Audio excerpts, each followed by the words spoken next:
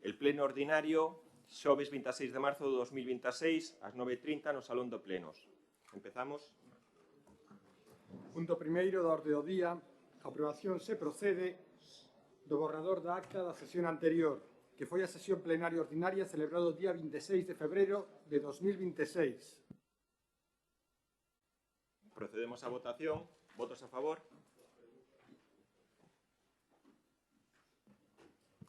Punto segundo, dación de conta da liquidación do orzamento do ano 2025. Punto terceiro, dación de conta do informe anual de todas as resolucións adoptadas contrarias aos reparos efectuados pola intervención municipal no ano 2025. Punto cuarto, a aprobación se procede da modificación das bases de execución do orzamento 2026.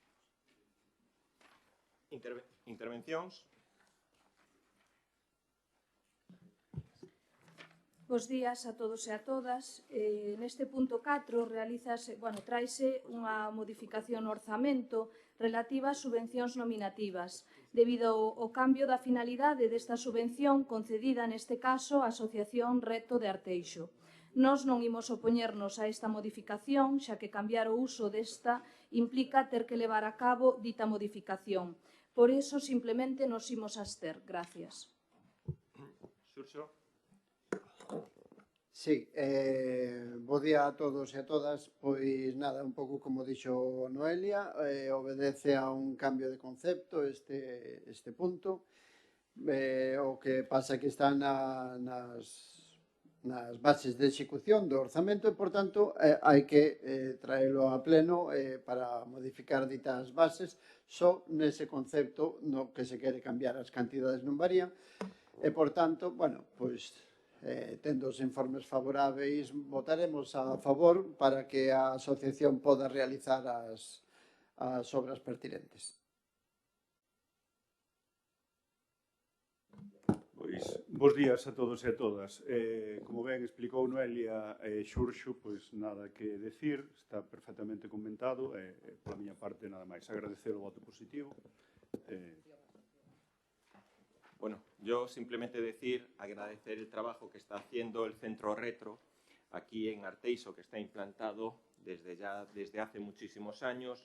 Se ha establecido desde el año pasado una colaboración, en este caso, pues, donde el Concello le quiere ayudar y el Centro Retro, pues en este caso, colabora con distintos aspectos y bueno, pues es una petición por parte del Centro Retro y transmitir de aquí que vamos a continuar con esa colaboración este año y seguramente los próximos años. Procedemos a la votación. ¿Votos a favor?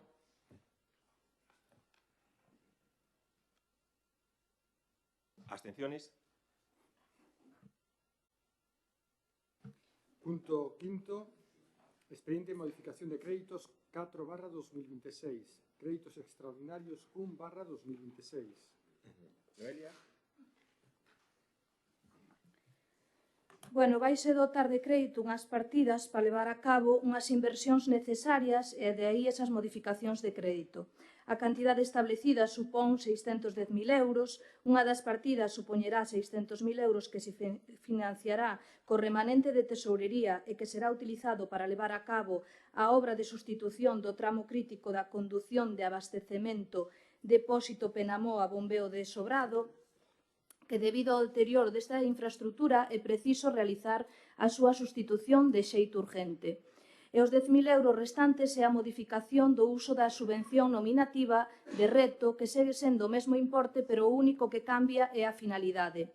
Nos, aínda que sempre expoñemos o mesmo sobre as modificacións continuas de crédito e sobre os créditos extraordinarios que se traen ao pleno unha vez aprobado o orzamento, o cal nos parecen excesivos e non nos apariencia unha falta de planificación, si que é verdade que o orzamento é un documento vivo, onde xurden investimentos impredicibles ou urxentes, os cales é imposible plasmalos todos nun documento.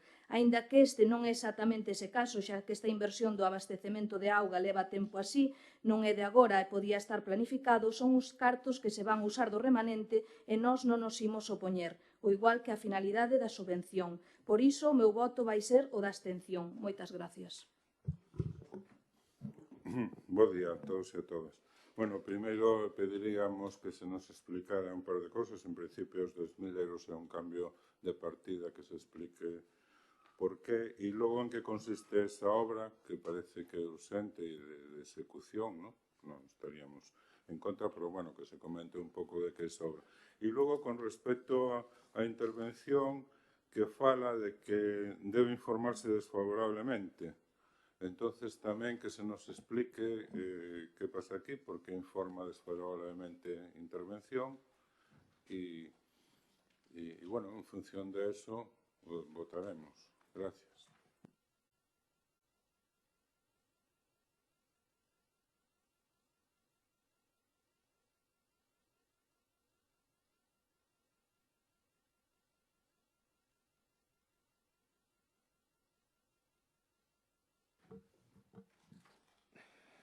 Sí. Bueno, incidir tamén no que decía Raúl no sentido de explicar cales son os motivos de facer esta conclusión desfavorable, aunque creo que é por o tema do objetivo de estabilidade, imagino que é por eso, porque dentro do orzamento incluir esta obra avanzaría máis nese incumprimento do objetivo de estabilidade. E si tamén facer unha mención, aínda que todas as obras son necesarias. Por parte do Grupo Socialista nada temos en contra de que se faga esa renovación tan necesaria, si é certo o que di Noelia. Curioso, prácticamente a un mes e pico, 2 meses de aprobar un orzamento, que isto non veña xa especificado e dentro do capítulo de inversión do Concello, e indica eso, que o orzamento, cando se aproba, é un documento que en nada ten que ver logo ca realidade da inversión do Concello, logo se va facendo cambios oportunos segundo o que era o grupo de goberno, nada máis. Pois ben, mediante modificación proposta, asignase crédito orzamentario, como ben vimos falando, os seguintes gastos: a realización de investimento consistente na sustitución de tramo crítico da condución de abastecemento, depósito, Penamoa e bombeo de Sobrado, que ampliará despois Carlos, en base ao tema de que consiste a obra, debido ao deterioro desta infraestructura. Debido a iso, é preciso realizar unha sustitución de xeito urxente dada a importancia que ten na rede de abastecemento de auga do municipio, sendo o valor da mesma de 600.000 euros. Este crédito extraordinario financiase co remanente de tesorería para gastos con financiación afectado, procedente do allamento da parcela do polígono de Sabón, que inicialmente estaba destinado á construción dunha nave para obras cuya execución desístese polo momento. Ese informe negativo ou esa apreciación negativo débese única e exclusivamente porque afecta a estabilidade. Nós estamos rexidos pola Lei 7/2012 de Lei Orgánica de Estabilidade Presupuestaria e Sostibilidade Financeira, que ten esos defectos, que afecta tan negativamente neste caso ao grupo do Partido Popular, como afecta naquelas entidades que goberne o PSOE ou o Bloque. Incorporar estes créditos, que son titularidade do Concello, e realizar as obras, fan pasar do capítulo 8 ao capítulo 6 e crea inestabilidade. Cando estamos nunha situación de inestabilidade, facer algo que crea máis inestabilidade, evidentemente, é normal o informe que fai a intervención. Dito isto, non ten nada que ver co saneamento financeiro que ten o Concello. Estabilidade é un concepto contable nunha lei que nos rixe e nada máis. Espero que esteña perfectamente explicado e que se comprenda. Noelia? Raúl? Sí. Bueno, non vamos a ser nós o que defendamos as montoradas, e este principio de estabilidade orzamentaria que evidentemente quedou, xa no seu día non era quitarlle, considerar os concellos que eran menos pequenos, prácticamente, e menos despois daquela época, Entonces, bueno, de acordo coas explicacións, supoño que entonces se levantará este reparo. E logo, con respecto á obra, comentábamos, foi un deterioro normal, co paso do tempo, houve alguna incidencia, o a que foi debido ese deterioro como explicación, ¿no? Pero en principio, evidentemente, se está deteriorado e supón un risco para o abastecemento para a poboación e votaremos a favor, ¿no? Pero simplemente pedimos explicación, que se nos diga un pouco como é a cousa. Claro. Pues vamos a explicar la situación de lo que es la tubería, ¿no? Es la tubería principal de abastecimiento del concello de Arteixo es la tubería que viene del depósito de Penamoa y que va por la Moura, va por la carretera de lo que es el acceso a la propia refinería y después va por lo que es la avenida Nostián, llegando hasta la avenida de Butano. Avenida Butano hacia lo que es el bombeo de Sobrado. Nosotros hace unos años hemos hecho una inversión muy grande en renovar todo lo que es la tubería que va desde el bombeo de Sobrado a Pastoriza. Ahí hay una tubería nueva de fundición, creo que es de 300, y bueno, pues que también teníamos unas roturas importantes ya hace unos años y bueno, pues ese sistema o esa parte o ese tramo está solucionado. En este caso, porque además esa infraestructura se hizo cerca de los años 80, que además de aquella pues, colaboraron distintas administraciones y se da la situación de que hay una problemática añadida, que es una tubería que pasa por dos concellos. Con la todavía salvedad, porque la tubería es del abastecimiento de Arteixo. Era como se hacía antes, ¿no? La tubería la hacía Arteixo y quedaba una tubería, en este caso, el territorio de Coruña. Entonces, manteniendo también las relaciones con Emalsa, que sí que nos advierte, ya hace unos meses, bastantes meses, hubo una rotura en la Moura, en este caso en el concello de Coruña. Nos advirtieron, se produjo y se reparó inmediatamente. Y bueno, pues esa tubería que ya tiene, entendemos que su vida útil ha concluido, hay que proceder a lo que es la renovación completa. ¿Qué es lo que ha pasado en los últimos meses? Que en los últimos meses se han detectado roturas continuas. Principalmente en el tramo que va desde la bajada de la avenida Nostián, justo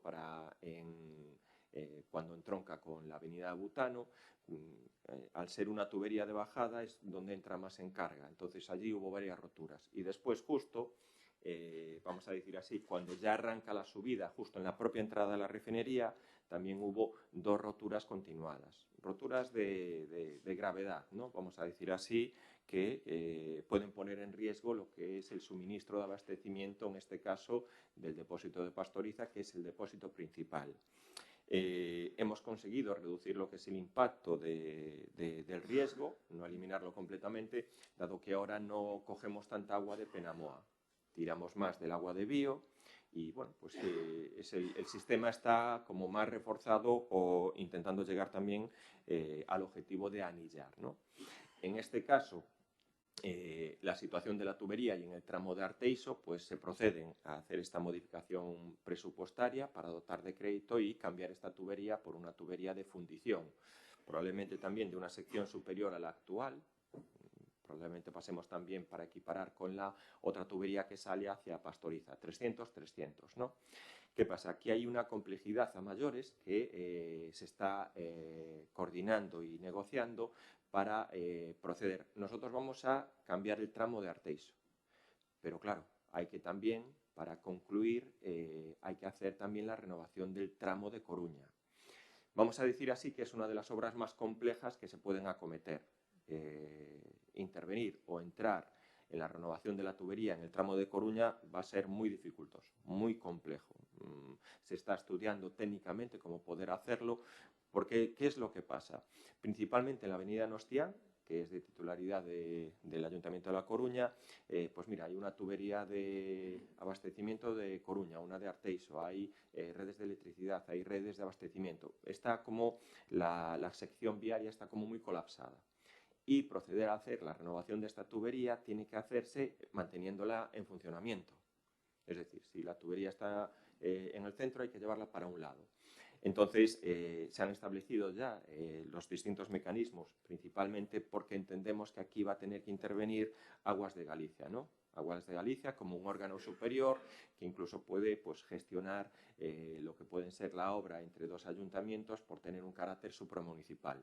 Pongamos un caso parecido a el Arenero.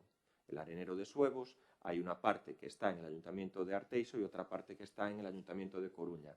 Nosotros hemos firmado los convenios para que en este caso sea el órgano gestor y el órgano ejecutor Aguas de Galicia. Pues aquí el planteamiento pues, va a ser similar, ¿no? Buscar en este caso la colaboración con Aguas de Galicia, también estamos hablando y coordinando con Emalsa, con Coruña, porque bueno, a lo mejor también vemos la posibilidad de que ese tramo al estar en Coruña lo pueda hacer Emalsa, pero bueno, lo vuelvo a decir, sí que requiere pues, una actuación en una de las obras más complejas que se pueda hacer. Incluso probablemente tengamos que hablar con la refinería Repsol, porque a lo mejor en algún momento va a haber que apoyarse provisionalmente en sus lindes para a lo mejor tener un tubo, una tubería de apoyo, ¿no? Lo vuelvo a decir, el primer tramo es lo que viene ahora, es el tramo de Arteixo, con su dificultad menos compleja, pero es lo que vamos ahora a renovar, y después queda esa segunda fase que, lo vuelvo a decir, que es muy complejo y que tenemos que acometer en la colaboración y coordinación con otras administraciones. ¿Y cómo se resuelve o informe desfavorable de intervención? No es que no se resuelva, sino que da en principio una presumible inestabilidad. Eso será al final del año. ¿Rodolfo? Sí, no, es un informe de control financiero, no es reparo. No es reparo. Simplemente...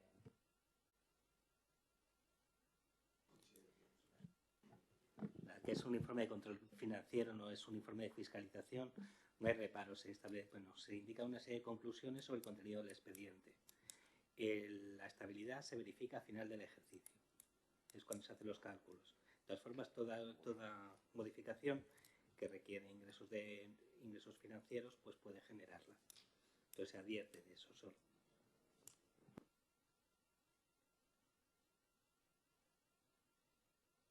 Procedemos entonces a la votación.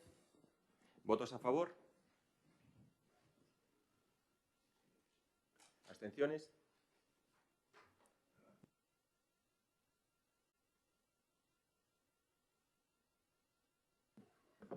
Punto sexto, autorización del gasto plurianual para tramitación do expediente de contratación, arrendamiento con opción de compra de un vehículo de carga traseira para a recollida de residuos municipais no Concello de Arteixo.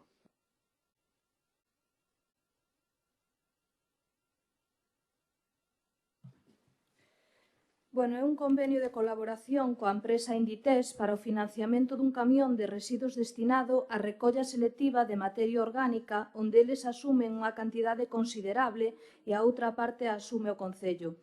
Dase conta das anualidades que terá que asumir o Concello, que poderán ser modificadas en caso de variar a execución do contrato, e nada máis, simplemente. Nós ímonos a abster, porque, bueno, consideramos que é un contrato para unha boa inversión e nada máis. Gracias.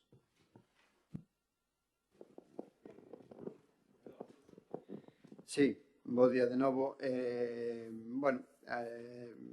Neste punto da autorización do gasto plurianual fiscalízase de conformidade por parte de intervención. Leva un caso excepcional que pasados 4 anos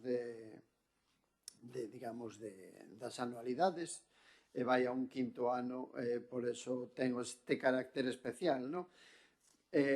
Vamos a apostar desde o BNG por seguir potenciando a reciclaxe neste Concello. Pois vamos a votar a favor desta autorización do gasto plurianual, cun firme compromiso tamén pola recollida selectiva e a economía circular. Simplemente preguntar, por non facer unha lectura tan cos documentos que temos, o camión está financiado por un convenio de colaboración con Inditex. Preguntar si como é un sistema de renting, se logo pois hai gastos para a finalización, me refiro no momento que se acabe, se hai un remanente para acabar de pagar ao final do renting, ou si xa queda pagado, ou se hai algún gasto a maiores, porque deixa aquí encima da mesa a posibilidade de que haxa pois, algún gasto a maiores por parte do sistema que teña que financiar o Concello. Bos días de novo, vale. Bueno, conforme se ven comentado nestes días das comisións distintas e tal, trátase dun convenio de colaboración suscrito coa empresa Inditex, vale, para o financiamento dun camión de residuos destinado á recollida selectiva. O obxecto do gasto é o alugamento con opción de compra dun vehículo colector de carga traseira para a recollida de residuos municipais. Na dita memoria prevese un prazo de duración do contrato de 60 meses, é dicir, 5 anos. Isto é motivado porque as empresas de renting o mínimo son 5 anos. Porén, conforme establecese nos as atribucións son 4 anos. Daquela, como é de 5, hai que traelo a pleno. O que decía Martín, o contrato de renting, como todos, teñen a opción de compra. Esa opción de compra é a que, no caso de executarse, habría que afrontar un desembolso. Vale? O contrato de renting, como todos os outros, inclui o mantemento e todo. Non sei se ten algunha dúbida máis o compañeiro do PSOE. Sabe cal é a cantidade, o que lle chaman o que queda... O valor residual. O valor residual, e máis tamén, porque eu creo que figura algo nos informes de que se hai diferencias ano a ano que ten que financiar o Concello, se hai diferencias nos pagos. Algo me pareceu ler. No, o valor residual estimado, vale, eso depende tamén na situación na que chega o vehículo ao final da vida útil, pero o valor mínimo son 77.650,49 euros. Vale, o que vin aí no informe.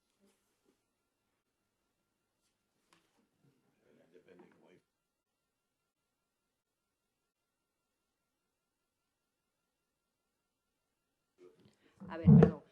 Isto é a proposta para licitación. Normalmente o que hai despois é unha baixa e dependendo desta baixa vai haber que axustar os plazos das anualidades máis o que pode ser a finales o valor residual. O valor residual non vai incluído neste momento. Faríase no momento que sería no 32 sempre que nos interese quedarnos con ese camión.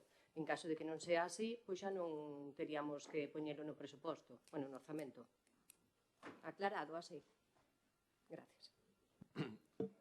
Decir que también lo preguntaron, que el convenio firmado por Inditex son 413.000 euros y el precio de licitación del camión son 490. ¿Qué quiere decir? Que el Concello pone la diferencia, 413.000 euros en este caso que aporta Inditex más la diferencia del precio de licitación.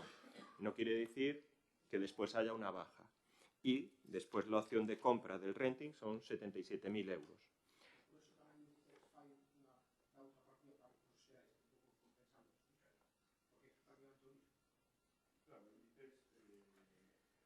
Son 400 e pico mil euros para a compra e 77.000 para recursos xerais. Me imagino que tamén vai un pouco valorado no sentido... No.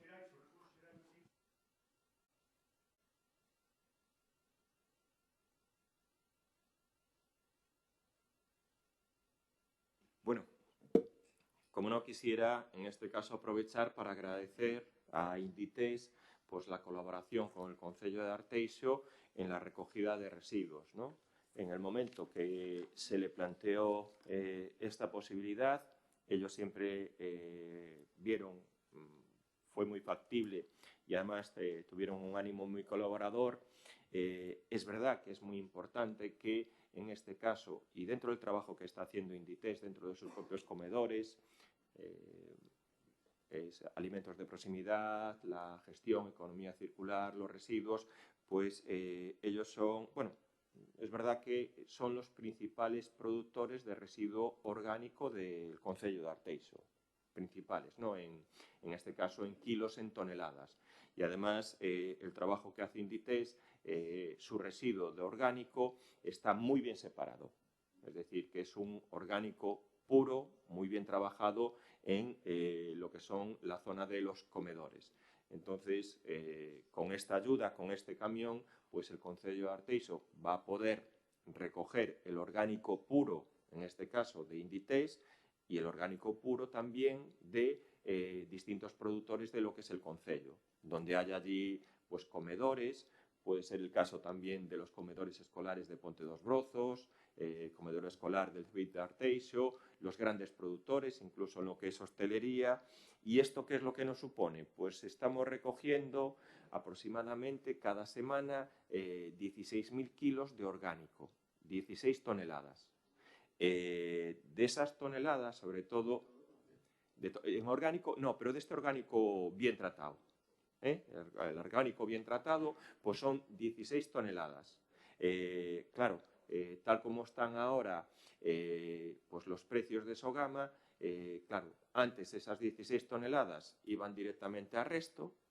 En este caso, pues el precio de la tonelada en Sogama era 110 euros tonelada más IVA, y ahora estas 16 toneladas van a la planta de compostaje de Cerceda y el precio que tenemos pues es de 60 euros tonelada. Con la recogida del orgánico pues estamos teniendo pues en este caso pues casi unos ahorros del 50%, ¿no? Bueno, más del 50%. Se pasa de 110 a 60 y nos hemos convertido en el principal ayuntamiento de Galicia que hace la recogida del orgánico puro y que lo manda a planta de tratamiento de compostaje. No hay ningún ayuntamiento de Galicia que aporte tantas toneladas de orgánico y que aporte tantas toneladas de orgánico de calidad, ¿no? Muchas veces, pues el debate en este caso del tema de si está mezclado o no está mezclado. Y el proyecto o el trabajo de residuos es ir trabajando todavía más en optimizar lo que es el contenedor marrón y tener en este caso pues un orgánico más puro. Trasladar de aquí pues el agradecimiento a Inditex porque gracias a esa colaboración incorporamos este camión para esta recogida selectiva del orgánico y bueno pues es un lazo de colaboración que yo creo que es importante desarrollar y desarrollar en el futuro. Procedemos entonces a la votación. ¿Votos a favor?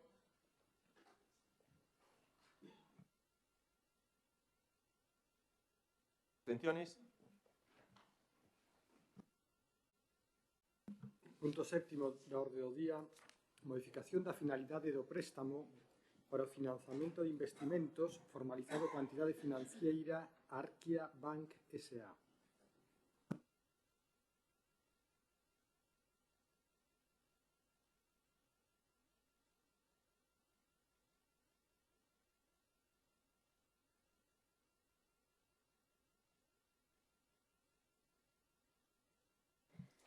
Bueno, preséntase unha modificación a un préstamo solicitado para levar a cabo varios investimentos. Nós no seu día habíamos votado a favor deste préstamo, non porque estiveramos a favor de que o noso Concello solicite préstamos cos cartos que ten, sino porque xa explicamos no seu día que as obras para o que se vai invertir o préstamo son necesarias e con grandes inversións e non vamos a ser nós os que neguemos a posibilidade aos veciños e veciñas de Arteixo de que se leven a cabo e porque entendemos que a veces a importancia ou querer dispoñer de forma inmediata duns cartos require solicitar a solicitude dun préstamo. Agora faise unha modificación, se non me equivoco, quítase da partida da humanización Travesía de Arteixo, primeira fase, e ponse na urbanización Repúblicas. E nós, a verdade, é que non vemos nada malo nisto. Nada máis, gracias. Sí. Bueno, xa nos outro día expresamos que non estábamos moi de acordo coa petición deste crédito, además, esa cantidade tan elevada de 7 millóns, casi 8 millóns, non? Cando hai un remanente, bueno, igual entendíamos que se podía facer a operación de outro xeito. Ahora simplemente se cambian 280.000 euros se non nos equivocamos para sumalos ao que se estaba presupuestado nas repúblicas para chegar aos 700.000.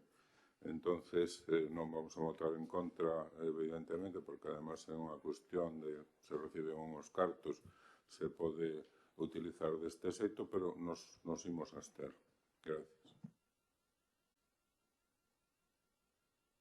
Sí, olvideime antes de solicitar que se nos poden enviar pois tanto o proxecto de de abastecemento do cambio do tramo ese para ter a referencia do proxecto na nosa non temos ese proxecto e tamén este que se vai a realizar nas repúblicas un pouco para analizalo e para ver se hai cuestións que se podan mellorar, ver cousas que non se inclúan ou facer algún tipo de pregunta e incluso ter tamén o proxecto na nosa propiedade para poder visualizar se algún veciño nos pregunta, que para iso tamén estamos. Iso sí, nós non vamos a votar a favor non polo proxecto en sí, que nos parece adecuado, esa zona necesita moito unha mellora na súa urbanización, na súa mobilidade, senón porque xa o dixemos con anterioridade, queremos que este Concello non necesitaría deste préstamo que van a pagar todos os veciños e veciñas tendo remanente, polo tanto, tampouco vamos a estar de acordo en que unha baixada supoña seguir mantendo un préstamo nun Concello saneado de prácticamente 8 millóns de euros. E, por último, nada máis que agradecer tamén ao Goberno de España por eses plans de resiliencia, esos plans que no seu día solicitou ao Goberno Europeo que puxera en marcha despois da crise de precios, de enerxía e todo eso, e ao final estos cartos están redundando sustancialmente en todas as administracións, pero tamén no Concello de Arteixo, que xa relevamos recibidos unha importante cantidade de financiación para múltiples proxectos que está facendo este Concello. Ben, conforme explicou a compañera Noelia, trátase dunha desviación de 280.000 euros para poder acometer a obra das repúblicas. En referencia ao que comenta o compañeiro Martín, comentarlle que se eses fondos fosen concedidos aos concellos no tempo e forma que lle correspondería, ao mellor non habería necesidade de acometer estas operacións de crédito. Por certo que, de momento, están sin dispoñer ningún céntimo de euro delas. Nós, ca capacidade do Concello, igual que outros concellos, e con fondos propios, tuvemos que acometer todas estas obras para que despois a Unión Europea, cando lle pete, o Estado, poña a disposición nosa estes fondos. Esta é a primeira das modificacións que traemos aquí, pero nos vindeiros plenos, probablemente traigamos máis, porque é necesario e porque é o máis eficiente que podemos facer. Nada máis. Bueno, simplemente añadir que as modificacións as entendemos perfectamente porque a hora que se van acometendo as inversións, atópaste con uns gastos ou con outros, e xa que o préstamo está solicitado, realmente a nós nos dá un pouco igual que os cartos se modifiquen dun lado para outro sempre cando se vayan invertir nas obras que xa estaban postas para eso. Ímonos a abster simplemente para que se poida facer e nada máis, gracias. Sí, por a nosa banda, reiterar que nos imos a abster tamén igualmente polos motivos que xa expuxemos no seu momento, que non nos parecía aceitado, non? Pero logo que quixéramos facer unha pregunta respecto a esta actuación nas repúblicas, non? Que se nos explique en que consiste exactamente, a que rúas afecta e como vai a quedar despois da actuación. Gracias.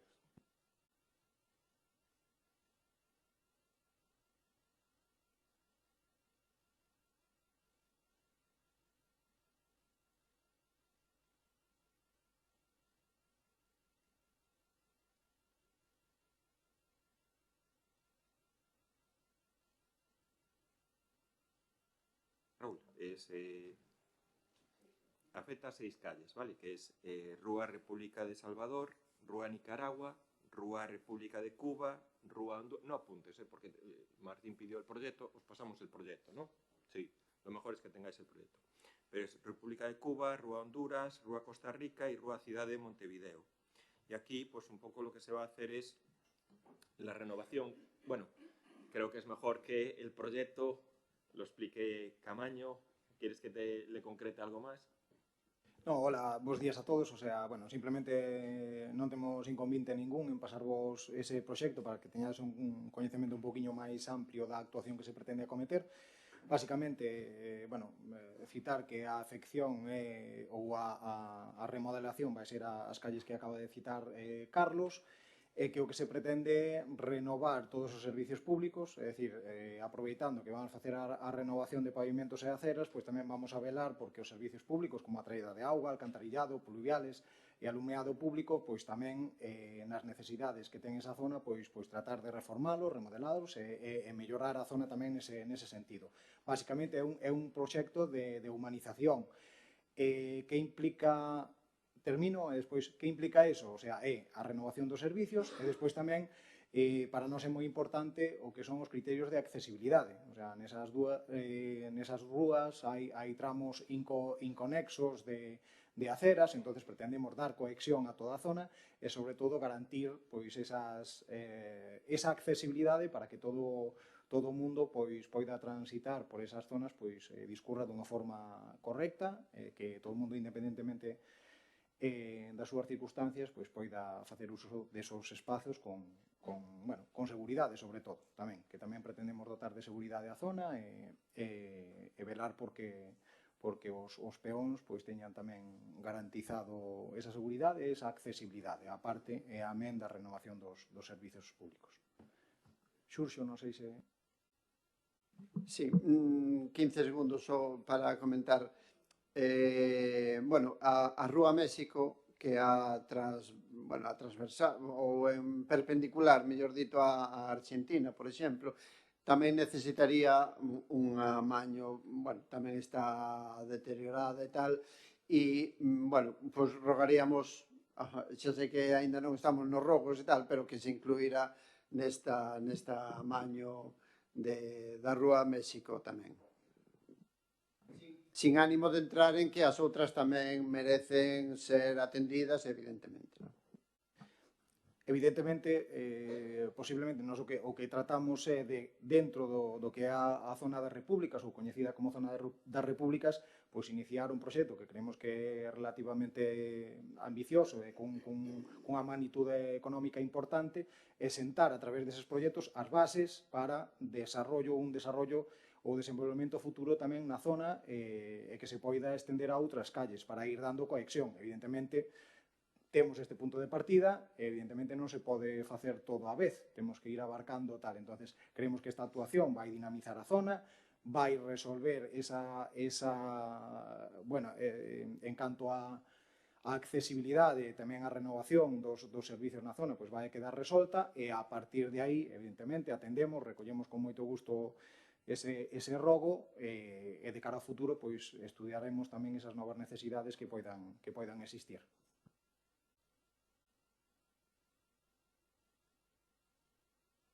Bueno, como decíamos, esta es una primera fase de un proyecto que se va a extender y después va a haber actuaciones en la Rúa República Argentina para darle continuidad a lo que son las aceras, en este caso, y darle la conexión hacia lo que es los itinerarios peatonales, hacia lo que es el colegio, en la República de Uruguay también para continuar y hacer un perímetro continuo de acera en la zona que tenemos de parque y jardín, ¿no?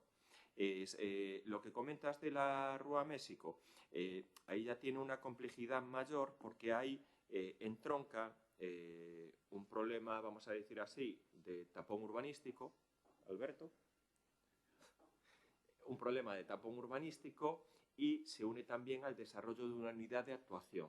Hay una unidad de actuación que nosotros tenemos el proyecto de urbanización también preparado, que hablaremos también con los propietarios, que creo que es la unidad de actuación, la UA 15, si no me equivoco. 15. Entonces, ¿qué pasa? Hay un problema grave de pendientes. Un problema muy complejo, que no somos capaces, o nadie es capaz de solventar la pendiente de Rúa México, con este caso, con la calle que va a dar hacia Rúa México con Rúa Salvador y sobre todo el problema que hay es con Rúa Nicaragua. Rúa México y Rúa Nicaragua tienen un desnivel insalvable para cumplir los requisitos de accesibilidad. Entonces sí que se está estudiando pues, de manera pormenorizada lo que es ese detalle, sí que se va a desarrollar la unidad de actuación. Incluso la unidad de actuación yo creo que va a ser muy positiva para el ámbito y luego, en el momento que acabemos esta intervención en las repúblicas, vamos a ir a República Argentina, Uruguay y República Dominicana. Es lo que es la primera fase. Y bueno, pues un poco decir que efectivamente el Gobierno del Estado... Recordar unha cosa, que habíamos aprobado non fai moitas datas o tema do tapón que había na rúa Eduardo Pondal, aí no entorno ese tamén, entón, Sí. para incluir. Yo pido un poco de paciencia. No somos capaces. Sí que es verdad que el tapón de Eduardo Pondal, más hay otros tapones urbanísticos en el entorno también de allí que hay que intentar resolver, pero oye, vamos poco a poco y con cierta programación. No tenemos capacidad para abordar 30, 40, 50 proyectos a la vez. Esto es complejo. Rua México hay una unidad de actuación que hay unos derechos de unos propietarios. No es tan fácil actuar ahí sin tener ese desarrollo urbanístico. Y decir... O problema, a unidade 15 que xa se intentou actuar nela, o que é un problema de planeamiento inejecutable. O sea, se ejecutamos o que está previsto nas nosas normas subsidiarias, teníamos un problema de que non cumpliríamos con ninguna normativa actual de accesibilidade, sobre todo.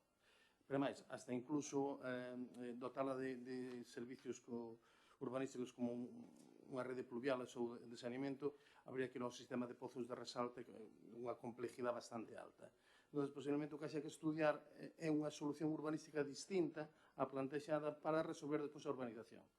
Por eso quedou iso todo en stand-by, hai un proxecto que é un pouco afortunado, que non resolve ben o problema, que sí, que ejecuta planeamento, pero non resolve o problema. O sea, ao final faríamos unha calle que non tendría gran uso, porque as pendientes, non sería fácil, incluso os edificios que se plantexan ali tendrían accesibilidade bastante complicada. O sea, unha persona con silla de rodas non podría acceder á súa vivienda.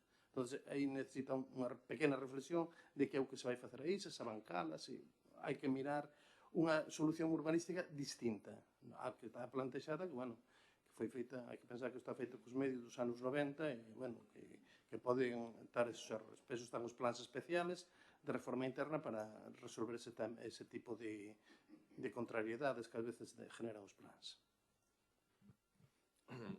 En planeamiento marca como si hubiera una continuidad de vial entre Nicaragua y México. Es imposible. Entonces, a lo mejor hay que abordar, pues a lo mejor que sea una calle solo de accesibilidad para garajes, si hay el desarrollo urbanístico allí, y solventar esa diferencia de desnivel pues con bancadas, con rampas o con escaleras. Lo que no va a ser factible es que un coche puede ir de México a Rua Nicaragua directo. Hay otras alternativas de recorrido, con el perímetro, ¿no? Y funcionando con direcciones únicas o dobles direcciones, pues mejora todo lo que es ese ámbito. Pero es lo que dice Alberto, esto es dentro de lo que es un estudio de reforma interior para acondicionar y luego, oye, respetar a los propietarios, respetar las condiciones de accesibilidad y mejorar lo que es el entorno. Y sobre el tema de la financiación del Estado para, bueno, pues oye, Europa destina un dinero por los fondos NEX o por la situación que hubo del tema del COVID, muy importante, y pone ese dinero a disposición de, en este caso, las autonomías y los concellos. Vamos, lo mismo que hizo el gobierno actual, lo hizo el gobierno anterior del PP. Nosotros somos un concello que en los últimos años hemos recibido y hemos participado en convocatorias de fondos europeos que ascienden a 29 millones de euros. 29 millones de euros. Probablemente seamos uno, no sé si el que más, pero uno de los principales concellos que ha accedido en este caso a estos sistemas de financiación. 29 millones de euros.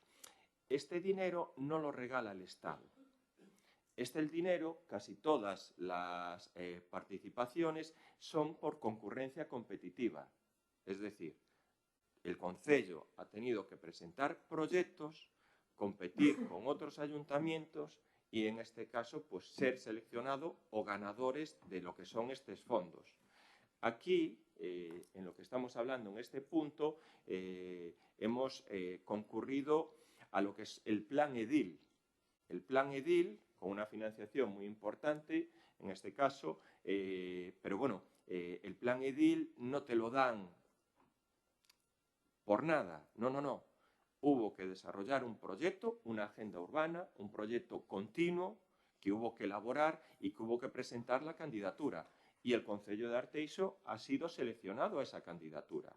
Lo mismo ha pasado con los fondos EDUSI, que también nos hemos presentado a ellos. Lo mismo ha pasado con las zonas de bajas emisiones. Lo mismo ha pasado con el tema del PIREP local, incluso con las renovaciones de infraestructuras de red. La Fundación Biodiversidad, que es el proyecto Londra, que han sido muy pocos ayuntamientos seleccionados, más de 1.100.000 euros. Es la rehabilitación, en este caso, de la Casa de Baños, el PERTE del agua. Muy pocos ayuntamientos de Galicia se presentaron al PERTE del agua. Hemos conseguido, en este caso, participar en una convocatoria y nos han dado 2.400.000 euros. Y seguimos trabajando en líneas de URBAC, líneas de innovación, agentes locales de innovación, la línea FIP de la red Impulso, es decir, que puede tener una financiación de cerca de 3 millones de euros. Pero a día de hoy, el Concello de Arteixo, el gobierno del Concello de Arteixo, ha participado y conseguido aproximadamente 29 millones de euros en concurrencia competitiva de financiación. Que no hay, no puedo decir que seamos el mayor ayuntamiento, sí que de nuestras características de población, pero si no somos el primero, seremos el segundo que más financiación ha conseguido y que más ha peleado por obtener los fondos europeos. No te los dan por estar aquí sentado, te los dan por presentar proyectos competitivos y poder ganarlos. Procedemos entonces a la votación. ¿Votos a favor? ¿Abstenciones? Punto oitavo. Aprobación das bases reguladoras para a concesión de subvencións destinadas a actividades deportivas en réxime de concurrencia competitiva.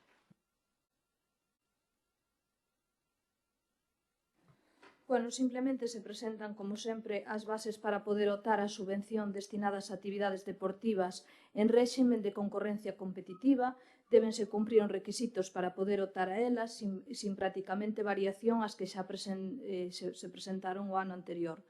E como o Bloque Nacionalista trae unha moción sobre isto e xa imos expoñer un pouco máis adiante o que nos parece que se podería mellorar sobre isto, simplemente adiantar a nosa abstención para despois explicar como creemos que se podería mellorar nisto, algo que xa expoxemos en varias ocasións e que a verdade é que non se nos tivo en conta. Nada máis, gracias.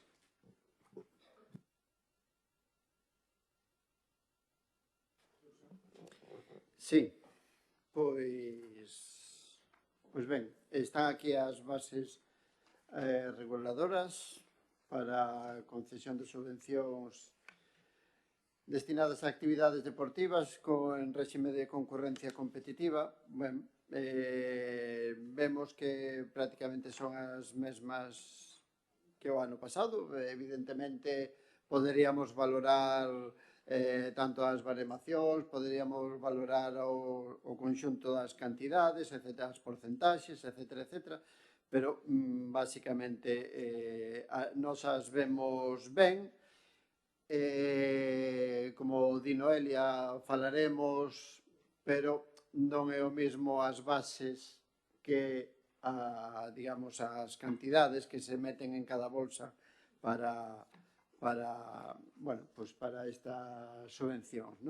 De todas maneiras, nós queríamos facer fincapé porque faise nas bases moita incidencia en que o domicilio social teña que ser en Arteixo. Ben, tal como tamén outras administracións presentan estas bases de subvencións, poderíamos ir estudiando, mirando, non digo que sexan para digamos, facer unha alegación sobre este tema, ni moito menos, pero de cara ao ano que ven, podíamos ir mirando de ir cambiando ou pensando en cambiar que as entidades non teñan que ter só o domicilio social en Arteixo, senón que con tal de que a actividade que desenvolvan seña no propio Concello, pois e que redunde, por tanto, na sociedade arteixá o beneficio desa actividade, pois, ao mellor poderíamos incluir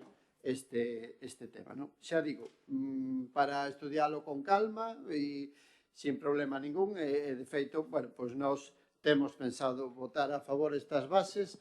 Xa digo, aínda que poderíamos falar largo e tendido sobre porcentaxes, sobre as baremacións, etcétera, etcétera.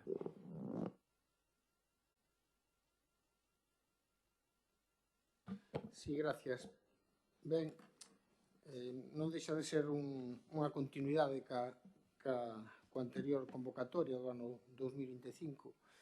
O que si voto de menos, creo que debía de ser un exercicio que eu creo que é bo para o análise, para a democracia, para a participación, para a mellora do Concello, é que previamente a esta saída desta liña de subvencións se fixese un análise e que se compartise coa oposición como foi este tipo de liña de subvencións o ano anterior. Me refiro, isto falámoslo xa o ano pasado, pois houve algo de polémica nese sentido. Eu creo que non é pouco favorecedor desa transparencia e esa participación, pois que ao final teñas que facer ti un buceo dentro dos documentos que podes atopar dentro das xuntas de goberno local ou resolucións para poder saber a finalización, como foi a adxudicación desta liña de subvencións do ano anterior, sin máis explicación que un informe evidentemente curto que inclúe dentro destas actas. Por lo tanto, eu creo que sí que sería bon facer ese análise. Non creemos que, o falamos sempre, que a liña de subvencións para este fomento da actividade deportiva, eu creo que no seu inicio creo que é unha boa posta en escena, no sentido de ir dando unha forma de concurrencia competitiva ás subvencións, tal como establece a lei, e non deixar o albur de facer convenios nominativos e máis explicación con entidades deportivas. En esa línea deberíamos de ir avanzando para que esta liña de subvencións, que ten 5 programas diferentes, ir adaptando a fórmula específica para que pudiéramos acabar con todas as entidades deportivas do noso Concello dentro desta liña de subvencións e non ter que concurrir a competencia a subvención nominal e ir todo por concurrencia competitiva, porque igual que se fomenta o deporte autóctono, o fomento de programas de actividade física, os eventos deportivos, o fomento do deporte, tanto se xa individual como colectivo, creo que se podría facer algunha liña que se adaptase precisamente para non ter esta dificultade con algunha entidade que ten que ser financiada por vía de subvención nominativa para poder ter axuda para realizar as súas actividades. Creo que este ano, no ano 25, polo que eu buceei, nese sentido, as entidades que solicitan axudas, as 23 entidades do noso Concello que solicitan axuda, todas elas reciben algún tipo de subvención, sexa maior ou menor, que o ano pasado non era así, no ano 2024 había entidades que se quedaran fora desta liña de subvencións, por tanto, supoño que melloraría a fórmula de transmitir cales son as fórmulas e cales son e como teñen que argumentar e como teñen que documentar e como teñen que facer as cousas para poder acceder á liña de subvencións sin problema. Pero tamén unha cuestión que seguro que se vai a falar cando se fale na moción que presenta o BNG, que é certo que hai entidades que levan cunhas partidas moi bloqueadas dende fai moitos anos, e se podría ir buscando a fórmula de que melloraran a súa financiación, sobre todo aquelas que están facendo unha labor espectacular con relación, sobre todo, á formación e as escolas deportivas e todos os nenos que atenden no noso Concello, que creemos que é unha das líneas fundamentais para poder colaborar, que tamén isto redunde na nosa veciñanza, nos nosos veciños e sobre todo nesa xuventude que debe ir buscando fórmulas de facer deporte e actividade física. Por lo tanto, eu creo que falta esa valoración da concesión de axudas o ano pasado, ver os porqués, ver por que hai entidades que se quedan fora de algunha liña de subvención que non sabemos a motivación, se pode que non chegan aos porcentaxes, pero hai actividades que non chegaron, por exemplo, o evento que fai tiro con arco de promoción que non chega ao mínimo por 0,04 puntos, ou porque o Club Baloncesto Arteixo, o Club Atlético Arteixo, non lles vale tampouco, non chega a puntuación os torneos que organizaron, por exemplo, o torneo femenino do Concello de Arteixo ou o torneo fin de tempada que fai o Club de Baloncesto Arteixo. Creo que este tipo de explicacións era bo dalas por parte do goberno local para unha boa xestión e unha boa participación, unha boa transparencia nesta liña. Nada máis.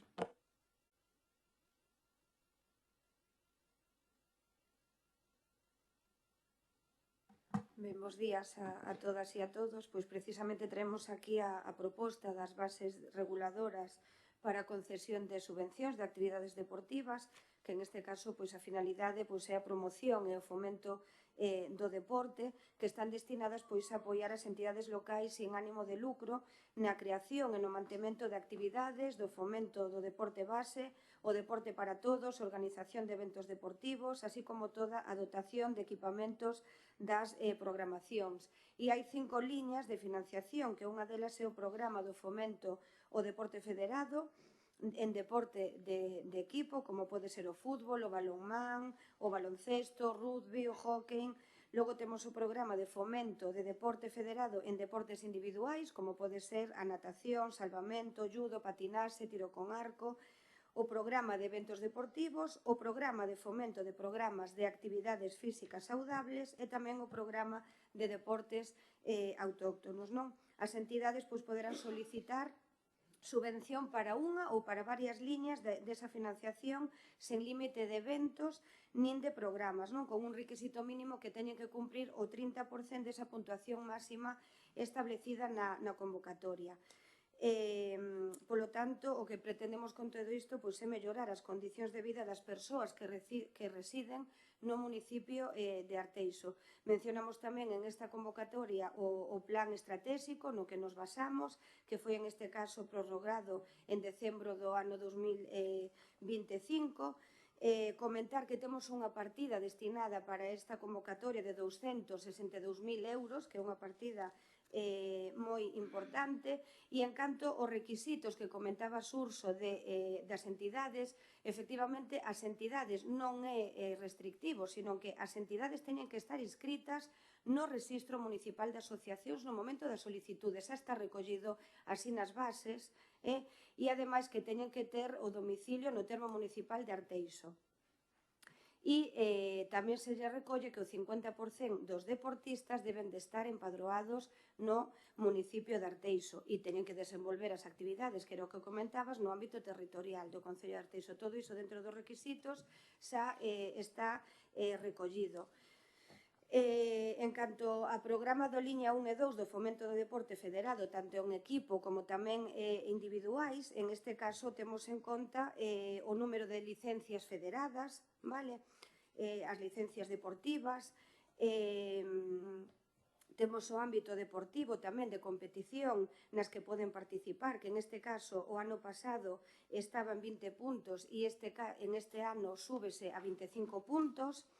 Logo tamén valóranse os ascensos acadados na tempada anterior nas categorías dende cadete a sénior, os niveles de competición oficial federada poden ser internacional, nacional, autonómica, provincial, comarcal e tamén os ascensos que mencionaba, a colaboración co Concello e co Servicio Municipal de Deportes tamén se puntúa, que o ano pasado estaba con unha puntuación de 5 puntos e este ano tense en conta o 2,5 puntos desa participación. Tamén se ten en conta a estrutura técnica, é dicir, o volumen do persoal técnico contratado e a cualificación do mesmo, que tamén é importante, a obtención de outras subvencións, que o ano pasado estaba a cadar un máximo de 5 puntos e este ano se ten en conta un 2,5 puntos.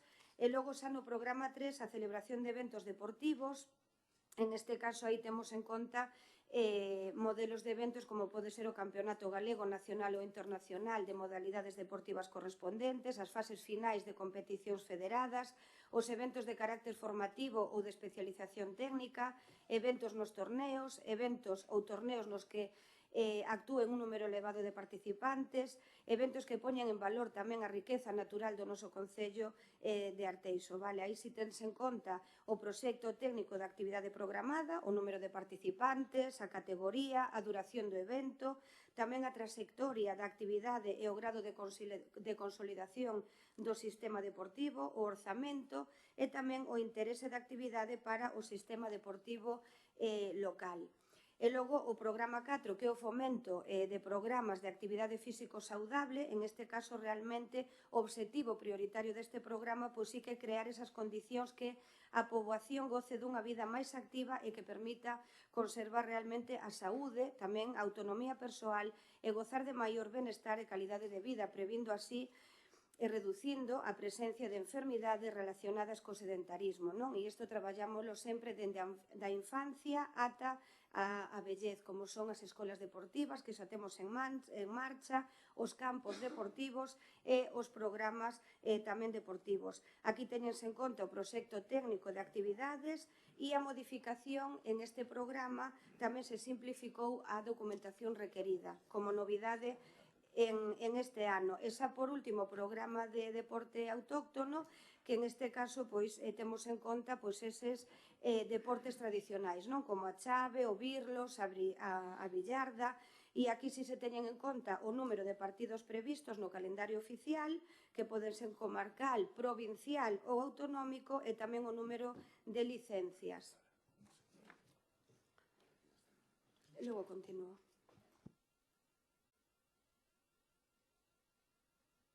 Bueno, simplemente añadir que comparto cos compañeiros que este tipo de bases é algo no que se debe avanzar e mellorar e facer moito fincapé en que algo tan importante como son estas subvencións para que todos e todas poidan ter cubertas no máximo posible os seus gastos para poder crecer eles e tamén crecer nós como concello. Nada máis. Gracias.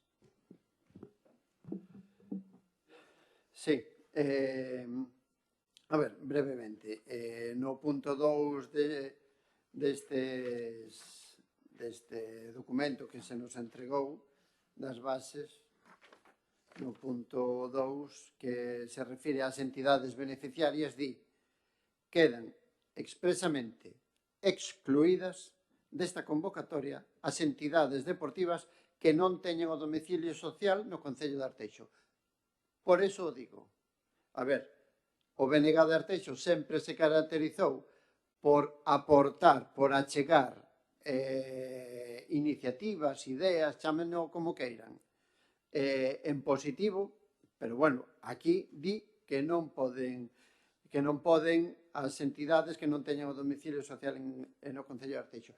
E decía que podemos ir pensando nesto que comentaba eu, de que non teñen o domicilio social en Arteixo, porque hai entidades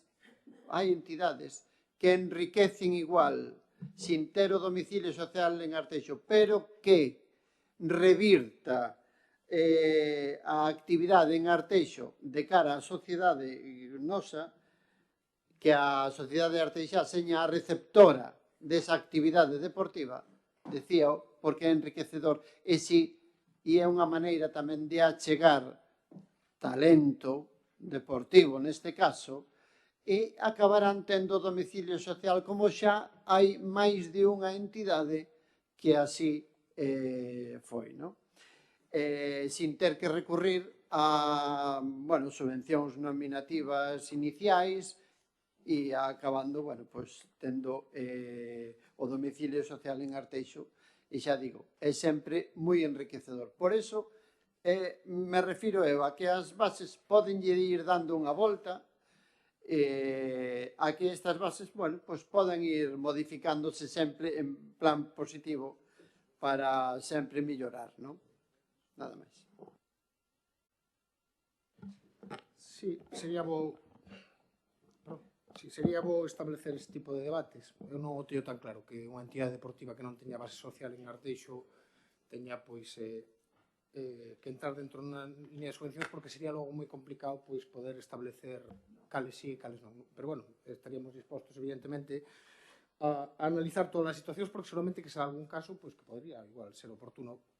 Antes si é certo que hai unha entidade que queda sin axuda, que foi a de Club Triatlón Arteixo. Esa quedou sin axuda dentro, por lo menos na documentación aportada dentro da Xunta de Goberno Local na cal se fan as concesións. Esa non recibiu, porque é certo que nas líneas 1 e 2, sí que se obliga a ter a mitade dos participantes desas entidades dentro do noso Concello, estar censados, supoño que por lo que quedaron fora, porque non ten o número de empadroados suficientes como para poder chegar a acceder.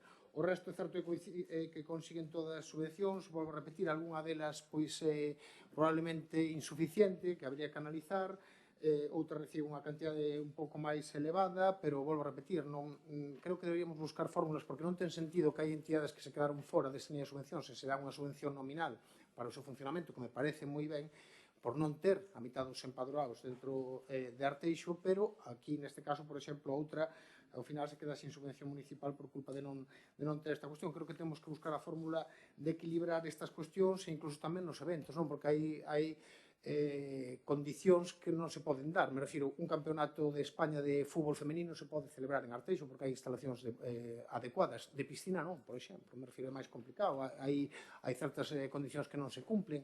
E, por lo tanto, eu creo que había que tamén analizar, porque volvo a repetir que aquí hai, polo que eu localicei, pois hai torneos que non chegan a puntuación mínima, e non sei moi ben por que non chegan esa tal, ou algún programa como a promoción do tiro con arco que fai o club de arqueros. Creo que había que buscar, creo que ese análise compartido e debatido por parte da Corporación Municipal sería moi positivo para Arteixo, para mellorar, para poder incidir na mellora destas entidades deportivas.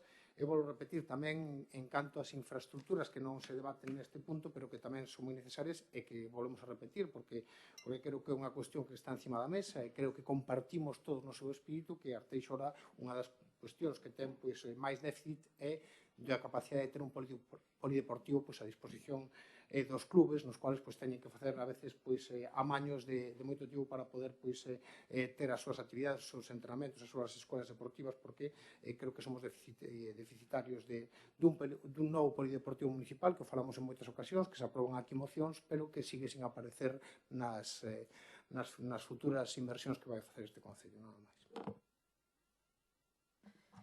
Bueno, creo que un dos concellos a nivel da toda a zona, a nivel Galicia, poderíamos decir que aposta por o deporte e por as subvencións, pois é o Concello de Arteixo, non? Manexando datos que poderíamos ver con todos os concellos da Redonda, Arteixo é o concello que máis financiación finalista ten para as entidades deportistas. Estamos con 262.000 euros concretamente para estas bases que a continuación temos outras cifras con outra subvención directa para deportistas individualizados. Entonces, aquí realmente todas as entidades poden optar a estas subvencións. En este caso, Martín, cando comentas a do triatlón, se non foi concedido o demais, se non se presenta non se lle pode conceder. É dicir, que é unha convocatoria aberta con obxectivos moi claros e, en este caso, todas as entidades que cumpran os requisitos son beneficiarias deste tema. Logo, tamén comentar que falábamos que tiñamos nominativas. No ano 2015 tiñamos 28 nominativas, é dicir, que agora mesmo están en concorrencia, que somente nos quedan 4 convenios nominativos.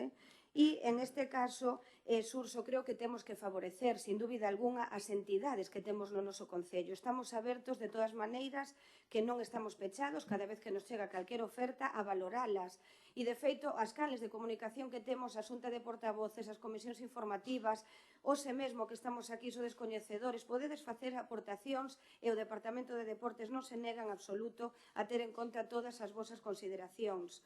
E aquí o apoio, a parte destas bases que recollen os gastos subvencionables como licencias, como arbitraxes, como transporte, como peaxes, como retribucións de persoal técnico, como gastos recoñecidos de cara a atención previa de pode ser de fisioterapia, de médico, custos de inscripcións en equipos ou de deportistas para participar en competencias, material deportivo, gastos de mantemento, gastos de manutención e hospedaxe, gastos de asesoría, gastos de trofeos, de publicidade, de imprenta, gastos en organización de eventos, en federacións deportivas, gastos financieros relativos aos pagos de transferencias bancarias, equipamento de primeiros auxilios, premios económicos outorgados para clubes, todo isto está recollido en estas bases e, aínda así, cando falan vostedes de equipamento e de instalacións, non nos podemos olvidar que lle estamos a ceder de maneira gratuita os espazos a todos estes clubes deportivos que desarrollan estas actividades, que non só este gasto, sino que temos todos os gastos correntes, todos o gasto de persoal, de apertura, de conserxería, de limpeza, de electricidade, de auga, todos estes gastos son a maiores e os está a cubrir o Concello de Arteixo. As facilidades que lle estamos a dar a todas estas entidades vai moito máis alá destas cifras económicas que estamos a mencionar. Por tanto, se quedan aquí aprobadas ou entendemos que van a quedar aprobadas estas bases para que podan presentarse xa as entidades deportivas. Gracias.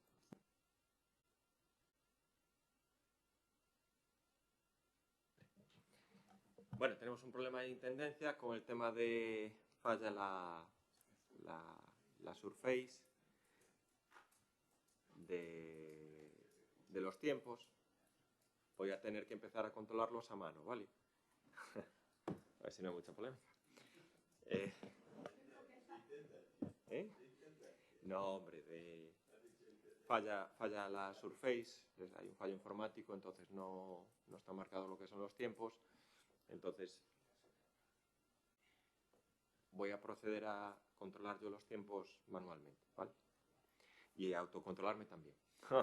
Vale. Bien, sobre este punto, a ver, yo sí que comparto en este caso también la opinión de Martín. Abrir el debate a también nosotros subvencionar a las entidades deportivas que no tienen el domicilio en Arteixo, yo creo que eso es muy complejo, ¿no? Y sobre todo porque hay que tener, pues, hay que saber que hay limitaciones. Yo ya sé que a la oposición lo de gestionar un presupuesto se lo trae sin cuidado, ¿no? Y que, bueno, por decir, y según le convenga o no le convenga, pues oye, a mí esta entidad me conviene, pues sí, claro. Pero bueno, yo creo que aquí es muy aventurado decir, bueno, pues aunque no estén domiciliados en Arteixo, pues vamos, le damos también la subvención. Claro. ¿Y qué pasa si cuando esa entidad deportiva con domicilio social en Coruña, que recibe subvenciones de Coruña, también le damos una subvención aquí en Arteixo? ¿Qué pasa? A mí me parece eso gravísimo, ¿no? Oye, recibes la subvención en Coruña, pero te vienes para aquí, para Arteixo. Pides aquí la instalación en Arteixo y encima te damos las subvenciones aquí. Y también recibo la subvención de Coruña.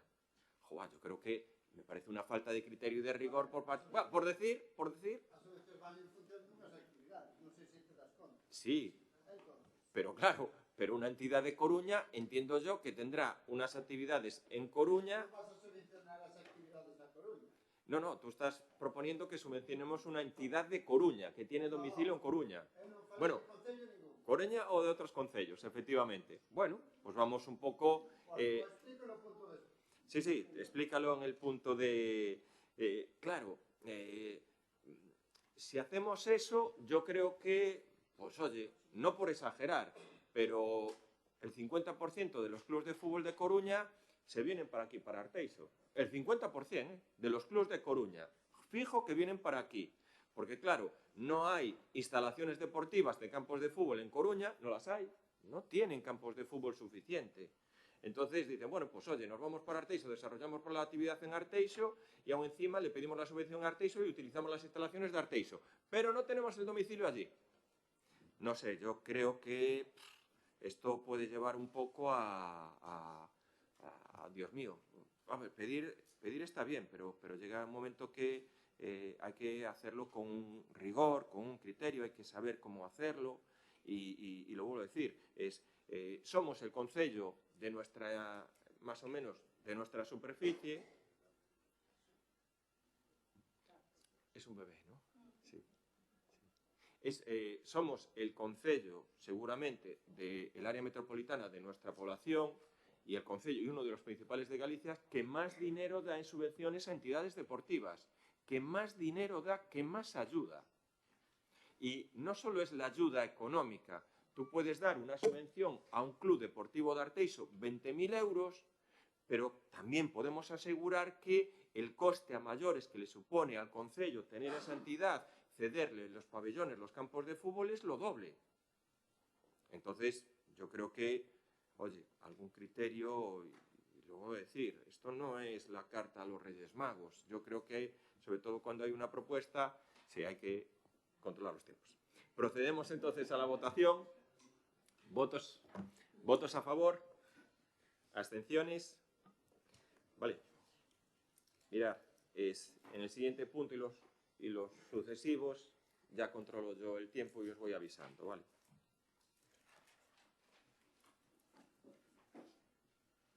Punto 9. Aprobación das bases reguladoras para a concesión de bolsas para deportistas en réxime de concurrencia competitiva. Noelia.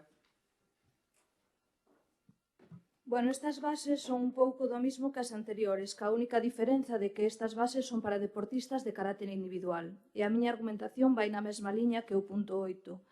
Solo quería facer un apunte aquí referente á intervención da concelleira Inés, que a verdade é que está moi ben, dicir todo o que se invirte e queda moi ben. E tamén é verdade que non imos a negar que por parte do Concello si é verdad que se fai unha inversión considerable referente a estes temas e nadie o nega, pero que se pode mellorar sempre, que se pode facer máis e mellor tamén. E o das aportacións pola parte da oposición tamén queda moi ben decir que se poden facer, pero quedaría bastante mellor decir que polo menos cabería a posibilidade de que se nos tiveran en conta. Gracias. Canto tempo me das? Bueno, no, era unha broma. Era unha broma.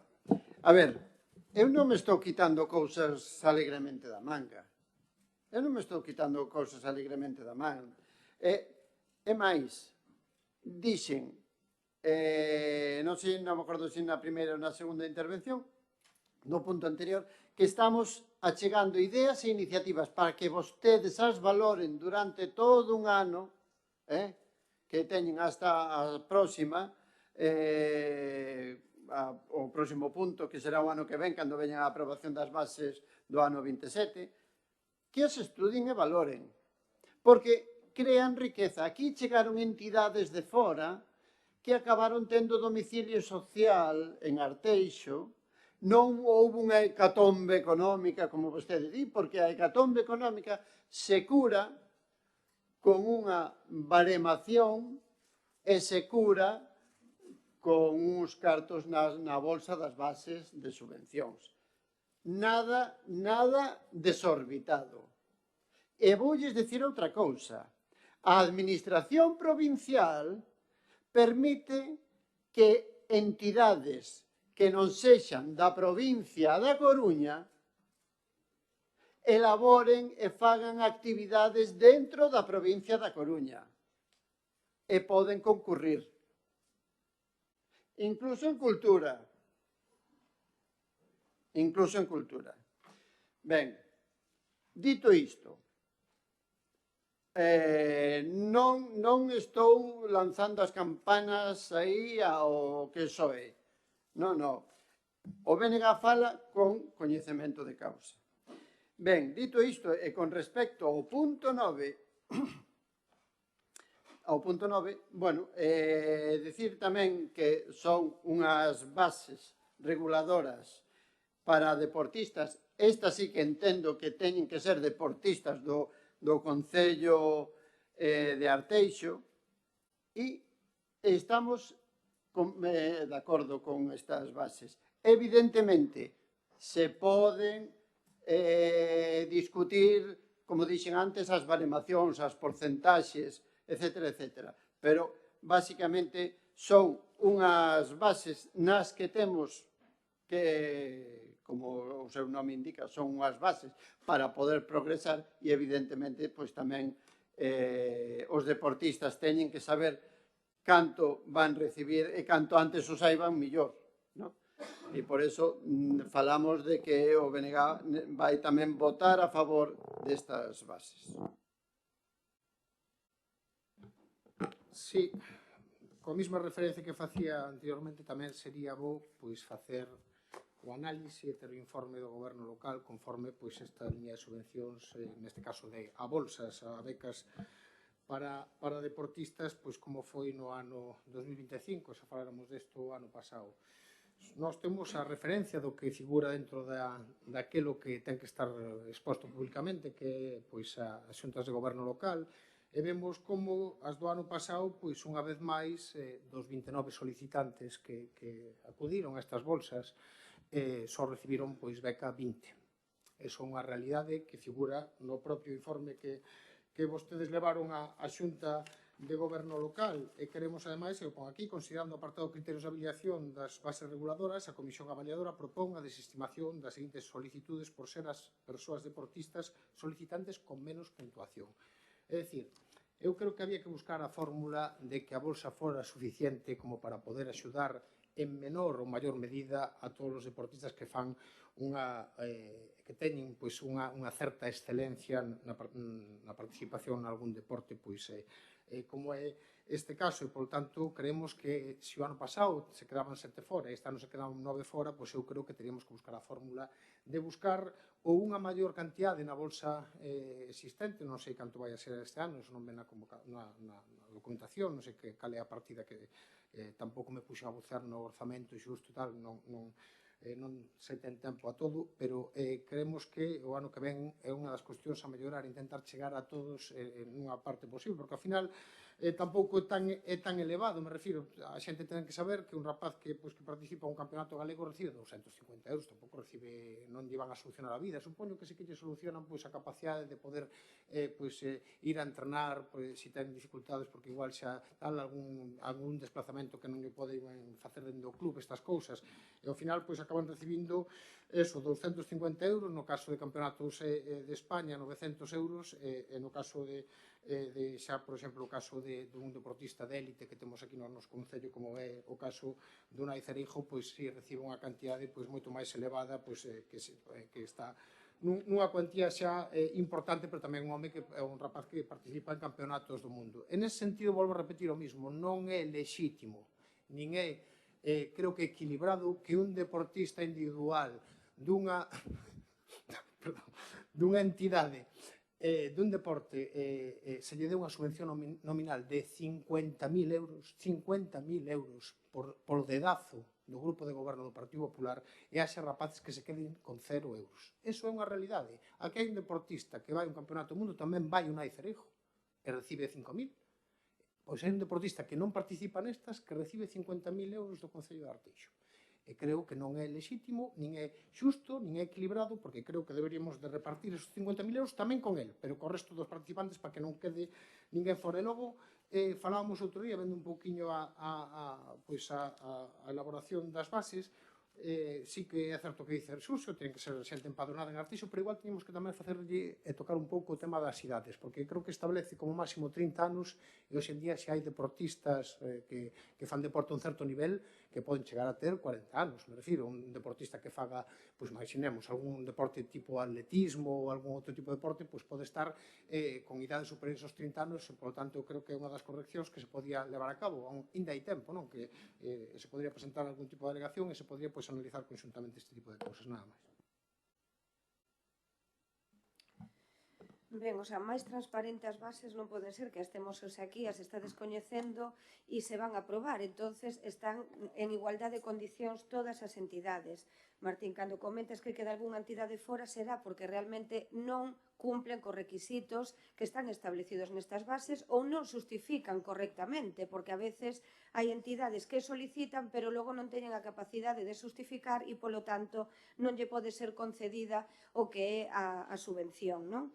E aquí realmente o que estamos efectivamente a aprobar son as bolsas para deportistas en réximen de concorrencia competitiva, que a partida este ano si se incrementou, que tamén tiñas dúbidas, o ano pasado eran 20.000 euros destinadas a este tipo de bolsas e este ano se suben a 25.000 euros.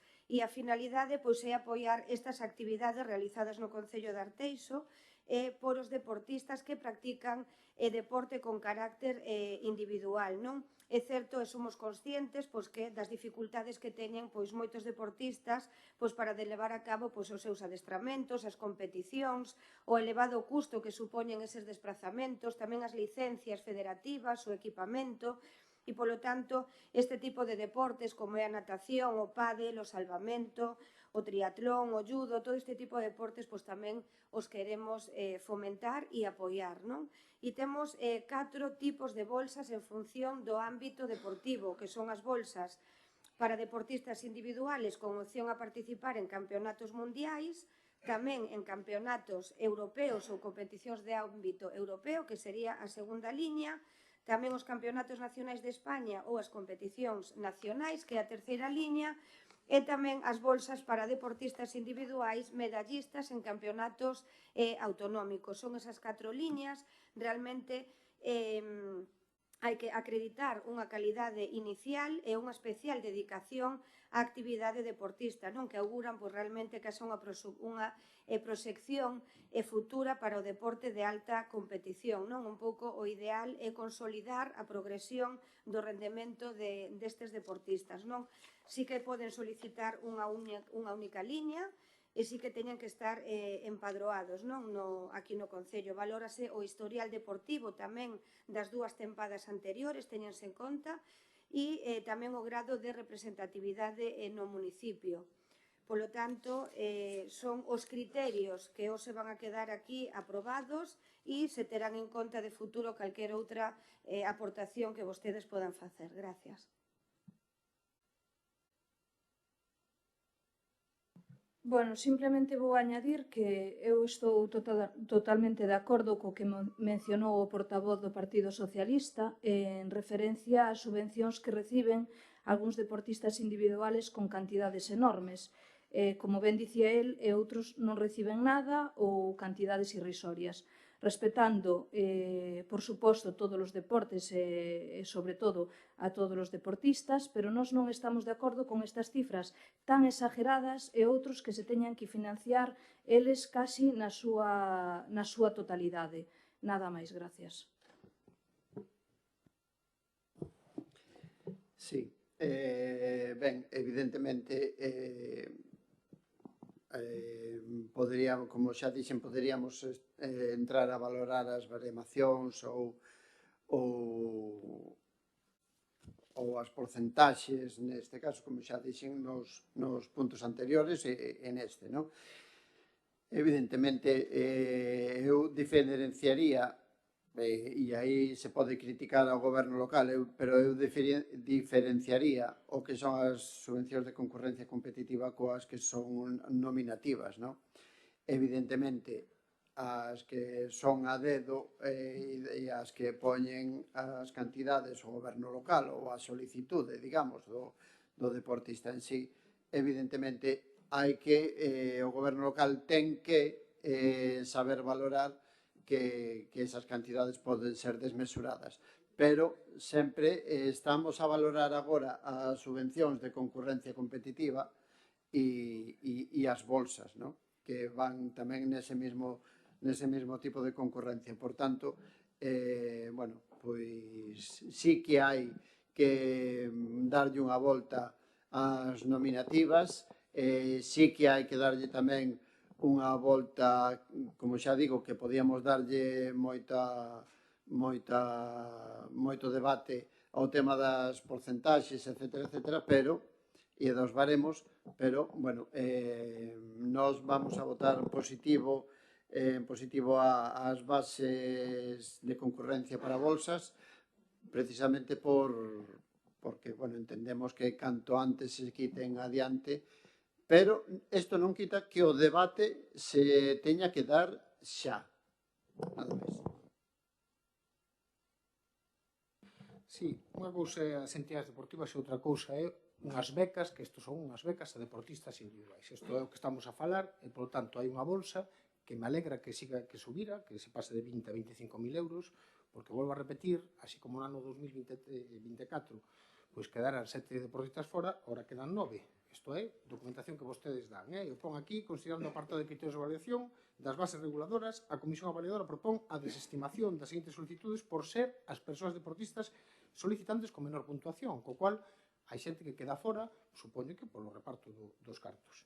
Entonces, nós entendemos que a bolsa pois, debería ser posiblemente maior, porque temos, volvo a repetir, 50.000 euros a disposición a unha beca que se lle dá a un deportista sin aportar absolutamente ningún tipo de documentación para ir a concurrencia competitiva, porque sí, participa en campeonatos importantes. Unai Cerijo tamén, é subcampeón do mundo, e recibe 5.000 euros.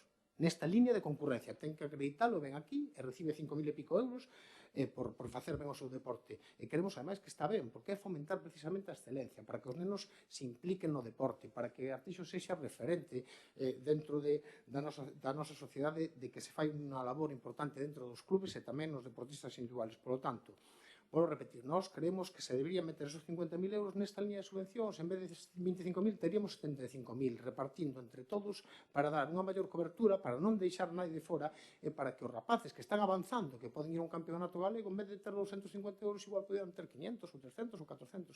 Eu creo que sería máis equilibrado, tendo en conta que o Concello xa conta con esos cartos.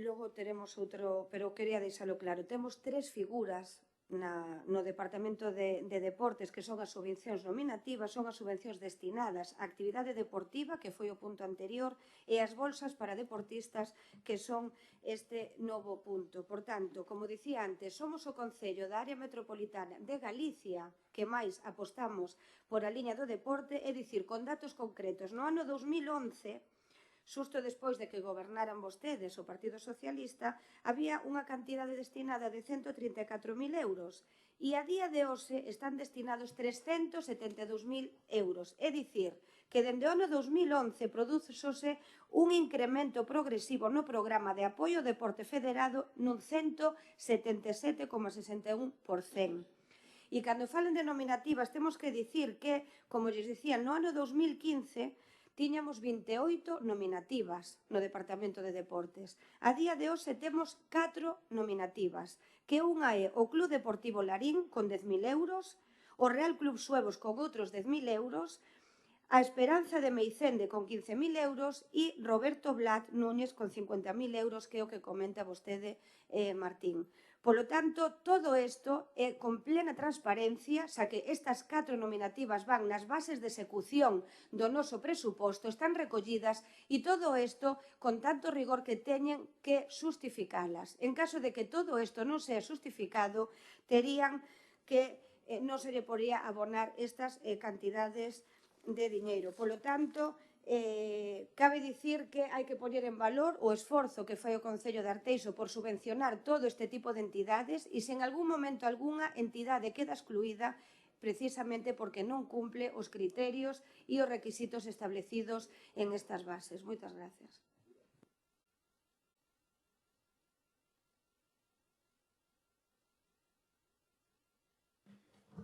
Bueno, volvemos a el déjà vu de siempre. Las subvenciones a deportistas de carácter individual en concurrencia competitiva, pues hay deportistas que no se les da subvención o quedan excluidos porque no cumplen los requisitos, porque no cumplen las bases. Es que no las cumplen. Y podemos darle la vuelta que quiera, o decirle lo que quiera, o reiterar siempre lo que quiera. No, las bases están con unos requisitos, pues no los cumple. Es que, bueno, no es cierto, pues eso lo dice usted. Lo pone ahí, lo vuelvo a decir, el departamento de deportes, que yo creo que tenemos todos que estar agradecidos al trabajo que hacen, sabe perfectamente en este caso que no cumplen. Hay deportistas individuales que se presentan y no cumplen. Igual que hay entidades deportivas y clubs que no se presentan a la subvención. Pero oiga, si quiere que se la demos, aunque no se presenten a la subvención, se la damos. Va a estar usted contento, sin problema. Y luego, Xurxo, lo que decíamos antes de las entidades no domiciliarias, yo le voy a poner un ejemplo fácil. Una entidad del hockey, porque aparte no tiene aquí actividad, que no tiene pista deportiva en Coruña y quiere domiciliado en Coruña y que quiere hacer aquí la actividad y que puede haber interés en que practiquen el hockey. ¿Sabe lo que le supone al Concello, en este caso, habilitar un espacio, una pista, unas vallas perimetrales que además que no son compatibles con el uso de otros deportes, incluso el propio suelo es distinto e incompatible con lo que son las otras actividades, traerla para aquí. Porque una entidad de Coruña que no tiene sitio o espacio en Coruña que quiere venir para aquí. Es que es muy complejo. Pero non se trata disso. No. Non entendemos a... Ya, yo... No sé, estoy en mi turno. Pero ¿por qué cree...? En Arteixo tampouco van querer vir para aquí. No, pero es que tenemos la tradición, la historia de que no tienen sitio en otros ayuntamientos, vienen aquí se les va dando acogida y después ya lo que te piden es, seguramente, oye, acondicióname. Pongo el ejemplo del hockey porque no lo hay, ¿eh? Acondicióname la pista del hockey, acondicióname tal, dame un espacio, dame un horario y tal. No puede ser, es que no puede ser. No, bueno. Y luego lo voy a decir es, este gobierno local va a apoyar a los deportistas del Concello de Arteixo. Y entendemos, hombre, yo creo que debe ser así, a lo mejor yo me equivoco, que un deportista de nivel de este concello tiene que solicitar y pedir y el concello colaborar también con las subvenciones. Pero entiendo que un deportista de nivel, que vaya a campeonatos y tal, también tendrá que pedir las subvenciones de la Diputación, también tendrá que pedir las subvenciones de la Xunta, también tendrá que pedir las subvenciones del Consejo Superior de Deportes. Si pretendemos que todos los gastos de los deportistas de Arteixo los pague solo el Concello de Arteixo, pues yo creo que no es un buen procedimiento. Pero bueno, lo vuelvo a decir. No, yo no digo que lo dijeras tú ni nada, yo estoy en mi turno de intervención. Y luego este gobierno local va a seguir apoyando, en este caso, a dos deportistas de altísimo nivel, vecinos de Arteixo, que es Roberto Blach y Mauro Barreiro, que participan en el Campeonato de Europa de Rallys. Y el Campeonato de Europa Mundial del Mundo, y el Campeonato del Mundo de Rallys, y que llevan el nombre de Arteixo por distintos países del mundo. Y, por favor, no se puede comparar los gastos que puede originar, en este caso, participar en el Campeonato del Mundo del Rallys, con los gastos que puede ocasionar, pues, que otro deportista que también va a campeonatos del mundo sea aquí. Nosotros intentamos ayudar y colaborar con todo el mundo y somos el ayuntamiento de nuestro entorno y de nuestra población que más ayuda a las entidades deportivas y a los deportistas de Arteixo pues si no es de toda Galicia, de casi toda Galicia. Procedemos a la votación, del mundo también. Procedemos a la votación. ¿Votos a favor? ¿Abstenciones?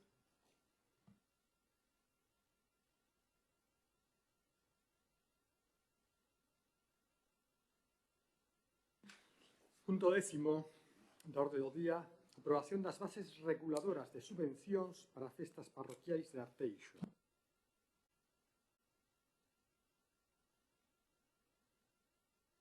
Esta aprobación das bases reguladoras de subvencións para festas parroquiais de Arteixo teñen como finalidade o apoio para a realización das festas do calendario tradicional. Estas subvencións teñen como obxectivo apoiar as comisións de festas e entidades locais de Arteixo na organización das festas populares tradicionais de cada parroquia.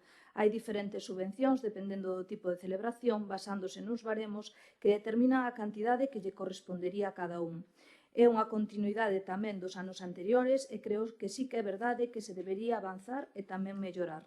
Nada máis, gracias.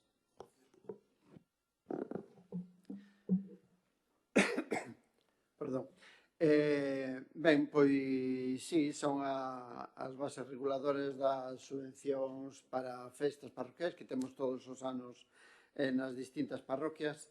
E a verdade é que, bueno, pois non deixan de ser as mesmas para do ano anterior. Eu non lle notei diferencia e o que sí quería unha pequena aclaración porque a partida orzamentaria da que se tira para no orzamento do ano 26 non existía nada do ano 25. Non sei por que se cambian dentro do propio documento de orzamentos porque se cambian as partidas orzamentarias. Isto non axuda, digamos, a que nós, a hora de fiscalizar certos certos, bueno, pois neste caso as bases reguladoras, pois non axuda, digamos, a que bueno, temos que perder moito máis tempo en buscar a procedencia de onde viñan a bolsa de cartos para estas festas, non? Entón, un pouco nese sentido, pois, bueno, e comentar que neste ano son 210.000 euros, se non recordo mal, e, bueno, pois, nada, votaremos a favor tamén. Sí, eu creo que unha vez feito o traballo do análise de cales son as festas patronais, cales son as festas non patronais, de establecer un pouquiño pois cales son as festas que hai no noso concello, nas diferentes parroquias e polo tanto, eternalizado eso, porque están enumeradas dentro da línea que vamos a sacar, pois eu creo que no seu día, recordo, dentro do ano 2011, o debate aquí, cando eu decía que as festas de Arteixo tenían que ser elaboradas e organizadas polo Concello de Arteixo, se me chamaba tolo, o alcalde me decía que eso hai unha comisión e nas comisiones, non sei que, a día de hoxe xa levamos pois moitos anos, uns cantos anos, pois organizándoas por parte do Concello de Arteixo. Eu creo que non é unha mala nova, no sentido de que evitamos os problemas que había cas comisións, incluso a veces cos pagos, cos cartos de todos, con que houbera ou non esta comisión, este tipo de cuestións, non. E unha vez que temos xa elaborado, e nese caso, pois, felicitar o goberno desa análise de cales son as festas non patronais e cales son as festas patronais, elaboralas e ter, pois, contabilizadas 19 festas patronais e 14 non patronais, e ter unha cantidade ao final, eu estou analizando o ano pasado, e destas 33 festas recibiron subvención 22, eso é o que ven tamén nas xuntas de goberno local, igual que ven como hai deportistas que se quedan sin axuda tendo puntuación, por lo tanto, tendo condicións. Eu creo que se podría facer tamén o análise de buscar a fórmula de que igual que o Concello organiza as festas patronais do Concello, do propio núcleo de Arteixo, eu creo que non sería mala cousa tamén empezar a analizar se podríamos organizar tamén estas outras festas, no sentido de que seguramente que estes 170.000 euros se convertirían na mitade ou un pouquiño máis, porque a economía de escala, como ben sabe o alcalde, pois non sería a mesma e, por tanto, o Concello podería pois establecer a infraestructura necesaria, elaborar os proxectos, ter xa incluso de mano pois esta pois algunha infraestructura, como deberían ser palcos, carpas, a súa disposición e, por tanto, poder organizar todas as festas independentemente de se ese ano pois existe ou non un grupo de rapaces ou non tan rapaces que se quere dedicar a esta comisión de festas, porque, por desgracia, hai veces que isto non sucede. Cantos anos estuvo Loureda sin ningún tipo de festas, agora volveu, pero cantos anos estuvo sin festa? Que pasou en Meicende, cando o alcalde tiña que presionar a asociación de veciños para que se celebrase a festa porque non había nadie que collera a comisión? Me refiro, eu creo que, tendo as establecidas, sabendo cales son, tal, non quita que logo hubiera comisións que pudieran apoiar e programar outro tipo de cuestións a maiores das que fixera o Concello, pero creo que sería máis económico para o Concello e creo que sería unha fórmula de darlle continuidade á vixencia de festas que son históricas no noso Concello e o establecemos simplemente como proposta, non? Igual que no seu día se dixo que queríamos que era oportuno que as festas do núcleo as fixese o Concello e daquelas nos chamou tolos e aos poucos anos pois se viu que era a única fórmula válida de poder realizar as festas sin ter que depender de que alguén quixera dar o paso para a comisión de festas, porque nesta sociedade, ademais, cada día temos menos tempo, me refiro, pode aparecer un grupo de rapaces que quera vincularse a unha festa, pero moitas veces non hai o tempo suficiente coa capacitación técnica que exixen hoxe as festas, non? Facer proxectos, contratacións, me refiro, agora xa se complicou moito, non é como antes, que collía as orquestas e os pagaban man, co que recordaba os veciños, eso xa non é así, e, por tanto, creo que sería bon dar este paso e que o Concello, pois, igual que fixo cas festas, vou repetir, do núcleo, se fixese tamén co resto, porque sería máis económico e eu creo que se podría dar incluso participación igual a aquelas entidades que quixeran colaborar nas festas ou incluso pois, algún grupo que quixera formular unha comisión de festas para facer actividades alternativas no sentido de complementar pois, as que pudiera poñer o Concello que poderían ser básicas e que creo que deixarían estable as festas que temos no noso municipio, nada máis.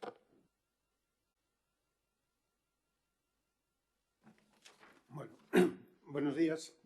A ver, aquí o que traemos é unha modificación pequena dunhas aclaracións nas reunións cas comisións de festas, donde antes había asociacións, agora hai comisión, pois tiña unhas pequenas dudas, entonces sacamos unhas pequenas aclaracións para que eles o teñan claro.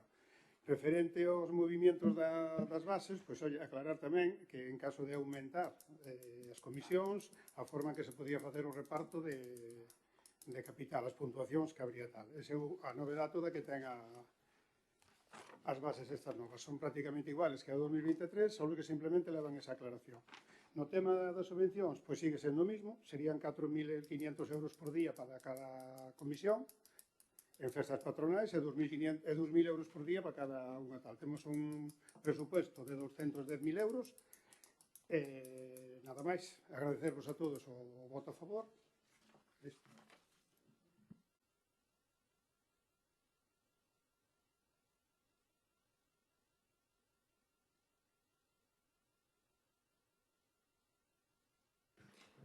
Bueno, yo he visto propuestas disparatadas que se han traído a este pleno. Propuestas disparatadas, ¿eh?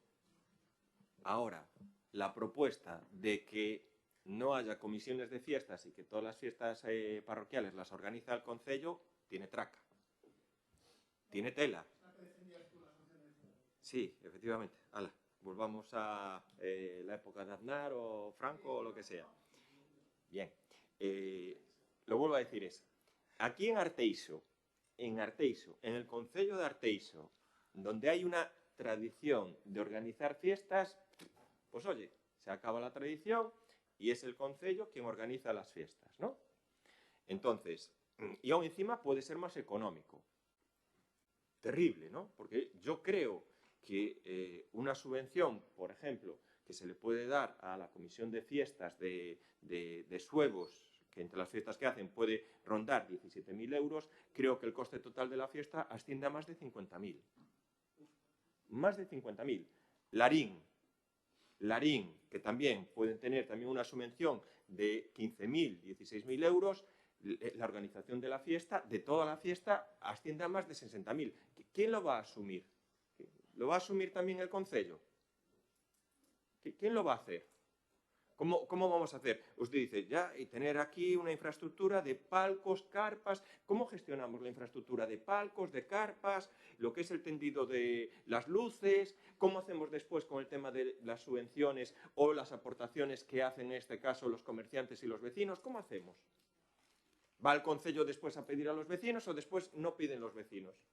Es que no sé cómo se puede gestionar. Vamos a ver, esto, Carlos, claro. es mucho máis simple que Esto é todo mi turno eso, de intervención, que haxe comisións de festas e que colaboren e que teñan actividades paralelas que fai o Concello, que nos decimos é que o mínimo se garantice por parte do Concello e se podan establecer, porque volvo a repetir, a economía de escala de contratar orquestas para todo o Concello durante todo o ano non é o mismo. Non é o mismo. Yo continúo, vale.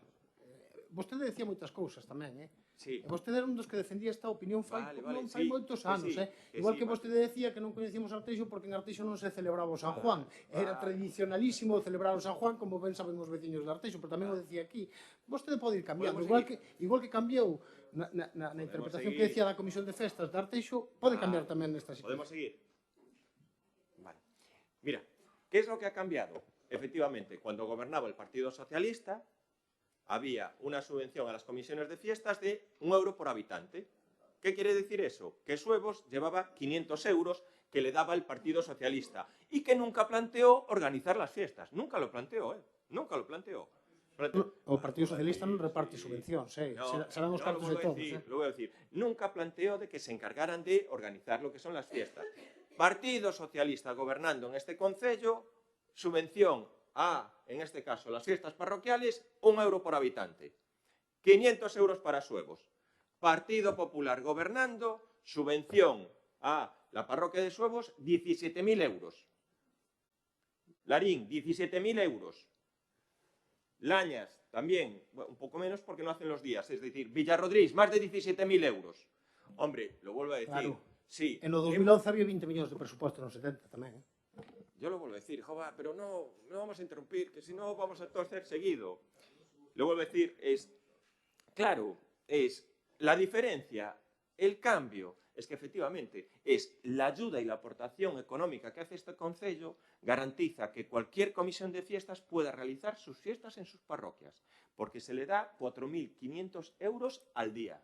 4.500 euros al día, que garantiza que todas las parroquias puedan tener, en este caso, la posibilidad de organizarla. Vale, mira, es nuestro modelo, lo vuelvo a decir, es nuestro modelo, que venga, cambie usted y si los vecinos le apoyan, pues lo cambiará y lo hará. Oiga, nosotros, es nuestro modelo, son las bases que traemos. Ahora, 210.000 euros de subvención a las comisiones de fiestas para la celebración de las parroquias. 210.000. No hay ningún ayuntamiento de Galicia ni del mundo, porque en el mundo es verdad que no hay comisiones de fiestas, no hay ni en Marte, no hay ningún ayuntamiento de Galicia que dé una subvención tan importante para garantizar que todas las comisiones de fiestas de este concello puedan realizarlo. 210.000. Cuando gobernaban ustedes, la subvención era 30.000, que eran los habitantes que había. 210.000, 30.000. Hombre, yo creo que el cambio es notable, sí. Procedemos a la votación. ¿Votos a favor? ¿Abstenciones?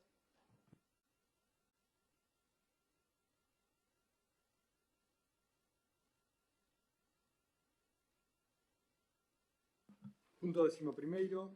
Regulamento das condicións de traballo do persoal funcionario do Corpo da Policía Local do Concello de Arteixo.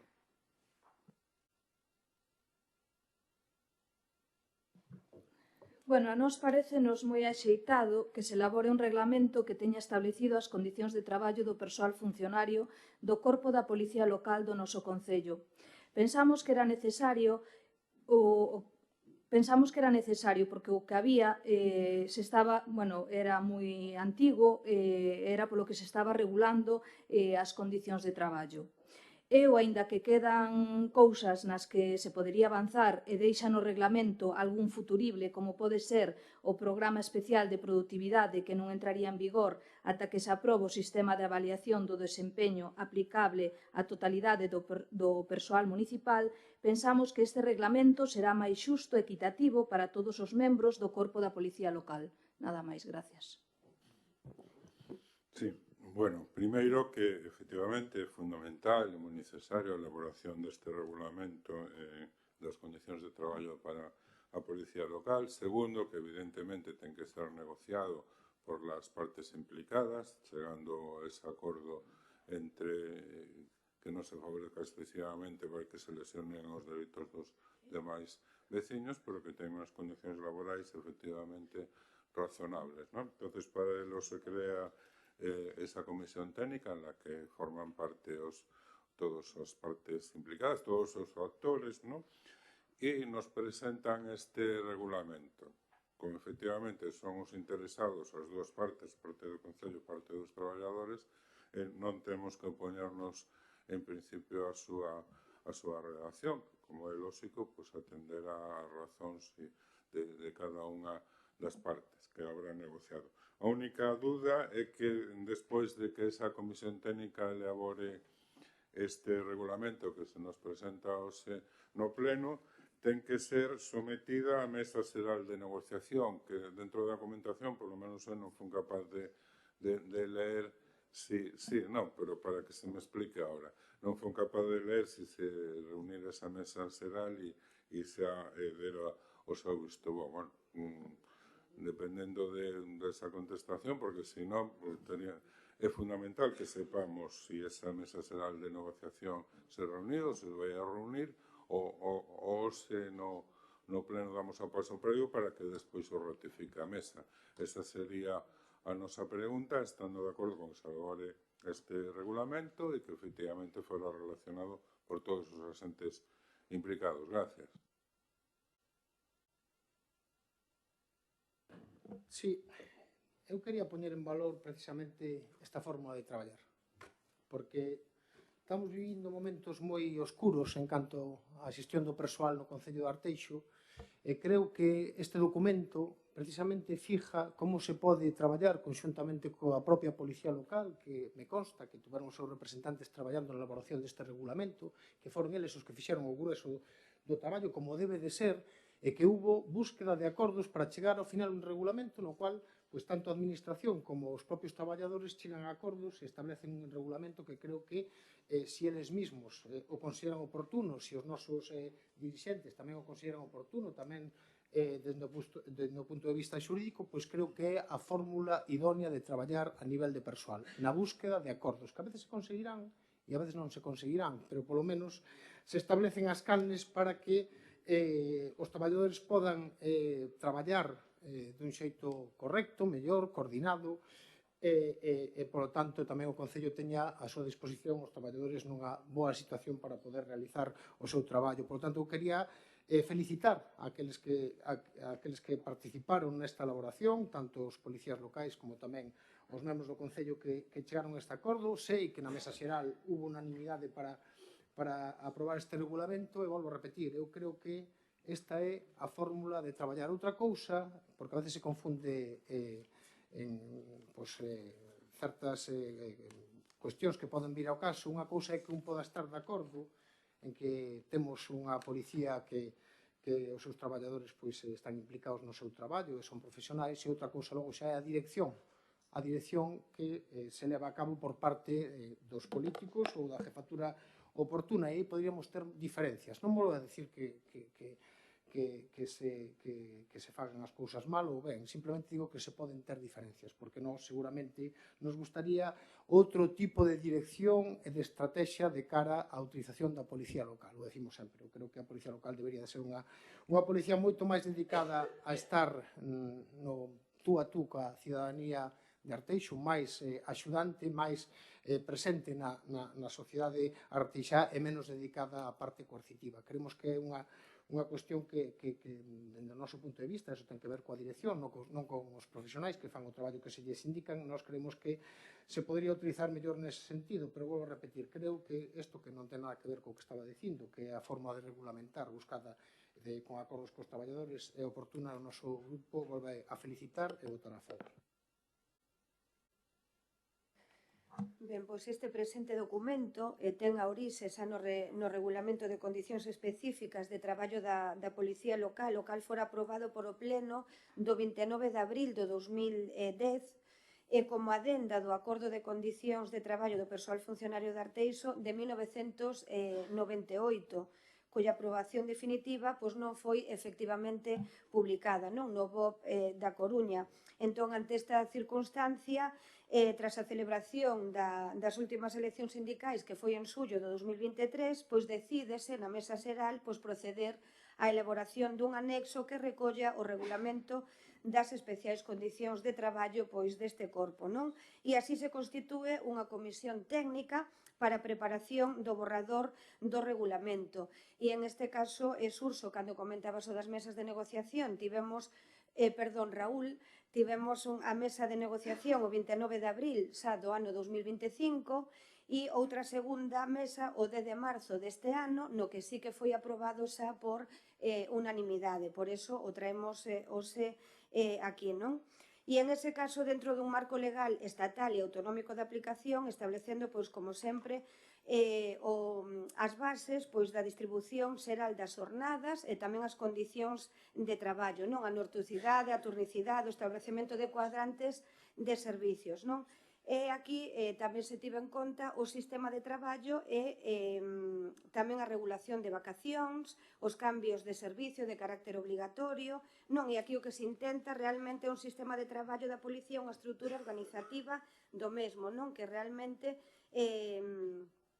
que dé seguridade tamén á población na línea que comentaba Martín, por regular todo ese tipo de condicións específicas. Comentar que a xornada, como o resto das xornadas que coñecemos ao redor, son de 1.642 horas, que é a xornada anual, que está distribuída por quendas que cambiarán mensualmente, de xeito que as quendas de mañán e de tarde serán de 7 horas e a noite será de 10 horas. E será dun mes de noite e outro de tarde e outro de mañán, non? E logo considéranse tamén os fins de semana dende as 12 do venres ata as 12 do luns, non? Realizarán un fin de semana de cada 3, un traballado e 2 libres. E logo tamén falamos de 12 xornadas no mes da... Vale, pois continúo logo. Gracias. Simplemente matizar que nós nos imos abster porque sí que é verdade que, como dixen antes, nos gustaría que este reglamento levara xa plasmado o programa especial de productividade, algo que le reclamaba moito, pero que, bueno, que é verdade que sí vai recompensado do outro xeito, o cal nos alegra, porque é verdade que o que traballa maiores debe cobrar por eso. Nada máis, gracias.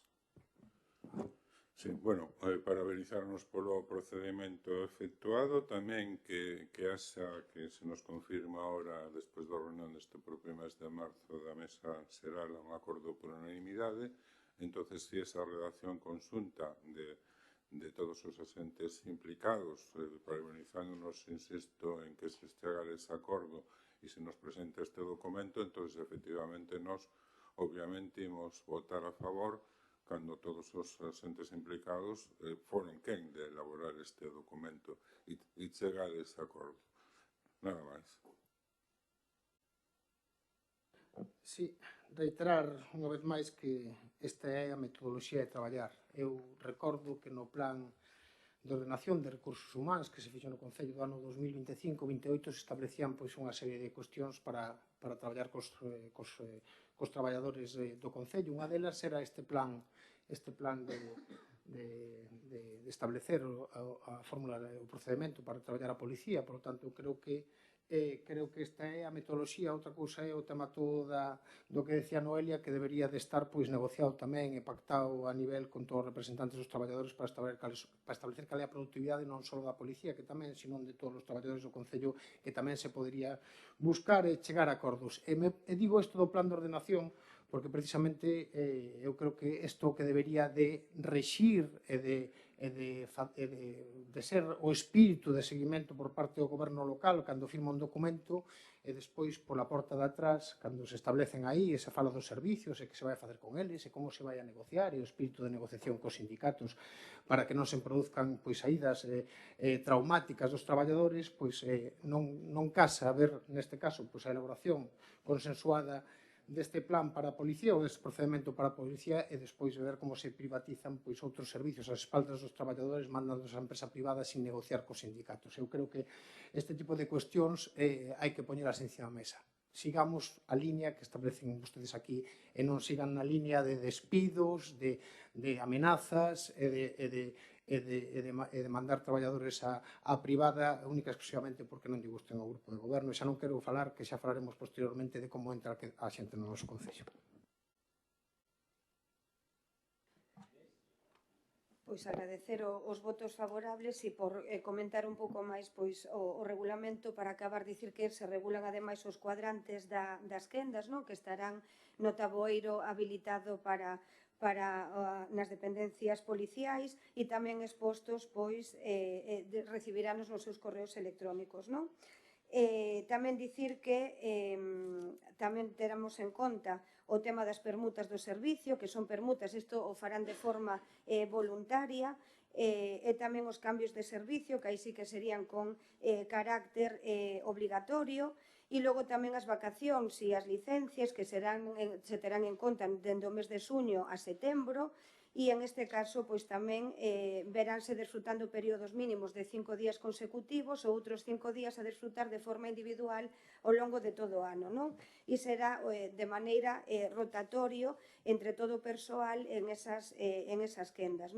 Tamén se fala da prolongación da xornada, que en caso de que sean así serán ordenados e tamén autorizados, e esas prolongacións serían compensadas coas reducións da xornada laboral do seguinte día de traballo, sen contraprestacións económicas.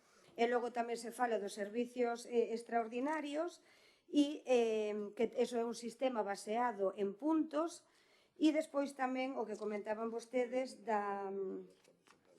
do tema da productividade, que será de maneira con sistemas obxectivos de valoración do desempeño que permita unha xusta retribución da actividade extraordinaria. Dos sistemas se aplicarán únicamente os días do 1 de xaneiro, que é a quenda de mañán, o 24 de decembro, que é a quenda de noite, o 25 de decembro, que é a quenda de mañán e de noite, e o 31 de decembro, que é a quenda de noite. E aí se establecen unha serie de obxectivos para ese desempeño. E dai salerá unha valoración para os complementos. E estes son os puntos recollidos en este reglamento. Grazas. Bueno, pues yo también quisiera en este caso pues agradecer la voluntad negociadora por parte de los representantes de la policía local e incluso por los representantes del gobierno local para poder llegar a la aprobación de este reglamento, que era importante, ¿no? Y sí que quiero aprovechar también para agradecer que muchas veces, bueno, el portavoz del PSOE pues cuestionaba la parte coercitiva de la policía local.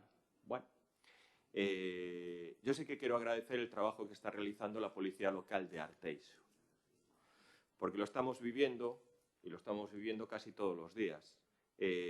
Su trabajo abarca muchas veces cuestiones más amplias de sus propias competencias. Y la implicación que en este caso tienen los policías locales del Concello de Arteixo para garantizar la seguridad de este concello, pues es de agradecer. Incluso la participación en intervenciones de cuestiones, vamos a decir así, complejas y delicadas y muchas veces poniendo en riesgo la seguridad de los propios agentes. Eso yo creo que es una cuestión que hay que valorar y que probablemente tengamos que agradecer la policía local que tenemos aquí en Arteixo. A veces también se nos intenta, oye, pues limitar lo que es el trabajo, no sabemos por qué, pero claro, cuando reiteradamente la policía local suple las carencias que en este caso tendrían que tener otros cuerpos de seguridad del Estado y su falta de efectivos, pues yo aquí también pues comparto lo que decía, no comparto lo que decía el portavoz del PSOE cuando cuestiona la dirección de la jefatura de la policía local o la dirección política. Pues yo, como comprenderá, comparto la dificultad y la preocupación por la dirección política, en este caso, del funcionamiento de la Guardia Civil en el Concello de Arteixo. Lo comparto. No es que lo comparto, es que a veces quedas asustado y extremadamente preocupado porque muchas veces, cuando hay una situación de extrema gravedad, los primeros que intervienen son siempre la policía local. Y quedo preocupado, muchas veces no sabemos si es una cuestión política del Partido Socialista ante la situación de falta de efectivos de la Guardia Civil en el Concello de Arteixo, que muchas veces son necesarios para colaborar en muchas de las actuaciones que se están produciendo aquí. Bueno, yo si quiere vuelvo otra vez con la guerra de Irak de Aznar, vuelvo con la República... Es un criterio objetivo el descenso de número que hubo de efectivos en la Policía Nacional y la Guardia Civil en el gobierno de Rajoy, está ahí. Y cómo se está aumentando ahora y se está buscando otra vez volver a una tasa más racional, pues está también ahí. Es que ustedes están utilizando cuestiones como si fuera un criterio ahora del gobierno. No, el gobierno de Mariano Rajoy reduzco miles y miles de plazas de efectivos en los cuerpos de seguridad del Estado, con sus recortes. ¿O no lo recuerda ya? Sí, vale. Ya desahogo. Yo creo... Mete una duda que es muy fastidiada sacar a la calle, que es que la Guardia Civil no trabaja, no hace bien su trabajo y que no está para eso. No dije Usted eso. tenga cuidado con lo que está haciendo porque esto se oye también en la calle. No dije eso. Lo que dije y Lo que dije...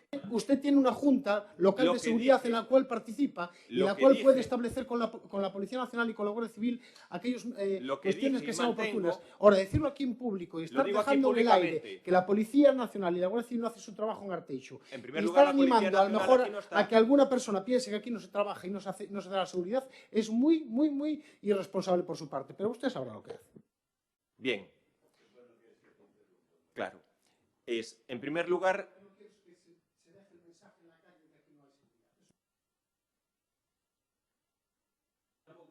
En primer lugar,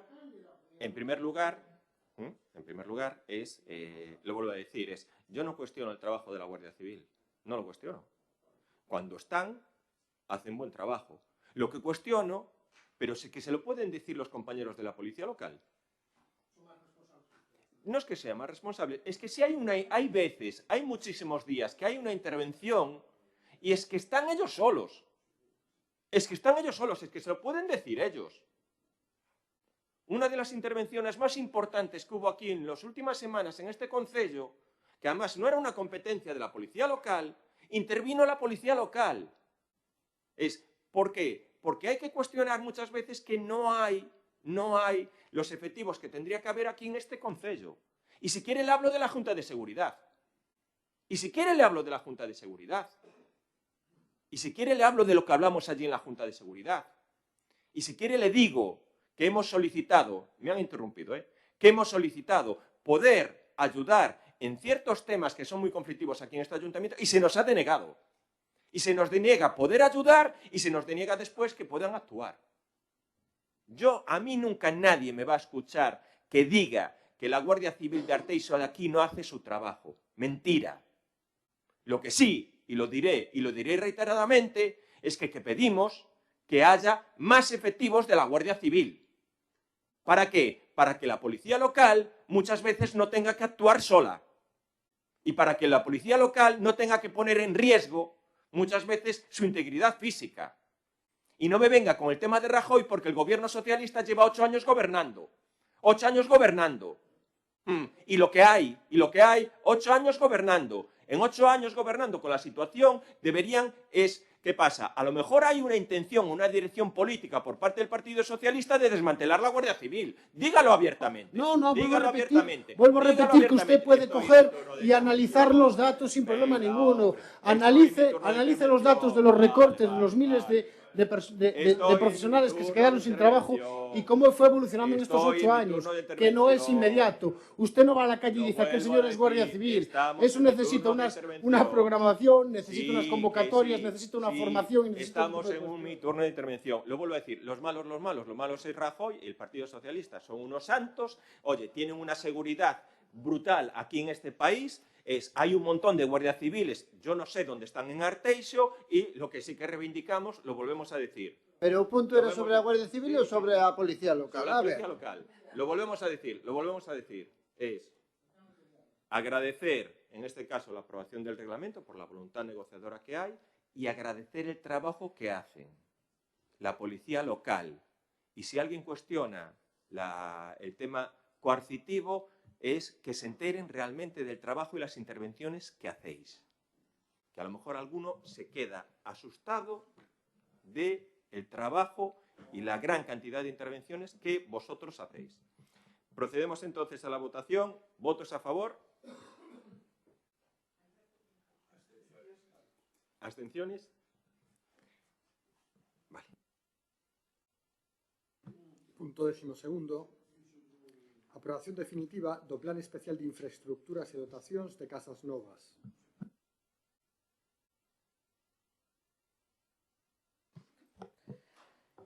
Estamos ante un expediente que desde o punto de vista técnico e xurídico consta correctamente tramitado. Así se desprende dos informes que obran no expediente, así como da ausencia de alegacións durante o período de exposición pública. Pero, ademais, neste caso concreto non estamos só ante un instrumento urbanístico, estamos ante unha proposta que incorpora unha serie de actividades que sobre o papel poden ter un impacto social positivo. Falamos de actuacións vinculadas ao ámbito terapéutico, como intervencións asistidas con animais ou programas dirixidos a persoas con necesidades específicas. algo especialmente relevante para nenos e nenas con dificultades de mobilidade ou outras condicións. E iso é algo que desde o noso punto de vista tamén debe ser posto en valor. Ahora ben, tamén queremos facer unha reflexión. Este tipo de iniciativas, sendo de carácter privado, teñen todo o dereito a desenvolverse como tal, e iso non é cuestionable, pero ao mesmo tempo cremos que non deberían quedar únicamente nese ámbito privado, porque estamos a falar de actividades cun claro potencial social, especialmente para colectivos vulnerables. Por iso, sería desexable que no futuro o Concello explore posibles vías de colaboración con este tipo de iniciativas, mediante convenios ou outras fórmulas que permitan que ese beneficio chegue tamén ao conxunto da veciñanza e, en particular, a aquelas persoas que máis o precisan. Por iso, valorando tanto a correcta tramitación do expediente como o potencial positivo das actividades que se propoñen, a nosa posición vai ser favorable, entendendo, iso sí, que o seguinte paso debería ser traballar para que este tipo de proxectos teñan tamén unha verdadeira dimensión de interese xeral. Moitas gracias. Sí. Ben, chega aquí a esta aprobación definitiva dun plan especial na parroquia de Larín, en Casas Novas, con, bueno, moitas preguntas aínda, ou polo menos unhas cuantas. Según un informe técnico do día 9 deste mes, aínda hai moitas cousas por resolver, como son discrepancias entre a realidade topográfica e o catastro, como que están condicionados a unha corrección de erros co Ministerio, ou, polo menos, hai que trasladarlle ao Ministerio de Transformación Digital esos erros indicados. Entón, eu quero que se me aclaren, porque as administracións, por desgracia, non van tan rápido. Se o día 9 deste mes, por tanto, hai prácticamente 15 días, se xa se correxiron todos estes erros e defectos, e para determinar un pouco o voto neste sentido, porque non se vai traer unha aprobación definitiva que ainda está pendiente de maior documentación ou de correxir unha documentación, non?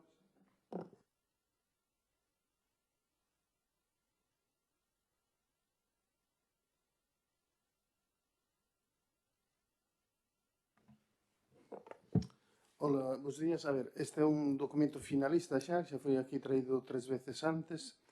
O único que faltaba era, por ser un plan especial non previsto nas nosas normas, necesita o informe previo e favorable de urbanismo da Xunta.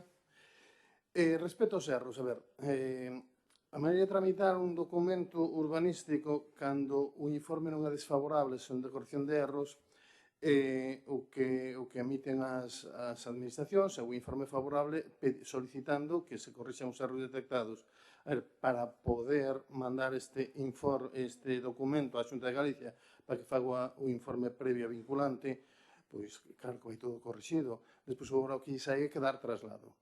Respecto a unha discordancia catastral, hombre, a ver, é un caso menor, porque non nos podemos, un plan non xoga no centímetro, ni moito menos, catastro sí que xoga no centímetro, que é a tolerancia que nos permite. Son cuestións que se corrixirán no momento que sea necesario corrixir, porque a finalidade dun plan especial non é corrixir a topografía dun terreno, non é a delimitación, ni a moito menos. É sencillamente permitir usos no suelo rústico que só se poden permitir mediante a aprobación dun plan especial. As cuestións de índole menor, pois eso, nos proxectos sí que os hai que corrixir, por suposto, porque cando se está dando unha licencia a algo, hai que saber ao que se está dando. Efectivamente, aí, en eso, todas as licencias que se tramitan desde o ano 2019, que aplicando a lei do ano 2018, pois leva sempre a parcela catastral e a parcela real a que está no proxecto. Así, sempre as licencias danse a parcelas catastrales. E a parcelas cadastrales, cando teña un erro, pois solicítase pois eso, un informe de validación gráfica que corrixa esos errores e deixe depurado o expediente.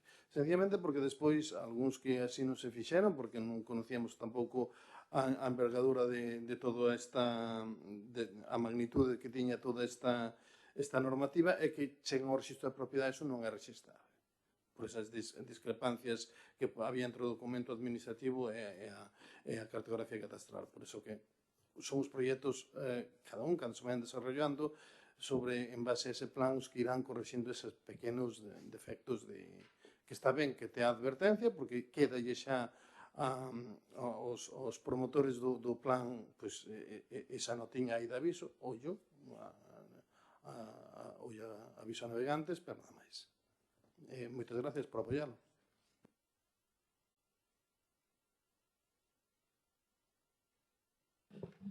A ver, eu entendo que poden ser cousas menores, pero eu penso, e a lógica así mo di, que a unha aprobación definitiva ten que vir todo xa solucionado. Debería vir, non? Eu entendo que sí, se hai erros co catastro.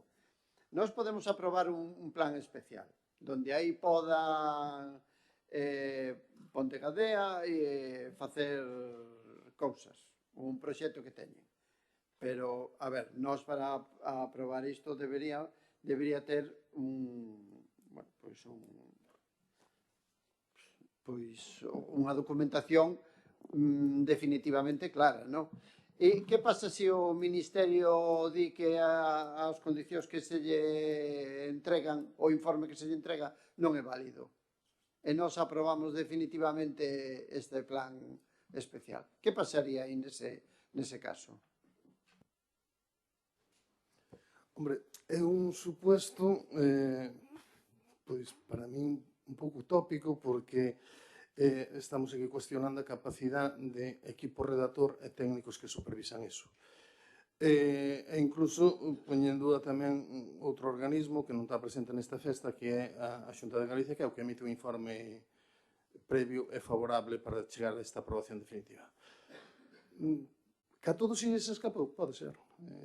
Que a todos se lles escapou? Pois pode ser, claro, hombre, un erro pode ter calquera.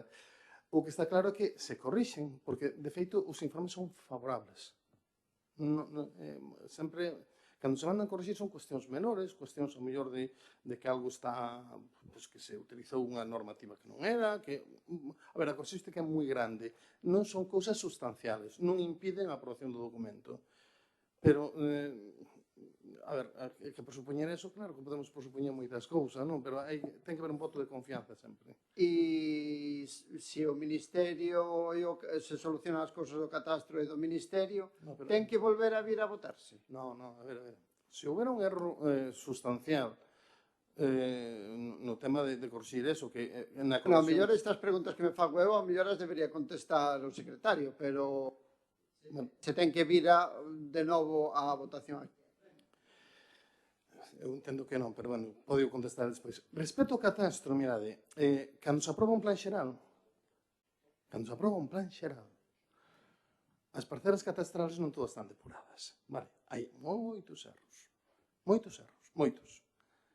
que? Porque o catastro é o que é, e o plan xeral ten outro cometido, de que faga esa advertencia. Un técnico é sencillamente dicindo, ollo, cando villado o proxecto, a licencia terá que vir vinculada a unha parcela catastral depurada. Pero non estamos ahora mismo aprobando proxectos de nada. Estamos aprobando un plan especial que o único que establece son usos. Punto. Usos dotacionales e de infraestructuras. Neste caso son todos puramente dotacionales. Non se mencionan as infraestructuras para nada. É un plan de dotacións, especial de dotacións. Non é objeto deste documento depurar cousas que, se non fan uso nunca dese plan, é necesario arreglar as parcelas, non? Que fan esa advertencia, bueno, pois, ben, as advertencias están todas ben, Por que? Porque hai veces que se fala con detecto algo que pode ocasionar problemas a largo plazo ou a corto plazo, no momento deso, adviertoas. Pero unha cousa son as advertencias, outra cousa son os informes favorables ou desfavorables. Que non podemos confundir unha cousa que outra. O sea, o informe é favorable, por iso temos aquí. Que fai advertencias? Ben. Que o documento foi corrixido e evaluado por unhas 4 ou 5 personas. Só na Xunta de Galicia miran 2 personas, só na Xunta de Galicia 2 personas que revisan o documento de arriba a baixo. Aquí no Ayuntamento, técnico, xurídico e secretario que tamén comproba a súa parte, a que lle corresponde. O sea, creo que o equipo redactor, que son equipos redactores que entendemos que son profesionales, que hai un error, pode verlo. Espero que non é esa a intención. Ademais, todos os errores que foron se cometendo, de feito, hai 2 aprobacións provisionais, é porque se detectou un error no seu momento, que faltaba un documento e solicitouse. A pesar de que o informe que ven é dicindo a innecesariedade do mismo. Bueno, perdón por pasarme.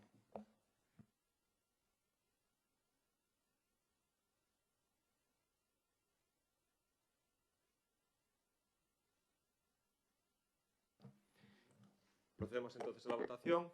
¿Votos a favor? Vale, vamos. A las 12 realizamos un descanso. ¿Breve? Bueno. Todos tenemos que marchar. Pues queda tiempo, ¿eh? Esto es largo, ¿eh? Procedemos. Vale, 10 minutos de descanso.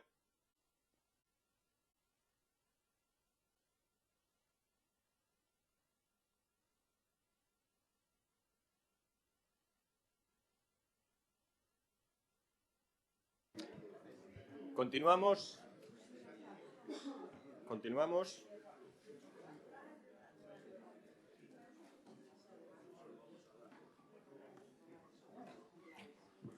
Mirar, vamos ahora ya con las mociones y tenemos la moción del Grupo Municipal Socialista en defensa da paz e do dereito internacional e a moción do Grupo Municipal do BNG de condena da agresión militar contra Irán e a defensa da paz e o dereito internacional. Se vos parece ben, facemos un debate conxunto das dúas mocións. Vale? Procedemos entón, Martín, leste primeiro a moción do Partido Socialista, despois o BNG lea a moción do BNG e facemos o debate conxunto. Vale? Martín, empiezas tú. Sí, a nosa moción di que o Grupo Municipal Socialista de Arteixo expresa a súa profunda preocupación pola escalada militar que se está producindo no Oriente Medio. Non se trata dunha preocupación abstracta nin afastada, os conflitos armados teñen sempre un alto custo humano, social e económico. Falamos de vidas humanas, de cidades destruídas, de familias obrigadas a fuxir e dunha inestabilidade que xa está a ter consecuencias no conxunto do mundo. A sociedade recente demostrou que as guerras iniciadas fora do marco do dereito internacional e sen respaldo da comunidade internacional non resolveron os conflictos. En moitos casos provocaron máis violencia, máis inseguridade e crises humanitarias de gran magnitude. Hai pouco máis de 2 décadas vivimos na guerra de Irak. Aquela intervención que se presentou como necesaria para garantir a seguridade internacional acabou sendo, co paso do tempo, unha das decisións máis cuestionadas da política internacional recente. Europa e tamén España deben actuar con responsabilidade e aprender as leccións da historia, evitando repetir erros que tiveron consecuencias tan graves para a paz e a seguridade global. Por iso, nun momento como este, compre dicilo con claridade, a guerra non pode ser a resposta. Arteixo quere estar ao lado da paz, do diálogo, do dereito internacional, do lado dos principios recollidos na Carta de Nacións Unidas que durante décadas serviron de base para a convivencia entre países e povos.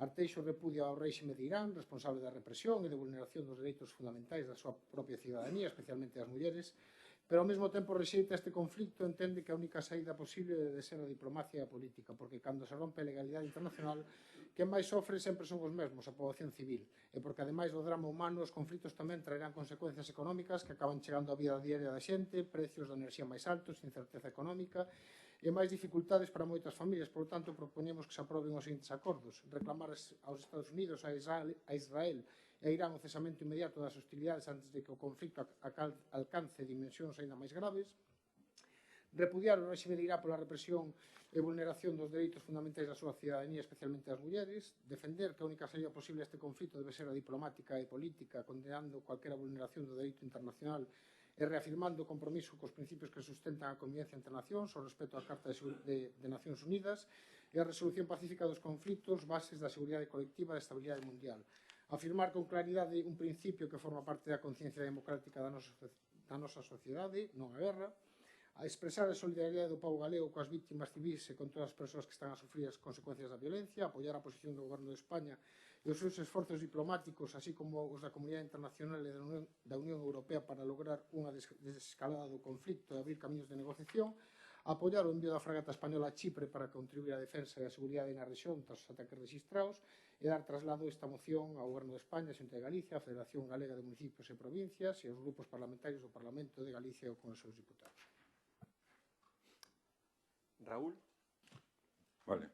Exposición de motivos. A escalada militarista e belicista desencadenada por Estados Unidos e Israel está a levar ao mundo a unha crisis de consecuencias imprevisibles. O ataque militar perpetrado por estos estados contra Irán pon en risco a vida da poboación civil, amenaza a estabilidade de todo o Oriente Medio cun perigo inminente de guerra aberta e abre as portas a unha nova crisis enerxética mundial que pagarán as clases populares e que afectará ao consumo da economía, ao conxunto da economía. Nos últimos días, a ofensiva militar xa provocou centos de vítimas e unha forte escalada do conflito na rexión. Esta agresión injustificada pon unha nova e gravísima vulneración, supón, da soberanía dos povos, do dereito internacional e da Carta das Nacións Unidas.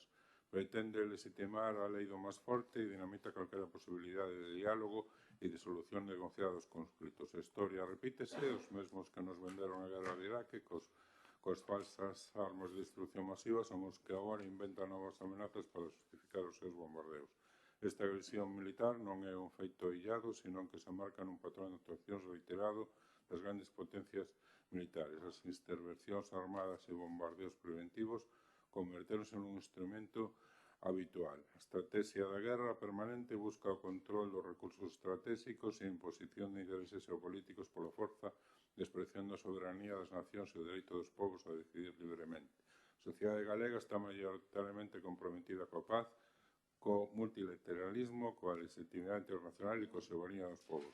O povo galego, ao contrario, a escalada armamentista e aboga pola solución das controversias e dos conflitos a través do diálogo, diplomacia e negociación. E por todo exposto, os seguintes acordos. Primeiro, manifestar a condena á agresión militar contra Irak, contrario ao dereito internacional e á Carta das Nacións Unidas, así como as políticas de guerra e inserencia que contribuyen á escalada bélica e desestabilización internacional. Segundo, facer un chamamento á comunidade internacional e de xeito especial á Unión Europea, ao Estado Español e a Xunta de Galicia para que se adopten medidas concretas dirixidas a frear a escalada bélica, a garantir o respeto do dereito dos povos a exercer a súa soberanía sin injerencias externas e a promover a recuperación das vías de diálogo e a solución pacífica das controversias. Terceiro, rexeitar as amenazas de Trump e demandar ao goberno español que poña fin de maneira definitiva a presencia militar norteamericana en territorio español,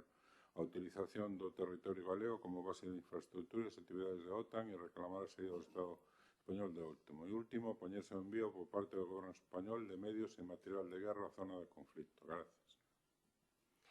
Vale. Noelia, empezamos entonces el turno de intervención.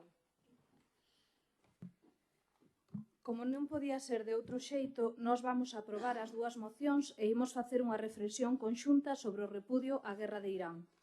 Hoxe alzamos a voz non só como cidadáns, senón como seres humanos, porque diante da dor, do sufrimento e da destrucción, o silencio convértese en complicidade. A guerra en Irán, iniciada no ano 2026 tras ataques militares que provocaron mortes, destrucción de cidades e unha escalada de violencia internacional, non é só un conflito xeopolítico, é unha traxedia humana. Cada bomba que cae non distingue entre soldados e nenos, cada misil non entende de fronteiras nin de ideoloxías. Só deixa atrás familias rotas, fogares destruídos e un futuro cheo de medo. Non podemos aceptar que no século XXI a guerra siga sendo unha resposta.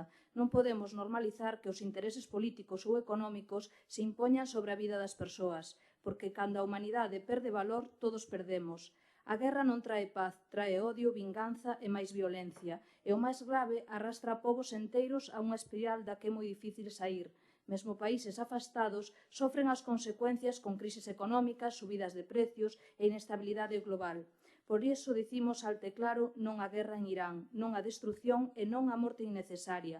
Defendemos o diálogo, a diplomacia e o respeto entre povos como únicas ferramentas válidas para resolver conflitos, porque a verdadeira forza dun mundo civilizado non está nas armas, senón na capacidade de entenderse.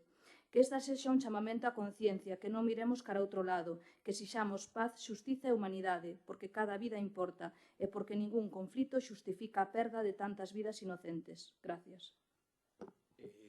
Inés? Ben, pois, efectivamente, esta situación en decembro de 2025 iniciouse en Irán esta nova oleada de protestas masivas provocadas pola grave crise económica, un grave deterioro das infraestructuras e un aumento alarmante da pobreza. Estímase que o réxime asasinou a máis de 30.000 persoas na represión destas protestas en xaneiro deste ano. A todo isto súmase o control férreo sobre a poboación, o uso dunha violencia brutal e desproporcionada para reprimir calquer disidencia e a falta de liberdades, especialmente para as mulleres. As demandas de liberdade e respeto aos dereitos humanos exixen a fin República Islámica dos ayotalas no poder desde 1979, nos retomamos. Irán é o principal elemento desestabilizador do Oriente Medio. Así mesmo, Irán desenvolve un programa nuclear e balístico que supón un risco para a seguridade mundial. Ademais, exportou o terrorismo a moitos rincóns do planeta a través da súa rede de aliados e milicias armadas en Líbano, en Yemen, en Siria, en Irak ou cos actores non estatais en Europa e Hispanoamérica. Tamén se aliñou con Rusia na guerra de Ucrania, que non podemos olvidarnos disto, e coa ditadura de Venezuela. Non podemos esquecer que se chegou a tentar en Madrid tamén contra o ex-eurodiputado e ex vicepresidente do Parlamento Europeo, Vidal Quadras. Por isto, nós, dende o Partido Popular, pois tamén condeamos sen ambaixes o réxime criminal dos ayotolas no poder desde 1979, unha ditadura teocrática, represiva e violenta que leva décadas reprimindo a súa poboación e ameazando a seguridade tanto regional como global. Condeamos especialmente a recente brutal represión perpetua polo réxime dos concellos contra os seus propios cidadáns, que son perseguidos, encarcelados ou asesinados por defender as liberdades básicas, especialmente as mulleres. Abogamos por unha solución política a longo prazo para que a sociedade iraní poida vivir en paz e recuperar a súa liberdade e para que Irán deixe de ser un elemento desestabilizador en Oriente Medio e un perigo para a seguridade mundial. Recalcamos o noso compromiso coa paz, coa estabilidade e coa seguridade global. Resulta imprescindible reclamar o cesamento inmediato das hostilidades, a contención, unha desescalada de conflicto e volver á mesa de negociación para resolver a amenaza que supón o programa nuclear e balístico iraní para a cidadanía e a seguridade regional e global. En este caso expresamos a nosa condena dos ataques iraníes contra numerosos países da rexión, contra Chipre, territorio da Unión Europea, e contra o tráfico marítimo comercial tamén. Exiximos ao Goberno de España que volva a unha política exterior de Estado, que trascenda cuestións partidistas e cálculos electoralistas e que estea realmente comprometido cos valores de paz e democracia e de liberdade.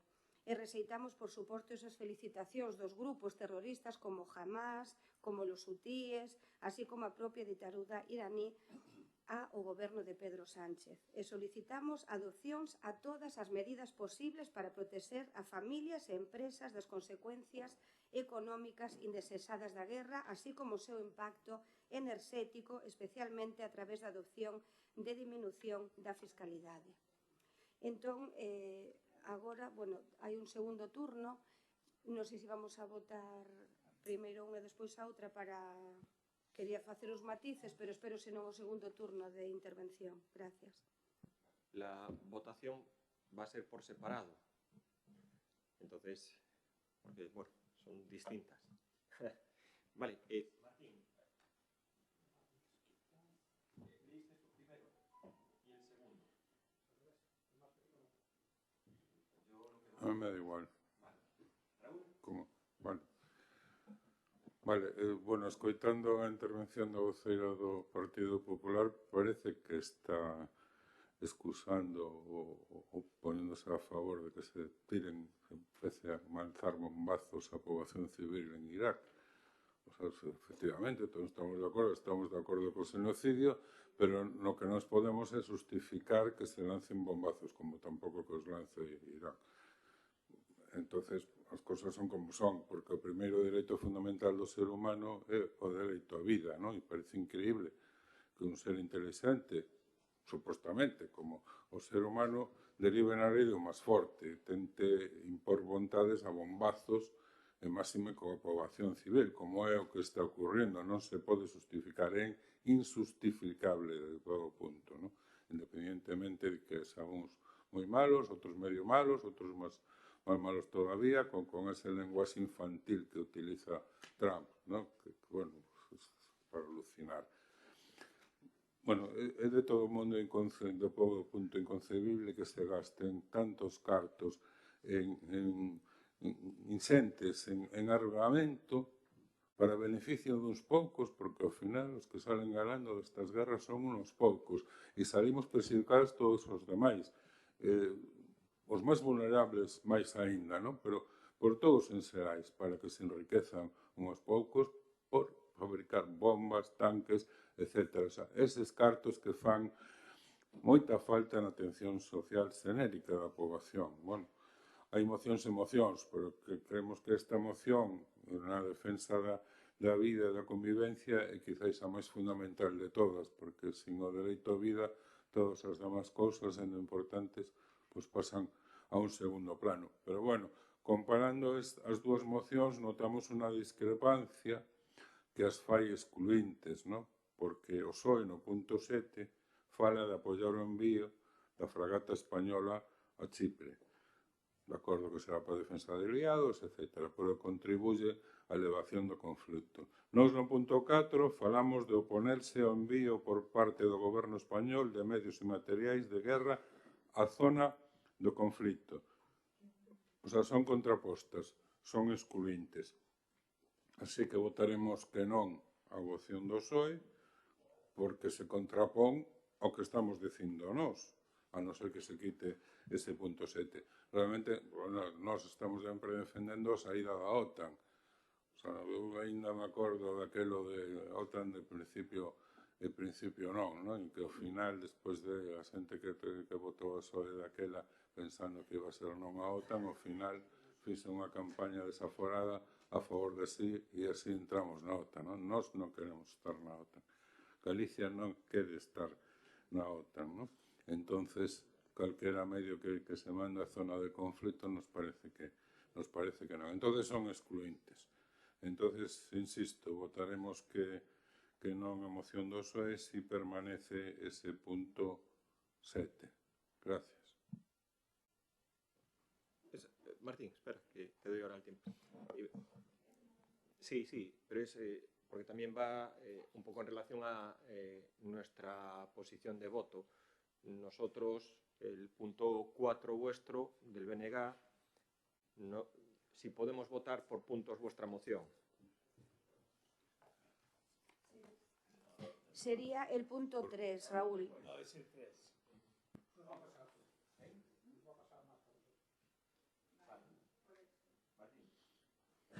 Sí, eu vou a falar do realmente importante, do que significa a falla de respeto ás institucións internacionais, ás normas que nos damos entre todos, ás leis, o que fai que non sexa a lei do máis forte. Estados Unidos está implementando a lei do máis forte, no cual, pois, pola súa capacidade armamentística e económica, pois está intentando doblegar o mundo, e creo que esta non é a forma de actuar, non? Eu creo que nun momento dado, cando certos países de Europa dubidaron de poñerse ao lado dun ataque que era contrario á normativa internacional, houbo un presidente que supo plantarlle cara aos Estados Unidos, cousa que non é doada no ámbito internacional, e, por certo, logo marcou unha tendencia que foi copiada polos gobernos do noso entorno, o canciller alemán, o presidente francés, incluso a ultraderechista Meloni se puxo a favor da posición do goberno de España, no cual dicirlle claramente a Trump que non queremos a guerra e non vamos a participar na guerra e que, polo tanto, que deberían de parar con este conflicto. Justificar que se vai a intentar acabar cun régimen como o de Irán como fixo o señor Feijóo, porque o Feijóo tuvo as súas variacións. Abascal o ten claro, é un lacayo de Trump e o que diga Trump, adiante. Pero Feijóo empezou con ese xogo de sí, pero no, pero logo empezou a lanzar mensaxes casi favorables. Cando Trump amenazou, se puxo ao lado de Trump criticando o goberno de España e poñéndose ao lado, e sigue dicindo aquelo de que España que pode estar en peligro e tal cual. E todos sabemos o que pasa cando goberna o Partido Popular. E sabemos todos o que pasaría se gobernara Feijóo e Abascal ahora mismo no goberno de España. Serían os aliados de Trump na guerra de Irán. O sabemos todos. Non hai nadie en España que dubide desto. Porque os seus tweets indican isto. Hai que estar con o noso aliado, faga o que faga. E, polo tanto, as palabras de Ayuso, as palabras de Aznar, as palabras de Mayor Oreja deixan claro cal é a posición do Partido Popular, pero evidentemente Feijóo non se atreve a dicilo claramente porque sabe que isto non é compartido probablemente nin polo 80% dos votantes do Partido Popular, seguramente moitos dos que estades aquí tamén. Por tanto, creo que hai que ter unha posición clara, clarísima, e non só con relación ao que supón a nivel de vidas, o que está poñendo inestable toda a zona do Oriente Medio, tamén o que vai a significar isto con maior fuxida de xente que é refugiada e xente que escape dos seus territorios e, por tanto, vai a chegar máis xente a Europa intentando buscar unha vida, simplemente unha vida, o que supón isto tamén coa aparición de novos e xente dedicada ao terrorismo porque actuaría, en algún caso, por odio a aquel invasor que lles vai a matar a súa terra. Eu creo que, incluso despois de todo isto, tamén o que significa a nivel económico para España, con esa subida de carburantes e de enerxía, que vai traer consigo unha posible subida posterior dos alimentos e todo este tipo de cuestións que vamos a pagar entre todos. Menos mal que, polo menos, xa se están poñendo encima da mesa axudas para intentar axudar a aqueles que están en maior risco. Pero todo isto está basado nunha fórmula de entender o mundo que se está dunha forma ou doutra. Ou se está en contra da guerra e se está en contra de intervir en países polas miñas santas narices, porque eu quero recordar, porque aquí parece que nadie se acorda da guerra de Irak e do que sucedeu en Irak. Había destrucción masiva, era un goberno dictatorial, o mismo que o de Arabia Saudí, que tamén lle cae ao señor Feijóo. Igual, en Venezuela se actuou dicindo que se iba a acabar cun régimen opresor que estaba encarcelando, bla, bla, bla, bla, bla. Se tomou o petróleo, pero siguen gobernando os mesmos, o Partido Popular caladiño, caladiño. Antes decía que o goberno de Maduro, sigue sendo o mesmo goberno, os seus sucesores, non cambiou, o sistema non hubo eleccións, e o Partido Popular caladiño. Eu creo que hai que ter posicións claras e ser coherente no que pensas. E creo que o que hai que estar ahora mismo é capaz, hai que estar coa xente, hai que estar con aqueles que están sendo masacrados, evidentemente tamén condear a Irán, como se condenarían a outro tipo de formas de entender o mundo, que creo que está facendo un auténtico exterminio coa súa poboación. Eu creo que a nosa moción ten unha posición, eu creo que equilibrada, que non di nada do que non pense seguramente o 80 ou 90% da poboación española, e tamén anunciar que nós, evidentemente, non vamos a votar a favor, en ningún caso, a moción do BNG, que, como sempre, está inspirada en pajaritos mentales, nos cuales se confunde que Chipre é un membro da Unión Europea e foi atacada, e, polo tanto, como membros da Unión Europea, o mínimo é poñer unha fragata ali para axudarlles. Non hai guerra, non estamos atacando a ninguén, está simplemente defendendo a Unión Europea, non a OTAN, a Unión Europea. E logo de sair da OTAN, eu creo que é un debate moi extenso que debían de dar vostedes alternativas de como faríamos a seguridade do noso país en estar na OTAN e o que suporía a nivel de inversión e de reducción sociais salirse da OTAN. Eu creo que é moi fácil decilo, pero logo hai que garantizar a seguridade dos nosos veciños, que volvo a repetir, inda que teñamos moitas discrepancias e teñamos autonomía para traballar e decir que se fai cas bases de España na OTAN, creo que seguir nun mecanismo que nos defende ante tal como está o mundo, como está Rusia, como está China, como está Estados Unidos e como están todos os países, eu creo que ahora mismo sería unha osadía sair da OTAN así sen máis posición que esa, non?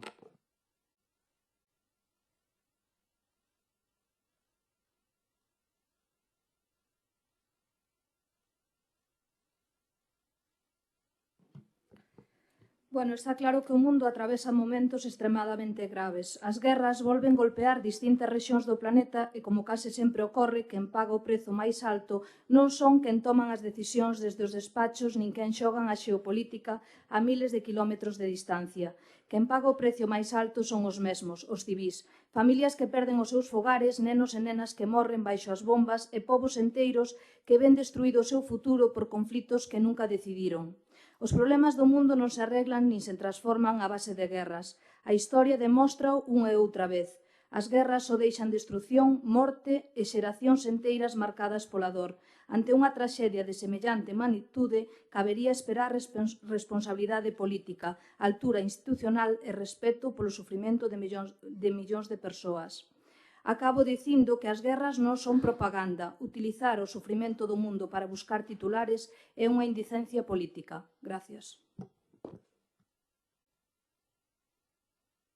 Ben, simplemente deixar claro que o Partido Popular, por o que comentaba Raúl antes, condenamos absolutamente a dictadura teocrática iraní no poder desde 1979. Leva casi 50 anos reprimindo os seus propios cidadáns e hostigando a población. En Xaneiro se calcula que asasinaron a máis de 30.000 persoas, como dicía, e as mulleres son especialmente perseguidas. Desestabilizan o Oriente Medio, como falamos directamente a través dos satélites, desarrollan un programa nuclear, todo o que xa expuxíchedes e que non vou a seguir, e defendemos, por suposto, os dereitos humanos que están, antes que nada, defendemos o respeto do Estado de dereito. E claro, o eslogan que decía Martín, o Partido Popular, sí que dicimos non á guerra, por suposto, e non tamén a Pedro Sánchez, pero bueno. Non sei se o BNG na súa moción permite votar por puntos ou se pode retirar o punto 3. Contesta ahora. Sí, bueno, tendo en conta que, bueno, o principal, o primordial é o cese da violencia, entonces aceptamos que se vote por puntos porque además as nosas posturas son claras en cada uno dos 4, que obviamente votaremos a favor, pero tamén reclamaríamos que se fixera o mesmo que a moción do PSOE, que estando de acordo con moitos dos puntos en ese punto da fragata a Chile, que Chile foi atacada a base americana en Chile, non foi atacada. Perdón, Chipre, sí, efectivamente, menudo erro. Foi atacada a base americana que teñen os americanos, os Estados Unidos en Chipre. Bueno, en definitiva, temos posicións moi contrapostas, tanto co PSOE, que defende a capacidade da integración na OTAN, como co PP, non? E nós estamos en contra de estar na OTAN. Outra cosa sería falar de quedar unha forza europea, non? Penso que se me acabou o tempo, pero creo que... Sí, estaba contestando a proposta, vale.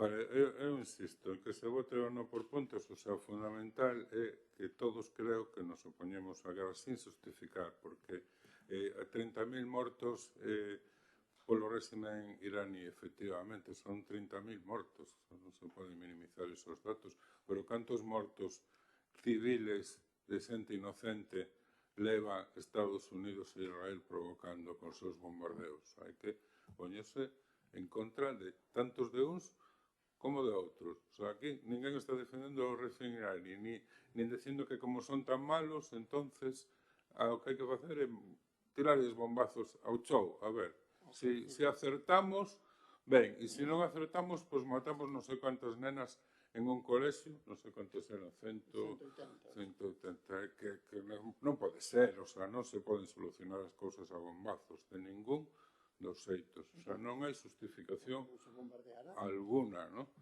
Entonces, non falemos de uns mortos. Os mortos son dun lado e de outro. Son tantos malos, utilizando o lenguaxe de Trump, tan malos son uns como os outros. O que non queremos é a lei do máis forte. Ten que haber unha unilateralidade e que o mundo se risa por unos compromisos, por unas leis, non que cada un faga o que lle pete e atente porque estes son malos, pois entonces ataco e secuestro ao presidente dun país ou mañán lanzo bombazos contra un colexio de nenas en Irak. Non pode ser. Gracias. Sí, a nosa moción é un conxunto. Quen quer estar a favor, está a favor, e quen quer estar en contra, está en contra. Temos clara a nosa posición, a poñemos encima da mesa, quen quera votar, que vote o que nos estamos establecendo. E tamén votaremos, evidentemente, en conciencia do que outros propoñen. Eu creo que ahora mismo aquí hai que saber onde se quere estar. E cando decía que estamos todos en contra da guerra, non é certo. O señor Abascal está a favor da guerra. Está a favor da guerra. E o señor Feijóo está, pero non está. Bueno, non a guerra, pero claro, pero a Trump non se le pode tocar as narices, porque se lle toca moito as narices a Trump, estamos un problema de seguridade, bla, bla, bla. Miren, repito, claro e contundente, como está facendo ademais toda a prensa internacional, sen a posición clara do presidente do goberno de España, no cual lle planta a cara a Trump, e posteriormente fai que viren o canciller alemán, o presidente francés, volvo a repetir, hasta a señora Meloni, a presidenta do Consello Europeo, hubo un cambio. Por lo tanto, hai que agradecerle ao presidente do Estado español que estuvera ao fronte do non a guerra e decirle a Trump que por ser poderoso non vamos a tragar ante él. Pero o señor Feijóo está nos tuites que colgaba e decía, bueno, non se le pode meter el dedo en el ojo a nuestro aliado. Como que non? Como que non? Un aliado está para aceptar cousas deles e tamén meterlle o dedo no ollo cando non están facendo as cousas ben. Por lo tanto, volvo a repetir, nós temos clara cal é a nosa posición. A posición do bloque, volvo a repetir, imagínense que hubieran atacado Marín e mataran a 100 ciudadanos de Marín con un bombardeo dende Irán.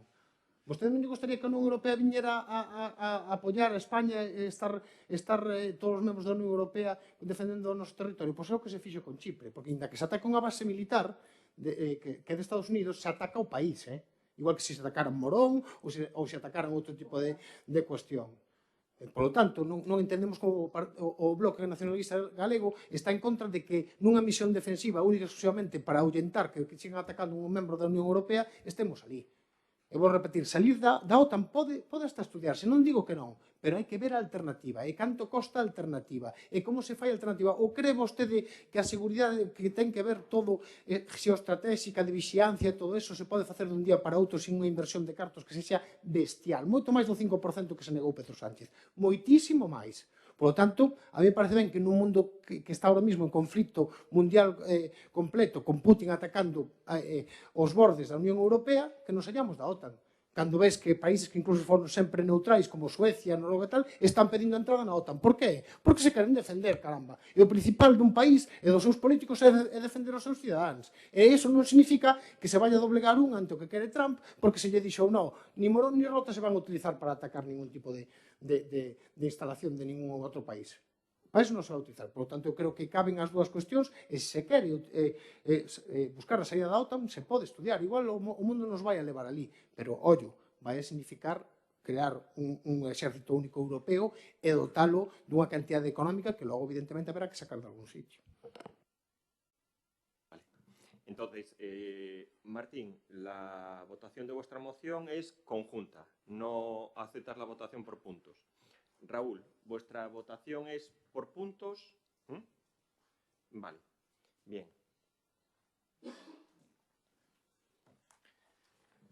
Bueno, estos debates muchas veces cuando se traen aquí a lo que es la corporación municipal o el pleno municipal, pues hombre, desde Esteiso está bien reflejar las opiniones, pero yo creo que tenemos poca capacidad de aquí de decidir si vamos a acabar con la guerra o no. Y luego, nula capacidad para decidir desde aquí que OTAN no, bases fuera. Entonces, nosotros, en el planteamiento, vamos a votar a favor de la moción del Partido Socialista, vamos a votar a... Es verdad que su argumentación, pues oye, es lo que toca atacar a Feijóo y todo este tipo de cuestiones. Bueno, hay cuestiones... Es verdad que apoyar o envío da fragata española a Chipre para contribuir á defensa e á seguridade. Chipre é un país de la Comunidad Económica Europea. No van a zona de guerra. Es un país de la Comunidad Económica Europea.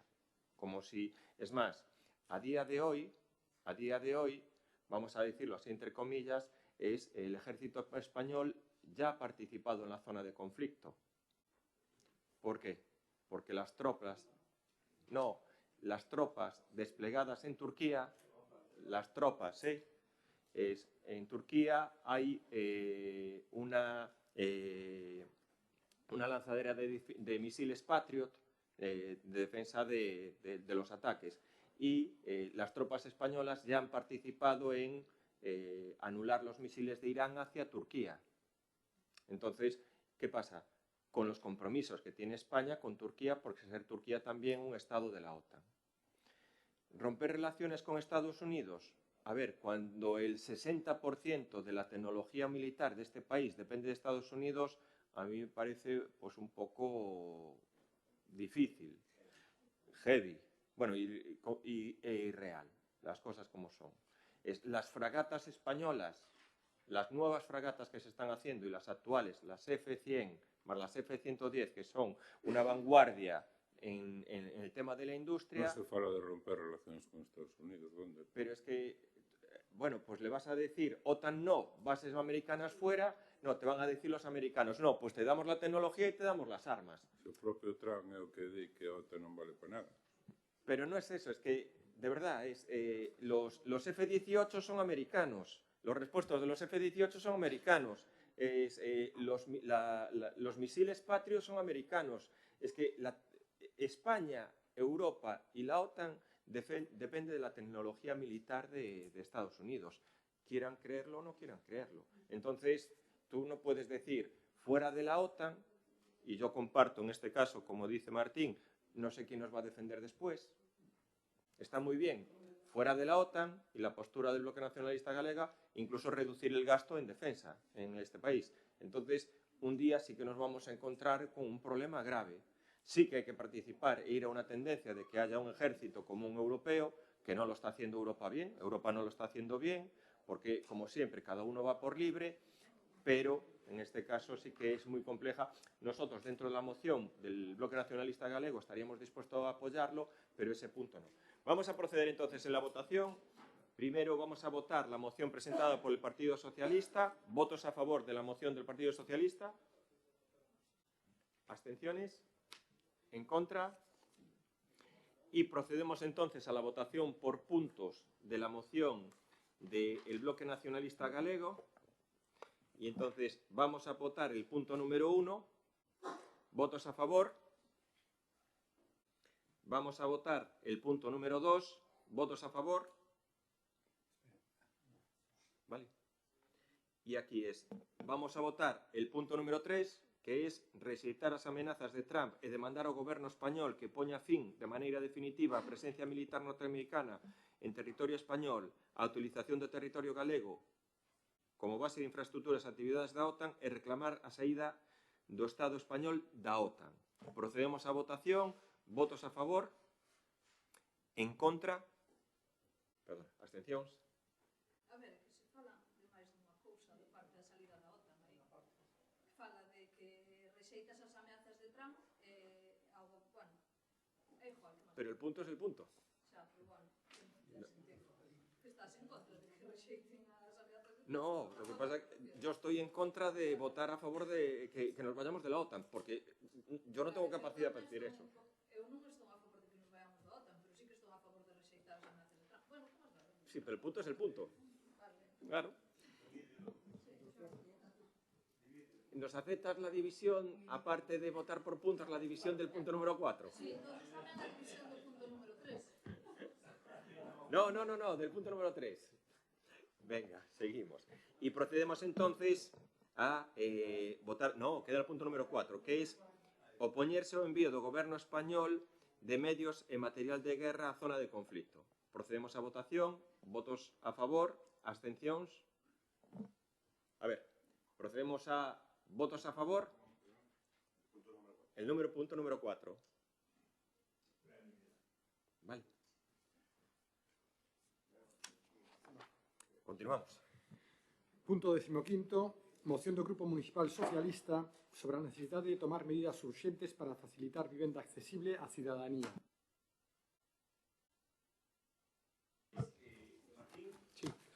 No mes de maio do 2025 presentamos a derradeira moción dunha serie de iniciativas do Grupo Socialista para que o Concello levase a cabo no seu ámbito competencial as actuacións necesarias para facilitar o acceso á vivenda asequible á nosa poboación. O acceso á vivenda digna é un dos retos máis importantes deste país, Todos sabemos que esta materia é competencia das comunidades autónomas, no noso caso Xunta de Galicia, pero sabemos que outras administracións levan a cabo políticas para facilitar dito acceso á poboación. O Estado actúa dentro das súas competencias con medidas ambiciosas para corrixir esta situación, orzamento para un plan estatal de vivenda e unha nova lei para dar instrumentos para loitar contra o aumento exponencial dos precios da vivenda en aluguer ou compra. Pero tamén sabemos que as comunidades autónomas, na maioría dos casos gobernadas pola dereita e coalicións de dereita e extrema dereita, optan por inacción ou rexeitamento ou boicot. Algúnas deciden non aplicar a lei de vivenda, desprotexen os parques de vivenda protegida, renuncian a xestionar os fondos estatais ou manteñen políticas centradas na liberalización do chan e especulación urbanística. Esa actitude, lonxe de ser unha mera discrepancia política, ten consecuencias concretas, mozos que non poden emanciparse, familias que deben destinar máis do 40% dos seus ingresos ao alugueiro, persoas maiores atrapadas en vivendas inadecuadas e barrios expulsando os seus veciños de toda a vida. Non é admisible que por razóns ideolóxicas ou de confrontación partidista impídase o despregamento de políticas públicas destinadas ao interese xeral. A cidadanía non entende de competencias administrativas e exixe solucións reais. Os concellos como Arteixo somos a administración máis próxima á cidadanía e testemunhas directas das dificultades diarias que enfrontan miles de persoas para acceder a unha vivenda. Por iso consideramos fundamental apoiar estas medidas desde o local para exixir a súa aplicación no ámbito autonómico tal como establece o marco competencial. O Concello de Arteixo, polo seu desenvolvemento industrial e pola súa situación na área metropolitana da Coruña, está a sufrir para que a nosa veciñanza acceda a unha vivenda en aluguer ou compra a uns precios razoables, pero mentres no Concello da Coruña ou Santiago toman medidas para declarar o seu Concello como zona tensionada e poder aplicar nova lei de vivenda para darlle acceso a unha vivenda digna á cidadanía, en Arteixo o goberno local prefire mirar para outro lado e todo se esconde detrás de promesas de futuras construcións de vivenda protegida na Penouqueira que non será unha realidade ata dentro de 3 ou 4 anos e serán poucas a repartir entre toda a cidadanía da nosa comarca. Polo que necesitamos medidas urxentes nun Concello que ten infinidade de vivenda baleira que podría sair ao mercado se o Concello fixese un plan de vivenda que dera aos propietarios incentivos para sacar as súas propiedades ao mercado de venta ou alugueres a precio razoable para demandantes de vivenda. Por lo tanto, nós o que pedimos é instar a Xunta a que traballe man a man co Goberno de España no desenvolvemento do plan de vivenda estatal, modifica a súa normativa para blindar o parque público social de vivenda e que non se poden descualificar vivendas que estén financiadas con recursos públicos e crear e compartir unha base de datos pública co Estado como mostra de transparencia e servicio da cidadanía. Instar a Xunta de Galicia e o Concello de Arteixo a construir con urxencia a vivenda pública prometida na Penouqueira e poñer a disposición novas parcelas que o noso Concello pode ofrecer derivadas de desenvolvementos urbanísticos. Instar ao Concello de Arteixo a redacción en colaboración coa Xunta de Galicia dun estudio onde se analiza o precio da compra ou alugueiro de vivendas dos últimos 5 anos e tamén os gastos de alugueiro, se os gastos de alugueiro superan o 30% dos ingresos ou rendas medias dos fogares, se contempla ademais de outros indicadores e variables necesarias que diagnostiquen a falta de oferta insuficiente de vivenda para a cidadanía tanto nas nosas zonas urbanas como rurais. Ese estudio di, como di a lei, que estamos nunha zona de mercado residencial tensionada, pois que se aplique precisamente esta lei. E logo elaborar un plan municipal de vivenda e poñer en marcha unha empresa municipal de solo para incentivar a saída ao mercado de numerosa vivenda baleira existente no noso municipio con medidas que dean seguridade aos propietarios de dita vivenda.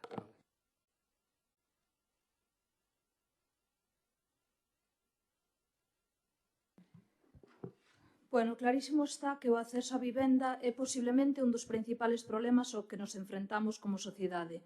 O dereito á vivenda forma parte do dereito internacional. A Carta Social Europea establece a obrigación dos Estados a garantir o exercicio efectivo do dereito á vivenda e para iso deben favorecer o acceso á vivenda dunha calidade suficiente, previr e paliar a situación de carencia de fogar con vistas a eliminar progresivamente esta situación e facer asequible o prezo das vivendas ás persoas que non dispoñen de recursos suficientes. Como dixen anteriormente, a vivenda é un problema en toda a sociedade, pero toca destacar que no noso Concello é un problema grande debido á gran demanda e á escasa oferta, ou a unha oferta complicada de alcanzar por familias cun nivel económico como existente. Compartimos os puntos de acordo e considerámolos como algo necesario e urxente para o noso municipio. Gracias. Sí, bueno, está claro que a vivenda é o principal problema para a veciñanza, non só de Arteixo, sino de toda Galicia, e incluso do Estado. Entón, algo hai que facer, evidentemente, non? Dentro tamén, evidentemente, das nosas competencias, das competencias municipais, porque a Xunta ten outras, o Estado ten outras, todos teñen que cumplir dentro das súas competencias para intentar solucionar este problema. A moción que presenta el PSOE nos parece moi acaída, estamos de acordo coa exposición de motivos e con todos os seus puntos, por lo que vamos a votarla favorablemente obviamente, non? O único, por aquilo de facer unha mínima modificación, por aquilo que non se entenda mal, que xusto na primeira línea fala de que presentábamos a derradeira moción. Eu me gustaría que fora a derradeira moción porque se solucionara o problema, pero evidentemente decir que a derradeira é a última, que non hai máis, que aquí se acabou, pois creo que non é o sentido que se lle quería dar a esta expresión. A última moción sería máis aqueido, máis que nada porque entra dentro do espírito de que hai que seguir loitando hasta o final, hasta que este problema quede solucionado. Entonces, reitero o noso apoio absoluto a esta moción do PSOE, que obviamente vamos a votar a favor. Gracias.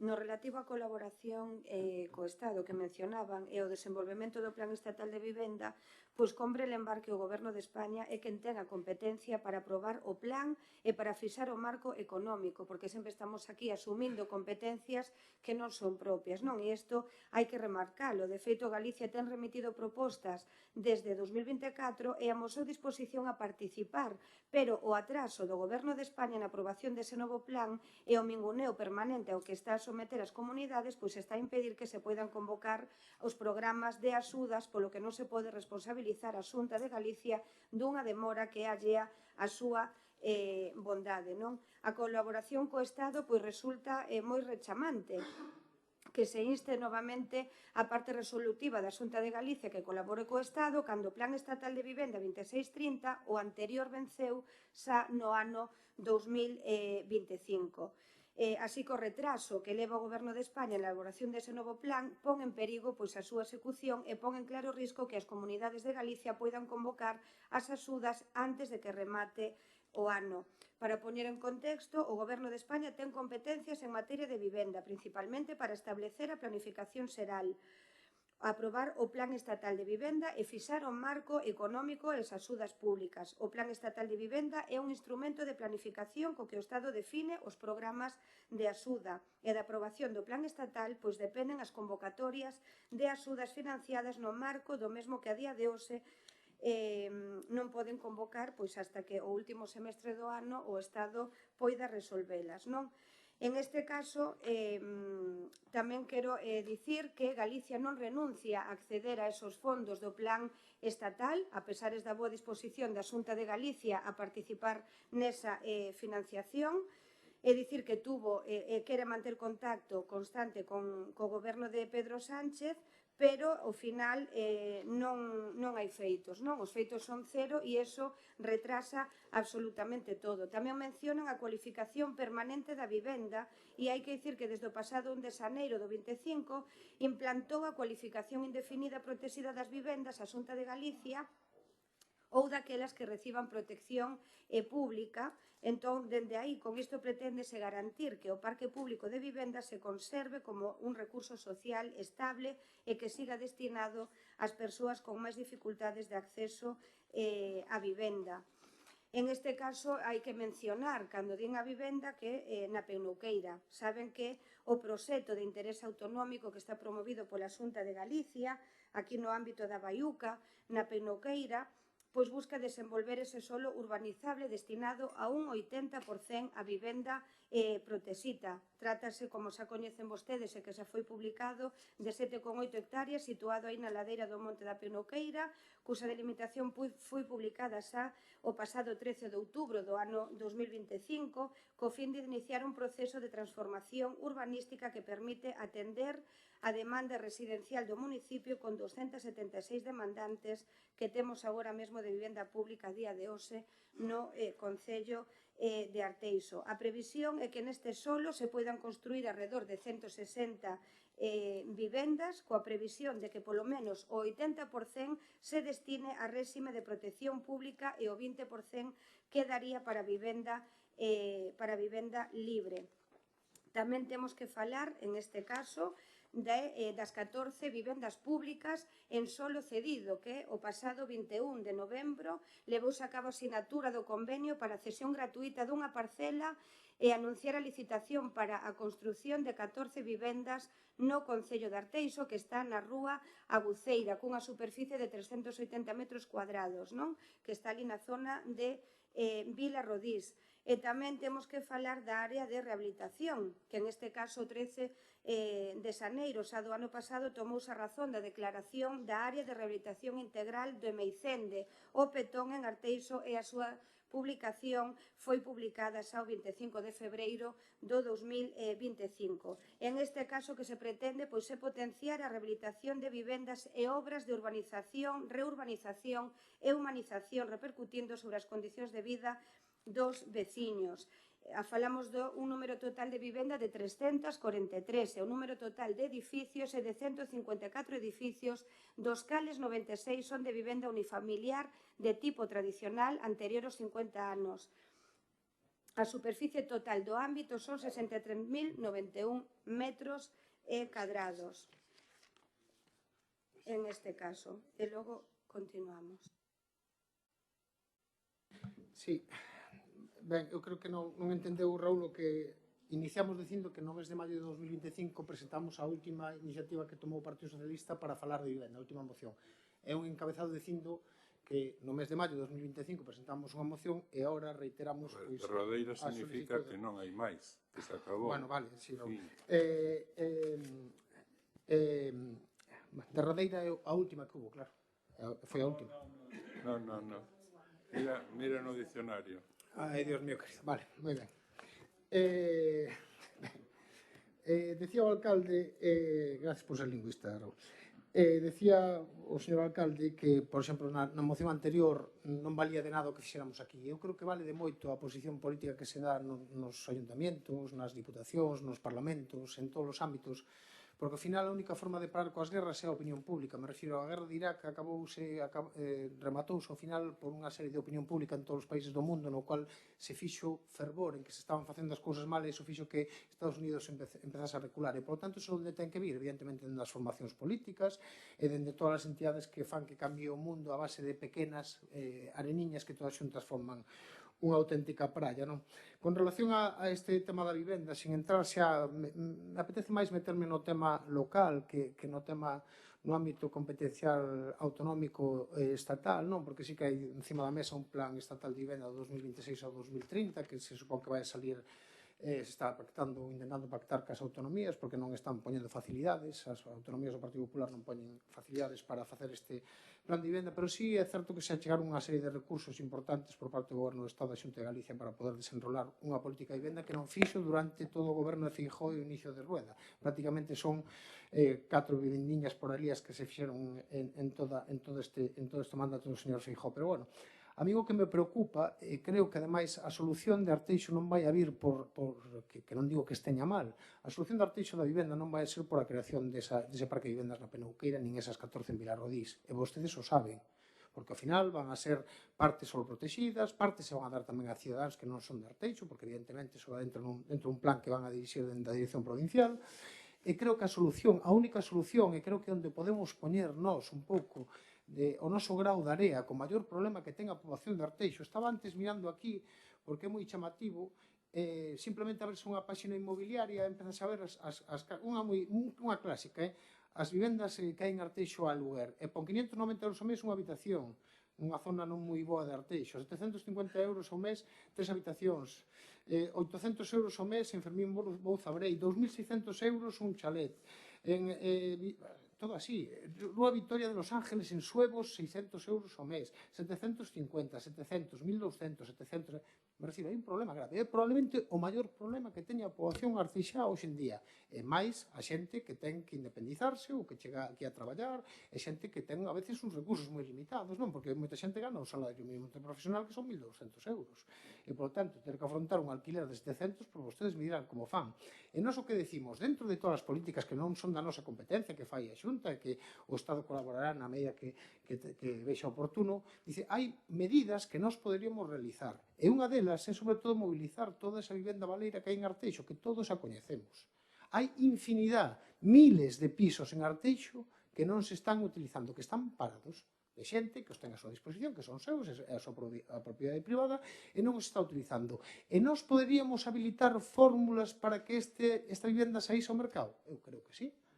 Cun plan municipal de vivenda, coa creación, con a posible creación ou unha parte dentro dos martes dunha empresa municipal de vivenda, algo que fixese que os propietarios, que igual teñen, imagínense que un propietario ten 8 vivendas en Arteixo, 8 pisos. Pois igual se o Concello os regulase e os traballase, podría sacalos a venta, ao aluguer, a un precio razoable, pois dándolle a seguridade a ese veciño de que vai a estar cuidado, de que vai a cobrar a fin de mes, de que logo vai a actuar un seguro. Me refiro, hai miles de fórmulas que se poden establecer dentro da administración local para intentar colaborar nun problema que é de hoxe, non de cando terminen as vivendas a penouqueira, que creo que non van a ser a solución. Xa non quero entrar no debate de se é o lugar oportuno ou se vai a formar un gueto na penouqueira, que iso sería outro dos debates que pode suceder por desgracia, que hai que analizalo ben.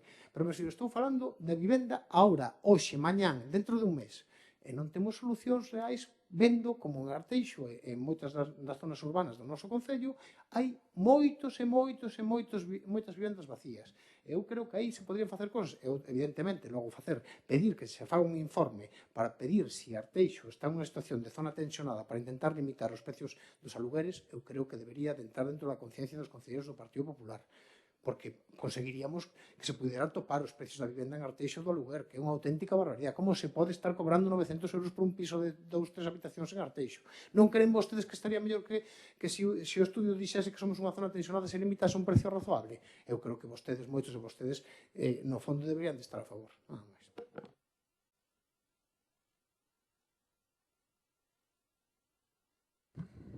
Bueno, como dixemos todos, esta problemática xa é un tema reiterado neste pleno, e sí que é verdade que o Goberno recoñece o problema, pero tampouco se fai nada para buscar unha solución.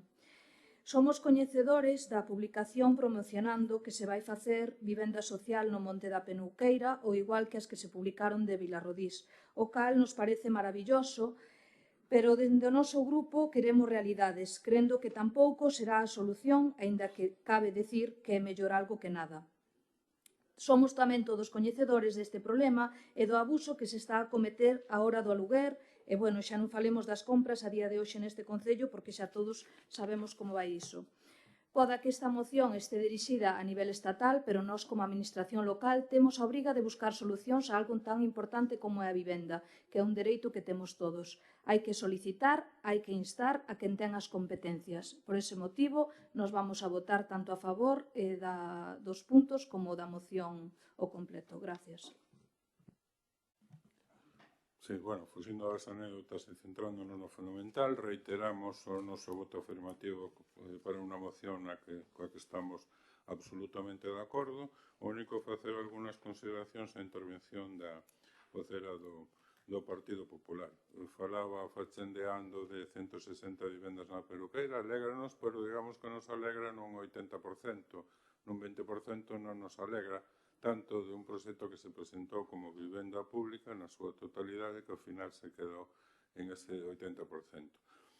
14 vivendas en Vilarrodís, pois poucas nos parecen e habría que facer moitas máis intervencións a este respecto. Bueno, é algo que hai que seguir traballando, non se pode facer evidentemente todo de golpe, pero sí hai que ir dando os pasos e nos parece que esta moción marca un pouco a visión na que traballar, por eso estamos de acordo e por eso vamos a votar a favor. Gracias.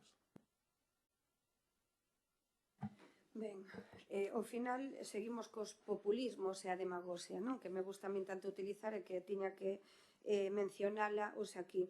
Non quería olvidarme de mencionar o mercado residencial tensionado, que en este caso temos aí o exemplo da Coruña e do Partido Socialista, que tamén o está facendo en materia de vivenda, que só en 6 meses pasouse de 718 contratos formalizados en xullo a un cómputo de 343 en xaneiro deste mesmo ano, o que supón a desaparición do 52% da oferta. É dicir, 375 fogares menos no mercado inmobiliario. E iso é o que queren vostedes aquí para Arteixo.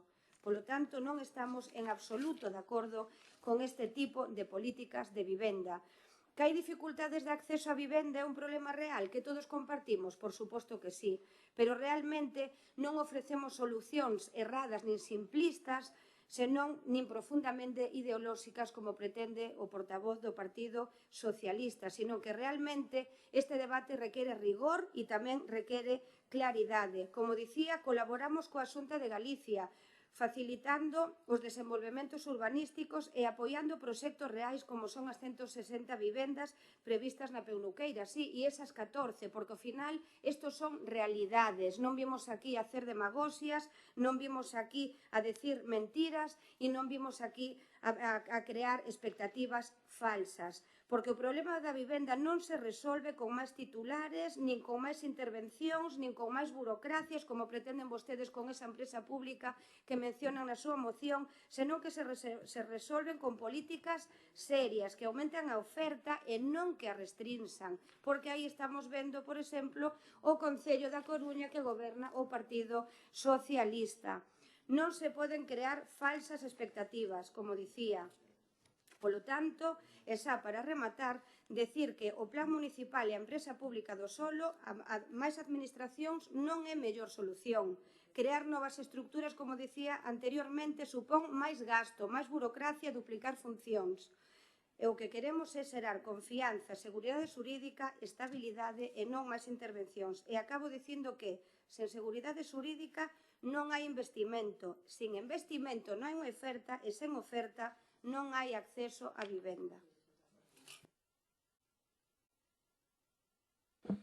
Sí, eu creo que non é unha cuestión de demagoxia, é unha cuestión de ter ganas ou non de implicarse e buscar fórmulas para intentar darlle solución ao maior problema que ten, vou repetir, a cidadanía de Arteixo e seguramente que de todo o país, que é o acceso á vivenda.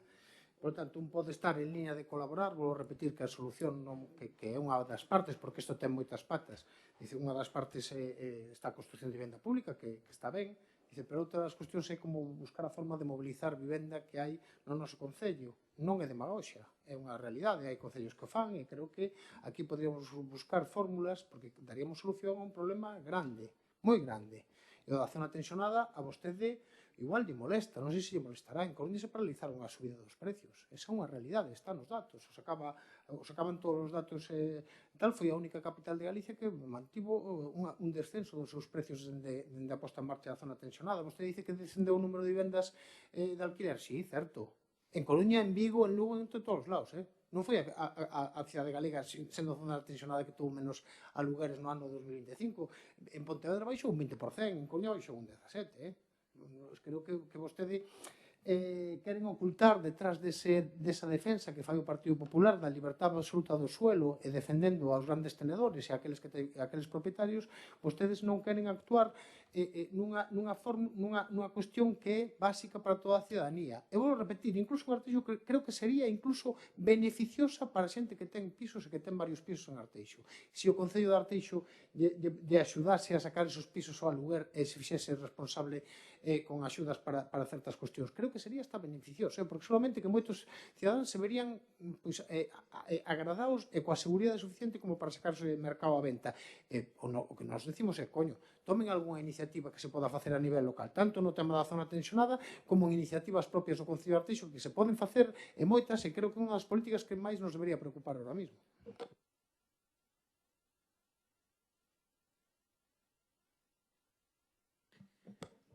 Bueno, efectivamente este sí que yo considero que es el principal problema que tiene este país, que tienen las comunidades autónomas, que tiene la provincia y que tiene, en este caso, el Concello de Arteixo.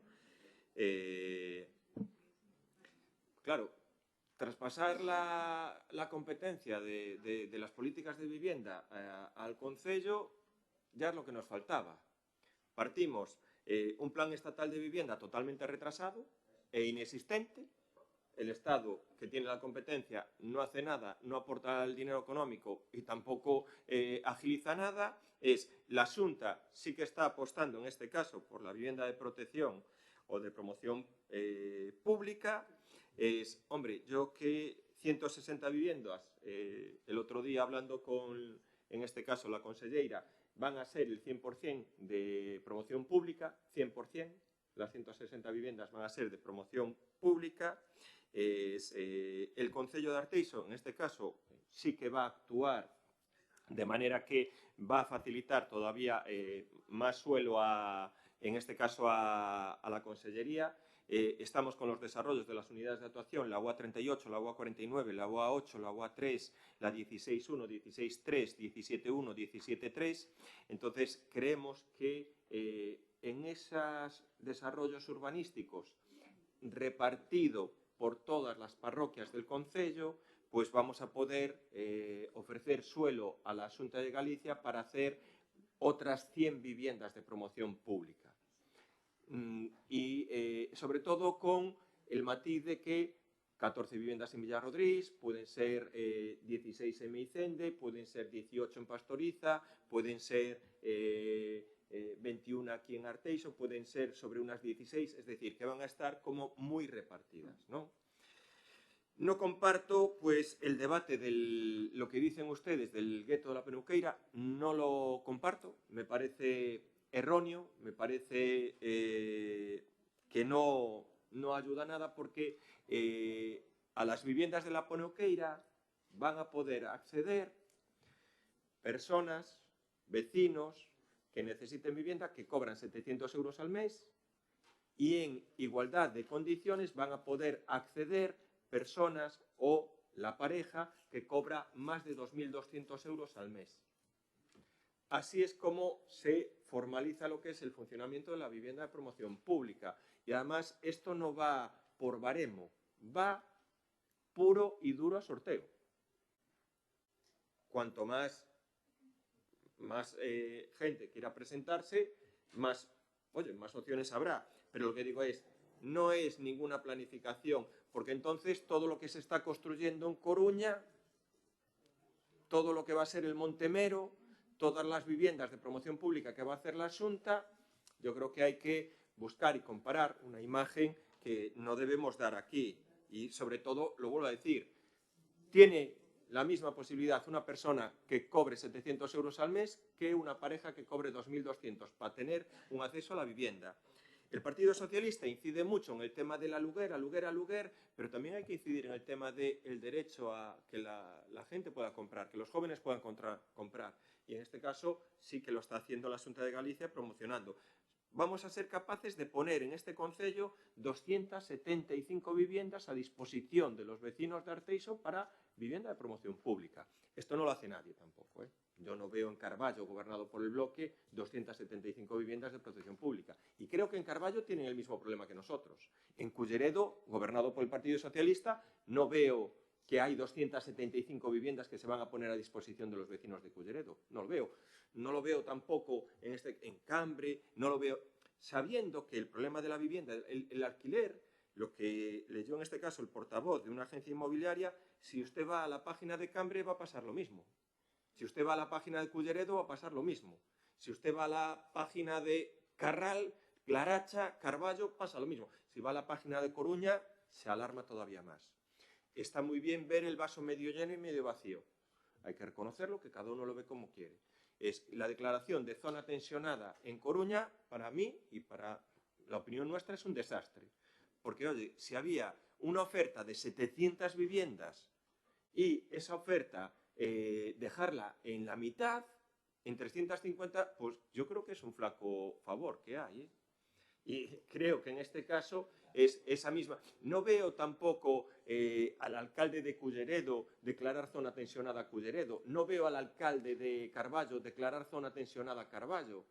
No veo al alcalde de... No sé, no los veo. Es que no los veo ahí. Pues a lo mejor no tienen la misma preocupación que podemos tener nosotros gobernando aquí, poniendo a disposición suelo para 275 viviendas. Pues no lo sé.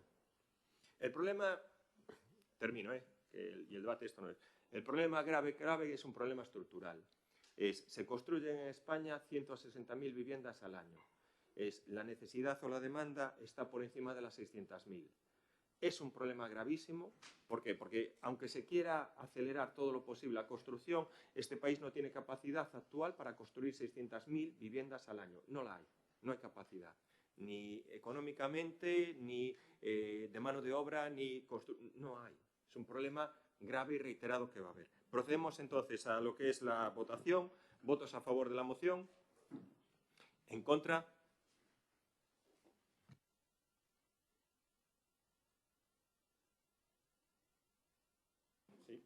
Punto 16, moción do Bloque Nacionalista Galego sobre as subvencións de concurrencia competitiva no Concello de Arteixo. Sí, as subvencións municipais son unha ferramenta fundamental para apoiar o tecido social, cultural, deportivo e económico do Concello. A través delas, se contribuye ao desenvolvemento de asociacións, entidades, clubs deportivos, colectivos culturais e iniciativas que melloran a calidade de vida. Hai que salientar nesta exposición que a iniciativa colectiva da veciñanza do noso Concello nos diversos ámbitos da nosa sociedade é a que está a contribuir a crear riqueza no noso municipio ano tras ano e dunha forma desinteresada e sen ánimo de lucro. Porén, nos últimos anos detectamos diversas dificultades no acceso a estas axudas, pero o máis importante son o encarecemento dos recursos, materias primas e útiles que se necesitan para levar a cabo o traballo de todas as asociacións e sociedades do Concello. Sabemos todos os que aquí estamos que durante e despois da pandemia houve que recapitalizar obras e servizos inyectando recursos económicos das administracións públicas, municipais, provinciais e autonómicas, porque as licitacións que estaban aprobadas quedaron modificadas pola pandemia. Desde 2021, o Concello de Arteixo tiña un orzamento de 50.700.000 euros fronte aos 72.935 do ano 2026, que supón un incremento dun 43,8%. Se atendemos os departamentos máis significativos, Educación, Servicios Sociais, Cultura, Deportes ou Participación Cidadá, vemos que entre esos anos sucede que non se produce o mesmo incremento proporcional nin ese departamento nin tampouco se xunta unha táboa. Non entendemos como o Departamento de Promoción Turística e Medio Ambiente non teñen aberto unha económica dentro dos seus respectivos programas para subvencións de concurrencia competitiva para o fomento dos distintos departamentos.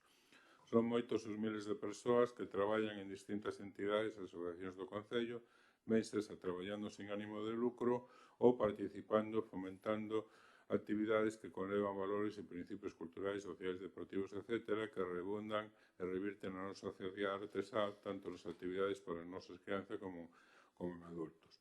Por outro lado, os prazos de convocatoria non se asustan os exercicios cando se deben deixar plazos máis uns anos no tempo e atrasos nos pagamentos, así como unha falta de información clara e accesible para as persoas e entidades solicitantes. Estas situacións eran incerteza e dificultan a planificación de actividades. Por elo, propoñemos, primeiro, revisar e simplificar as bases reguladoras das subvencións municipais, reducindo a carga burocrática e facilitando a súa comprensión por parte das persoas e entidades solicitantes.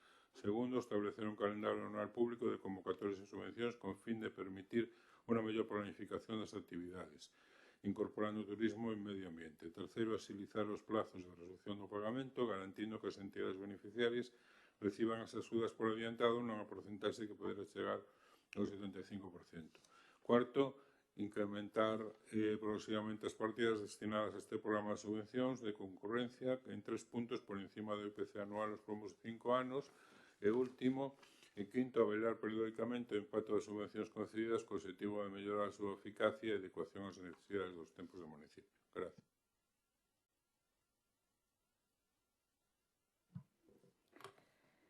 As subvencións municipais son unha ferramenta clave para o sostemento do tecido social, cultural e deportivo do noso Concello. En este sentido, queremos comezar deixando clara a nosa posición. Imos votar a favor desta moción. A moción recolle unha realidade que é innegable. Hai dificultades no acceso ás axudas, hai problemas cos prazos e cos pagos. Existe tamén unha percepción clara de falta de planificación e de criterios definidos. Cando falamos de dificultades de acceso non falamos dunha opinión, senón dunha realidade que trasladan as propias entidades do Concello. Referímonos a cuestións moi concretas, procedementos que resultan complexos para moitas entidades, prazos que non sempre permiten planificar con seguridade, retrasos nas resolucións ou nos pagamentos e falta de información clara en determinados momentos do proceso. E recoñecer isto non é atacar a ninguén, é simplemente o primeiro paso para mellorar o sistema. Agora ben, tamén cremos que este debate debe ir un paso máis alá. Os datos que se expoñen son claros. O orzamento incrementouse de maneira significativa nos últimos anos, pero iso non se está traducindo nun sistema máis eficaz ni máis equilibrado. Polo tanto, o problema non é só de recursos, é fundamentalmente unha cuestión de xestión e de modelo. E cando falamos de modelo, falamos de algo moi concreto, de establecer criterios claros, obxectivos e xustos na distribución das axudas. E neste sentido, creemos que é importante non quedar só no diagnóstico, hai que avanzar en propostas concretas. Na actualidade, no noso Concello, existen situacións de desigualdade evidentes entre entidades que realizan a mesma función, pero que non contan co mesmo nivel de apoio municipal. Non pode ser que haxa colectivos aos que o Concello lles asume determinados custos mentras outros teñen que facer fronte a eses mesmos gastos cos seus propios recursos. E iso é unha cuestión de equidade. Por iso, máis alá das medidas que se propoñen nesta moción, que van nunha dirección positiva, consideramos que é necesario avanzar cara a un sistema máis estruturado, máis transparente e baseado en criterios reais. Un sistema que non dependa de circunstancias puntuais, senón que responda a un modelo claro e coherente, porque ao final o que se necesita non é só detectar os problemas, o que se necesita é resolver as desigualdades e facer que o sistema funcione. Moitas gracias. Sí, ben, eu creo que ha caído o debate con respecto ás subvencións do Concello e como establecen e cales puderan ser pois as modificacións que se puderan facer para o mellor funcionamento. Eu creo que este é un debate que non se dá no Concello por parte do grupo de goberno cos grupos da oposición e que eu creo que está ben, tal como dicido o BNG, en buscar pois fórmulas para intentar mellorar ditas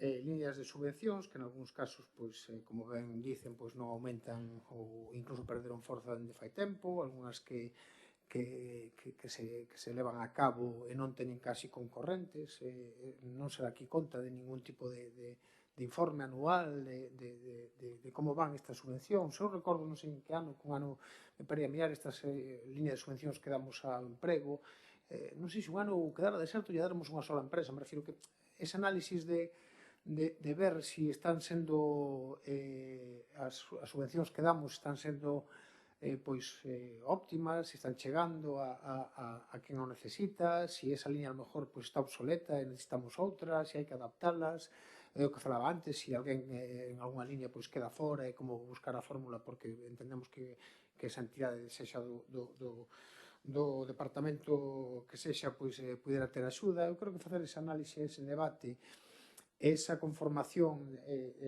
das subvencións, das líneas de subvencións, eu creo que sería positivo para o Concello, pero evidentemente está na man do Partido Popular, que ten maioría absoluta, actuar como eles crean convinte, e nós, evidentemente, o único que nos queda é traer iniciativas para intentar mover ou intentar cambiar ou modificar ou mellorar cuestións que non vemos que sexan aceitadas ou implementar cuestións novas ou criticar aquilo que non nos parezca oportuno. Por lo tanto, nós simplemente decimos que nos parece que a moción está ben, que os acordos son creo que cousas que deberan realizarse, como revisar e simplificar as bases, que creo que sempre é positivo, establecer calendario anual, porque é certo que un ano salen en marzo, outros salen en junio, outros salen tal, non hai un calendario establecido tal, destas que enviamos anteriormente, por exemplo, é o caso, as de festas, as de tal, de feito, ainda non saliron esas, por exemplo, que había tamén de participación ciudadana, de convivencia, de fomento da convivencia, que outros anos salían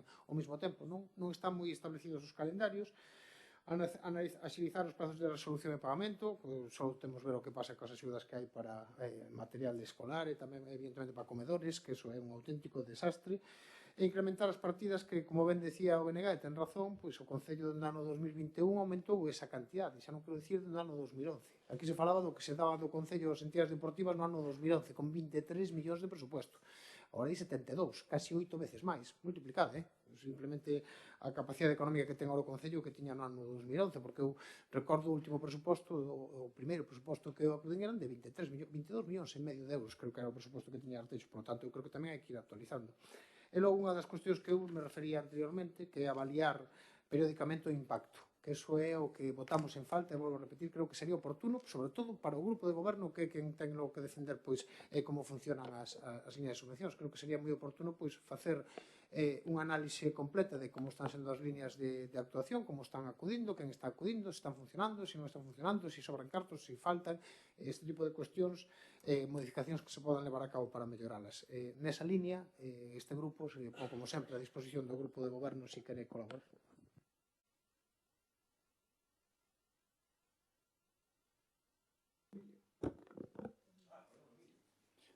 Ben, quero agradecerlle ao BNG a presentación desta moción, porque sí que consideramos que está ben a caída, creo que o sentido é tal, que é positivo,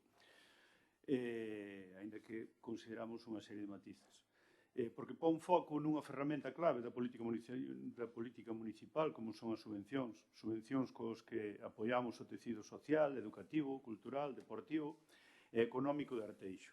É xusto recoñecer o traballo que fan centos de persoas en asociacións, clubs, AMPAs, entidades sociais e culturais, moitas veces de maneira desinteresada e sen ánimo de lucro, xerando cohesión social e mellorando a calidade de vida da nosa veciñanza.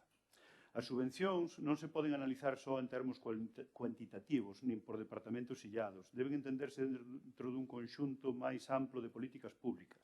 Hai ámbitos nos que o apoio municipal se articula a través de contratos, convenios, prestación directa de servizos ou minoración de tasas, non exclusivamente mediante convocatorias de concorrencia competitiva.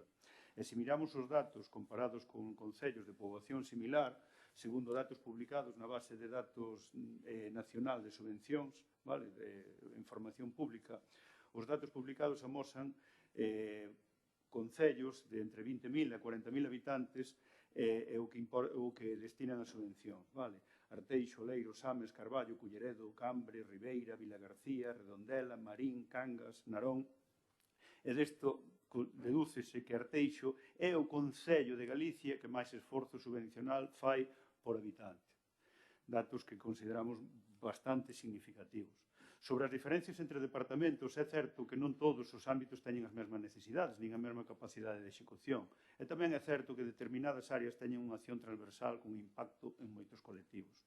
Pretender que todos os departamentos incrementen subvencións de forma proporcional é unha visión simplista da xestión pública. Hai políticas que se miden mellor en investimento directo ou en prestación de servicios que en número de convocatorias. Sobre a proposta de incrementar automáticamente as subvencións de concorrencia competitiva 3 puntos por riba do IPC durante 5 anos, pois temos unha discrepancia seria de fondo. Esta medida é, como mínimo, arriscada desde o punto de vista da estabilidade orzamentaria. Suporía comprometer gasto futuro sen ter en conta a situación económica real de cada exercicio. Limitaría a capacidade de decisión deste pleno para priorizar en función das necesidades e condicionaría a política económica do Concello a unha fórmula automática en lugar de un análise de resultados. Os orzamentos municipais son instrumentos, por desgracia, limitativos, non unha lista de desexos. Temos que atender políticas sociais, mantemento de servizos, persoal de investimentos, e iso oblíganos a decidir cada ano con responsabilidade onde se pode incrementar e en que medida. A política económica dun concello non pode basearse en incrementos automáticos, senón en prioridades, en avaliación e en eficacia das políticas públicas.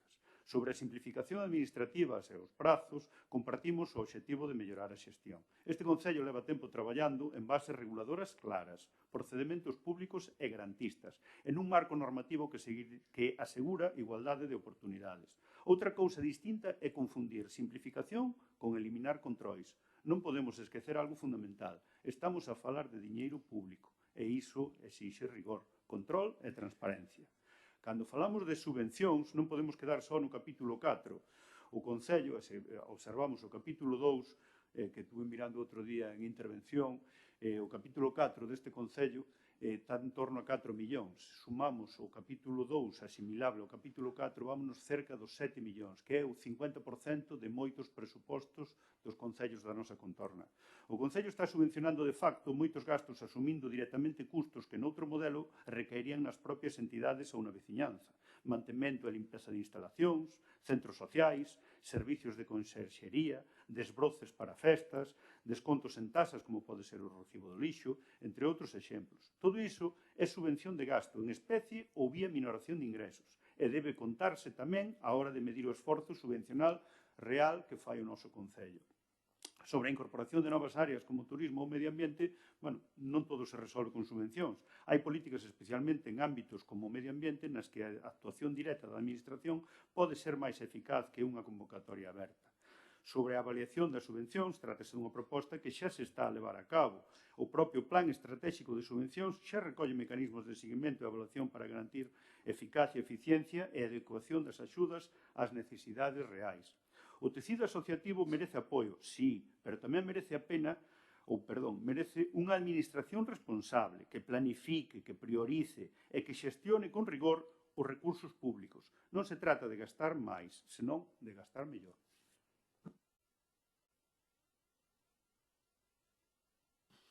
Bueno, primeiro agradecer a boa acollida que ten esta moción, tamén a intervención de Emilio, bastante explicativa a respecto de ese 3%.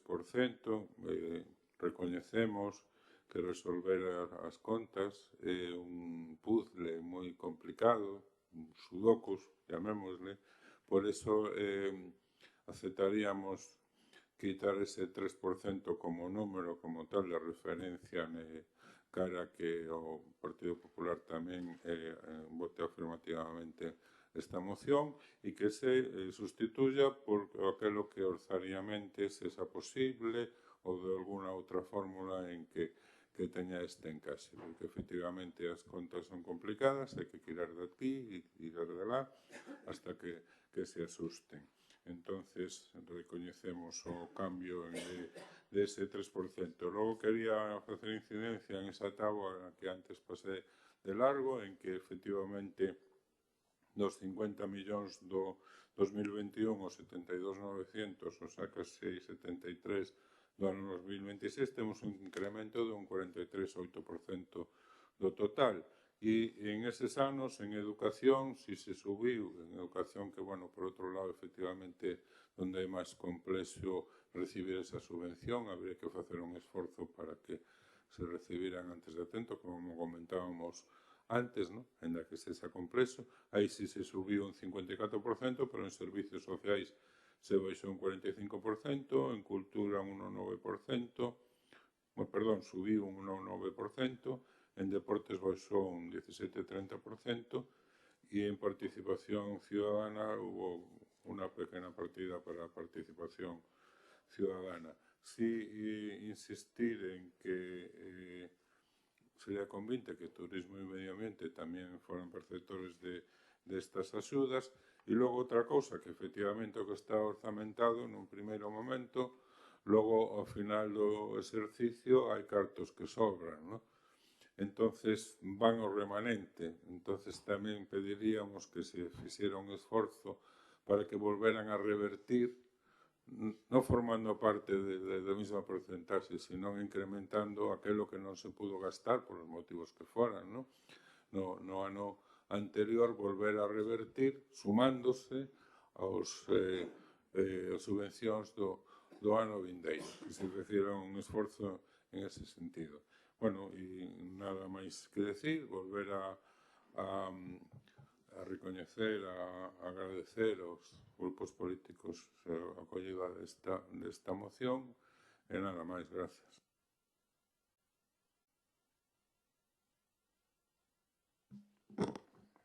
Bueno, simplemente dicir que estou totalmente de acordo cas intervencións dos compañeiros da oposición. Como xa dixen anteriormente, non argumentei atacando, sino para poder mellorar este tipo de cuestións. E redactei trasladando o que nos transmitiron varias entidades do noso Concello. Como recoñecín antes, este Concello invirte moito nestes temas, e hai que recoñecelo, pero a realidade é que é o que ten que facer. Temos que avanzar e temos que mellorar, e sobre todo escoitar propostas en positivo aportadas polos demais grupos e non cerrarse en pensar que todo o que fan é maravilloso e non teñen cabidas as melloras. Comparto moito tamén a intervención de Emilio, pero tamén me atrevería a dicir que el tamén comparte comigo que se debería ter máis en conta a oposición neste ámbito, ao igual que as entidades do noso Concello, que moitas delas non sinten ese apoio. Nada máis, gracias.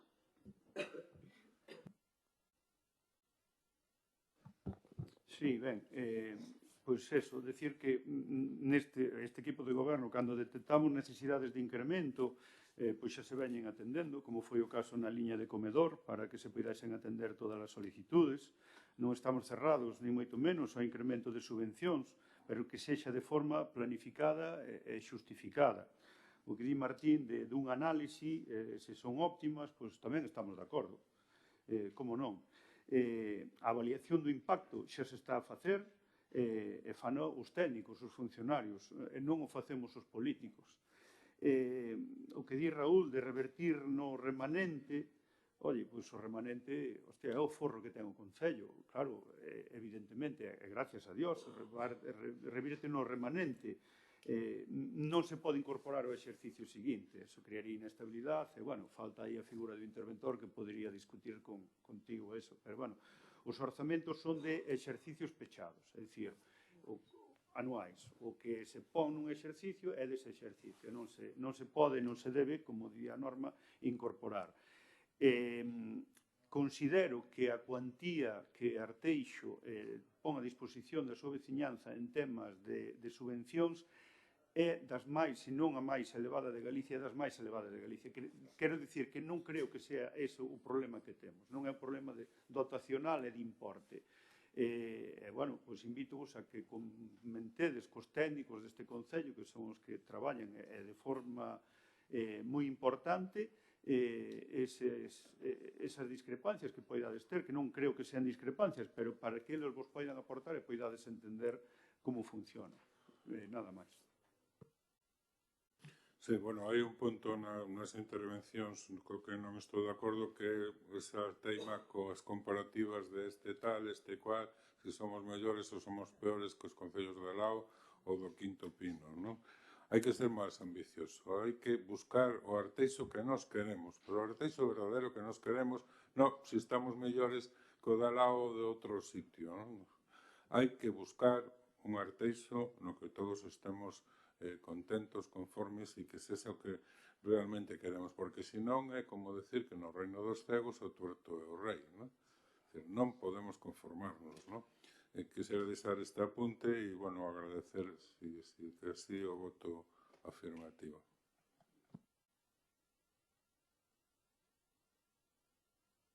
Bueno, quitar a referencia ao 3% e poner o que orzariamente sexa posible.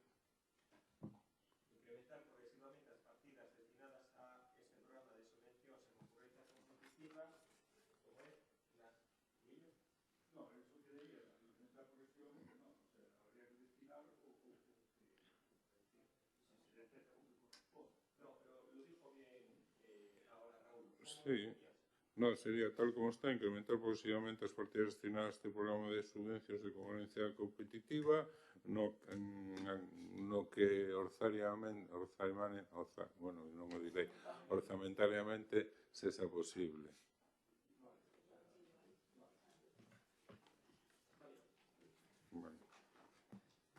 Bueno, a ver,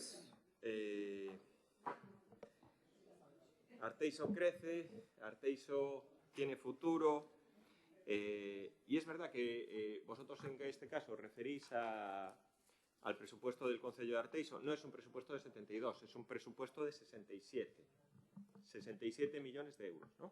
66, 65, sí, 65 millones de euros. Y es verdad que pasar desde cuando entramos nosotros de 23 millones a 65, pues no ha sido un procedimiento fácil. Ha sido, pues, gracias al esfuerzo de mucho trabajo de este grupo de gobierno y de muchos compañeros, alguno que no está tampoco ahora, que han conseguido en este caso, pues, incrementar los ingresos de este concello. Ingresos que ya existían, que no se sacaban. Ingresos que ya existían. Entonces, sí que ese esfuerzo económico pues, ha posicionado, en este caso, al Concello de Arteixo como una referencia dentro de lo que es el crecimiento económico. La gente ve que Arteixo está cambiando, ve que Arteixo está creciendo, te lo dicen, ven que, y además, ven que Arteixo además es un concello que tiene muchísimo futuro. Ven como sí que el esfuerzo de este grupo de gobierno ha conseguido 29 millones de euros en subvenciones europeas, 29 millones de euros. Cuando vosotros decís, bueno, es que, o haces algún argumentario de que las subvenciones bajan, es que creo que no se ha bajado ninguna subvención en los años que llevamos nosotros. Sí que a veces se reestructura, quitas una parte de concurrencia competitiva, otra pasa a subvención para deportistas individuales, pero no bajan las subvenciones. Siempre estamos incrementando, en este caso, el gasto de ayudar a los clubs, a las entidades y eso. Y puedes hacer pues, una descripción completa. Con lo cual, oye, entendemos y compartimos el sentido de la moción. Hay cuestiones que tienes toda la razón, que nosotros en este caso tenemos que trabajar para actualizar y mejorar. Y bueno, pues vamos a seguir en este caso creciendo, ¿no? Y siendo en este caso que convirtamos todavía un Arteixo mellor. Procedemos entonces a la votación. ¿Votos a favor?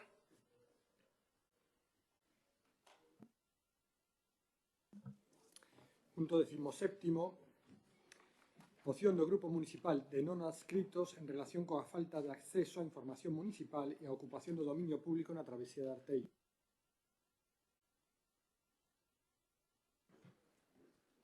O pasado 3 de marzo do ano 26, a concelleira nunha escrita do Concello de Arteixo presentou a través da sede electrónica municipal unha solicitude de acceso á documentación relativa á instalación dunha caseta tipo contenedor utilizada como oficina inmobiliaria situada na beirarrúa da travesía de Arteixo, rexistrada co número de referencia e tal. Na devandita solicitude requeríase información esencial para o exercicio das funcións de control e fiscalización da actividade municipal, incluindo o expediente administrativo, as autorizacións municipais existentes, os informes técnicos e a titularidade do solo ocupado. Transcorrido o prazo legalmente establecido sen recibir resposta, con data 16 de marzo de 2026, presentouse unha segunda solicitude reiterando o acceso á información rexistrada co número X, persistindo a día de hoxe a falta de resposta por parte do Goberno municipal. Esta situación resulta especialmente grave por canto impide o exercicio efectivo do dereito de acceso á información dos membros da corporación, dificultando o desenvolvemento das funcións de control e fiscalización que lle corresponden. Ademais, a instalación dunha actividade privada nunha beirarrúa pública sen explicacións claras por parte do Concello xera unha evidente preocupación entre a veciñanza ao afectar ao seu uso do espazo público e ao tránsito peonil. Non se trata únicamente dun problema administrativo, senón dunha cuestión que afecta directamente á transparencia, ao funcionamento democrático da institución e ao respeto aos dereitos dos representantes públicos. Por todo o exposto, proponse o Pleno da Corporación a adopción dos seguintes acordos. Instar ao Goberno municipal a facilitar de maneira inmediata toda a documentación solicitada nas peticións presentadas con datas 3 e 16 de marzo. Dar conta en pleno da existencia ou inexistencia da autorización administrativa que ampara a instalación da caseta tipo contenedor utilizada como oficina inmobiliaria na beirarrúa da travesía de Arteixo, así como dos informes técnicos e xurídicos que no seu caso a sustentan. No caso de non existir autorización ou expediente habilitante, instar ao Goberno municipal a adoptar as medidas necesarias para restituir o uso público do espazo ocupado, garantindo o cumprimento da legalidade urbanística e administrativa, e garantir o pleno respeto ao dereito de acceso á información dos membros da Corporación Municipal, evitando prácticas que limiten ou dificulten o exercicio das súas funcións de control e fiscalización. O motivo pola que hoxe traemos aquí esta moción a este pleno é moi claro. Esta situación non xorde de maneira espontánea, ten a súa orixe no pleno ordinario do pasado 26 de febreiro do 26, no que ante unha pregunta formulada por min sobre esta cuestión o conselleiro de Urbanismo afirmou que a caseta instalada na beirarrúa da travesía de Arteixo contaba cos permisos necesarios e que a situación era conforme á legalidade. A raíz destas afirmacións e co obxectivo de comprobar esa información, procedemos a solicitar formalmente o acceso á documentación correspondente, presentando 3 solicitudes que a día de hoxe o Goberno municipal segue sen facilitar a documentación solicitada nin permitir o acceso á información requerida, e isto é moi grave. Estamos falando de que un membro da corporación se lle está impedindo exercer o seu dereito de acceso á información. Estamos falando de que se está dificultando a labor de control e fiscalización da oposición. Estamos falando de que non se están respetando as regras básicas de funcionamento dunha administración pública. Isto non é un problema administrativo, é un problema de transparencia, é un problema de responsabilidade e, sobre todo, un problema de respeto á institución e aos dereitos dos representantes públicos. Porque, se como se afirmou neste pleno por parte do Concelleiro de Urbanismo, todo isto estaba en regra e conta cos permisos correspondentes, resulta difícil de entender por que non se facilita a documentación solicitada. Se existe esa documentación, o normal sería poñela a disposición. E se non existe, o que corresponde explicalo. Cando un concelleiro solicita información e non se lle responde, non só se lle está negando un documento, se está impedindo facer o seu traballo, e iso non é aceptable nunha administración pública democrática. Por iso traemos esta moción, para que se nos dea unha explicación clara, pública e inmediata, e para que se respete algo tan básico como é o dereito á información. Gracias.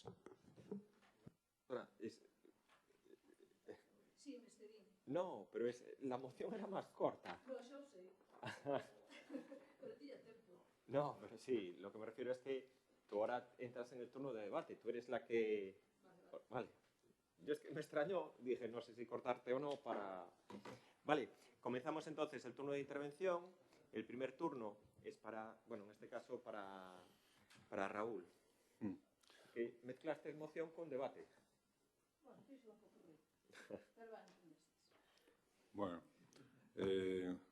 poniendo por diante que íbamos a votar a favor desta moción, bueno, temos que facer unha consideración que parece máis que unha moción, parece unha pregunta, un robo que debía ser presentado como tal, pero unha moción, porque revisando os acordos, o primeiro instar a facilitar de maneira inmediata unha cousa concreta, evidentemente, o sea, non é necesario unha moción, o goberno municipal ten que presentar esa documentación, esa está. Nos puntos 2 e 3 é unha cosa que se pode contestar ahora mismo, dar evidencias se existe esa autorización administrativa ou non.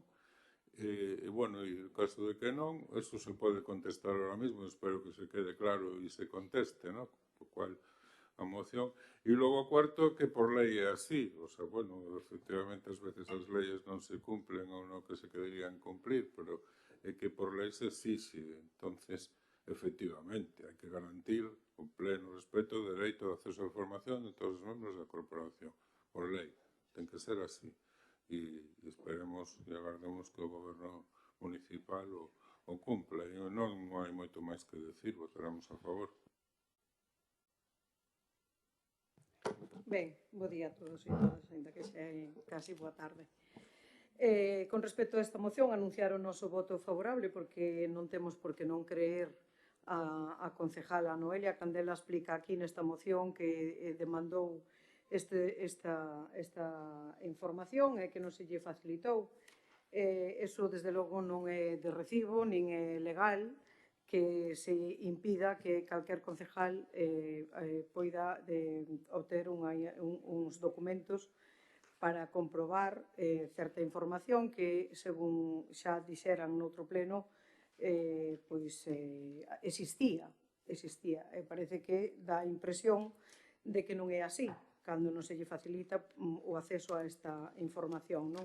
Con respecto a esta caseta, nos trouxemos xa fai un ano, xusto ahora, no mes de marzo, no pleno de marzo do ano pasado, a petición idéntica que fixo Noelia. Non queremos dicir que fose a desaparición desta caseta, pero sí que se trasladase un pouco hacia atrás para que a xente poidera pasar por esa acera que eu, dende logo, como veciña da zona, sempre transcurrín hasta que, bueno, vin esta caseta no medio. E, bueno, eu podo transcurrir igual, pero outros veciños meus que usan unha silla de rodas ou algunha outra cousa, teñen máis dificultades e que non nos parece de recibo que esta caseta este no medio dunha acera. Aquí o concejal de urbanismo dixo no pleno onde a concejala Noelia preguntou que era un terreno privado, pero esta acera xa estaba feita, non se fixo de novo, non a fixo por este promotor, xa estaba feita neste tramo e no tramo que lle sucede, non fixo el todo o tramo da acera, facería nas obras novas onde el ten que ejecutalas. Nos trouxemos un rogo fai un ano pedindo tamén que se tuvera en conta ese desplazamento, que se cerrara polo lateral das obras onde ele estaba facendo, porque hai un desnivel bastante alto e hai o perigo de que calquer persoa que circule alrededor deses edificios poida caer. E tamén trouxemos que entre eses edificios hai zonas para pasar vehículos e persoas que dende o goberno se mellorara e se dixera cales son a maneira de circulación, que se puxeran as normas nesas zonas. Incluso trouxemos nese mesmo rogo que na Rúa Hospital, cando vostedes fixeron o paseo do Rego da Bidueira, pois non se rematou, quedou unha acera sin rematar e poñer unha valla ou algo que impida tamén a caída de algunha persoa nesa zona e que tamén está dentro desta nova urbanización que fixo este mesmo promotor. O que sí teño moi claro, e creo que o temos todos os veciños de Arteixo, é que o señor Abad é un simpatizante ou militante do Partido Popular, que sale nas fotos, cando vostedes ganan as eleccións, xunto ca súa parella, salen en primeira plana aí celebrando, cosa que me parece ben, que non me parece mal ningún, pero que dá a impresión de que ao señor Abad non se lle exige que cumpla cas mesmas normas que se lle exigen a todos os veciños e veciñas de Arteixo, porque se esconde se hai licencia ou non hai licencia para poñer esta caseta, pois parece que hai algo que tapar e hai alguén a quen beneficiar. Esa é o que nós creemos, e é verdad que o señor Abad é amigo seu, que incluso recordo eu como concelleira que asistín á inauguración do Centro Médico de Vilarrodrís, que non se lle daba acceso naquela comitiva que levaba o goberno local co goberno da Xunta, o señor presidente da Xunta naquele momento, o señor Feijóo, e fomos algúns concelleiros da oposición. Tamén asistiu o señor Abad, non sabemos aínda hoxe o motivo, aínda que naquel momento se preguntou por que asistía, porque os veciños de Vilarrodrís estaban na porta, se lles pechou a porta e non se lles deixou entrar. Eso recordo perfectamente, polo tanto, a mí dame a impresión de que é unha persoa, un veciño de Arteixo que ten un certo trato de favor porque é amigo da xente do Partido Popular. Espero que non sea así, pero dá a impresión de que o é.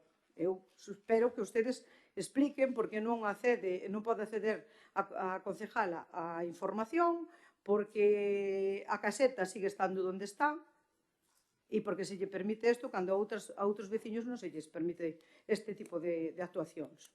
Dende logo, xa digo, o noso voto vai ser a favor porque non nos parece correcto a actuación neste caso que explica a concejala Noelia e que nós non temos por que pensar que non é certo.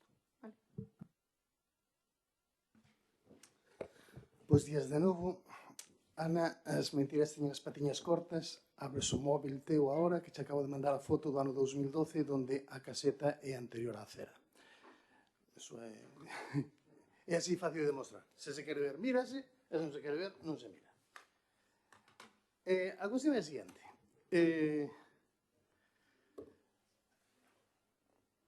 Confundir importante con urxente é un problema. É un problema grave. Ese é un tema importante, pero non é urxente. Pensar que a documentación é algo así espontáneo que temos debaixo do brazo ou levámoslo no móvil como se fora un WhatsApp, pois non. Estes documentos que se están solicitando son documentos que están en papel. O personal, os recursos humanos que ten o Departamento de Urbanismo son os que hai e todo leva certo tempo. A documentación está localizada dos 4 expedientes vinculados con esa obra, co primeiro, co segundo, co terceiro e co último, co cuarto, obras rematadas no ano 2022. O ano da instalación desa caseta é o ano 2012. Con motivo da licencia da primeira obra que fixo estando nos aquí no goberno, Promociones Rúa Buenos Aires, na esquina da Travesía de Arteixo con Rúa Hospital. Puxo ali esa caseta fora da parcela que estaba edificando, bueno, pois moi libre, non hai, en principio non hai nada extraño, porque iso suelen facer moitísimos promotores para non dificultar a execución de obra cando teñen parcela libre. E o título habilitante que existe para a instalación de unha caseta directamente non hai ningún. O sea, a nadie se pode conceder a posibilidade de instalar unha caseta de obra en ningún solar. Os solares son para uso residencial e punto. Pero tampouco se pode conceder a ningún titular dun solar unha licencia para poñer un transformador, porque o uso dese suelo residencial sigue sendo residencial. Tanto a instalación dunha caseta como o dun transformador eléctrico son actuacións derivadas da licencia principal. No caso das casetas de obra, veñen reguladas por o Plan de Seguridade e Salud no Traballo. Son obligatorias e, aparte, os promotores suelen poñer ali casetas de ventas. As infraccións urbanísticas non teñen patas, non son malos malísimos que non se escapan correndo e hai que ir detrás deles. Por iso de que sea importante unha cousa e que sea urxente outra. Que se tardara, agora está localizada a documentación e vais a dar acceso a ela, que a mires e vas a ver de que non existe ningún título habilitante en concreto e específico para unha caseta de obra. As casetas de obra, insisto, veñen derivadas das licencias de edificación, sobre todo para cumprimento con Plan de Seguridade e Salud. Se esa caseta, que hoxe sí que está ocupando un espacio destinado a ser público, pois hai que retirar dali, non se pode facer por acto espontáneo, a non ser que o queira facer a persona que é titular do suelo. Para facerlo así hai que, primeiro, facer un expediente de investigación de se hai unha infracción urbanística. En caso de que exista indicios desa infracción urbanística, abrirás un expediente de reposición á legalidade e procederase. Pero, se non hai voluntad por parte del, os outros camiños así, hombre, en un régimen bolivariano, pois podría ser, chego expropio, chego e mando, pero aquí enchesenos a boca de sempre falar de sistemas democráticos. Bueno, pois o sistema democrático é garantizar as liberdades e os dereitos de todas as persoas, de todos, incluso dos que nos caen mal, non? E sí que estou completamente de acordo o acceso á información, cousa que non debemos confundir a transparencia e o acceso á información con saltarnos toda a normativa de protección de datos e filtrar cada vez que nos cae un dato á prensa e que circulen por aí datos personales alegremente. Tampouco confundamos. Sí que eu estou plenamente de acordo de que hai que deixar acceso a todo. De feito, desde o urbanismo deixas acceso a todo, claro, cando hai que buscalo, encontralo, xuntalo, leválo e transportalo, porque son varios tomos de documentación que ahora xa están a túa disposición e así se informará en estes días, pero non podemos facer de hoxe para mañá. Os medios son os que son. Eu entendo de que aquilo que leva posto desde o ano 2012, se temos unha urgencia no ano 2026, 14 anos máis tarde, de que ten que ser de hoxe para hoxe, hombre, se vemos que se move, sí, pero se está aquí e tiña ali, hombre, pode esperar, que malo será que pasen cousas extrañas que dificulten poder comprobar a legalidade ou ilegalidade de dita caseta.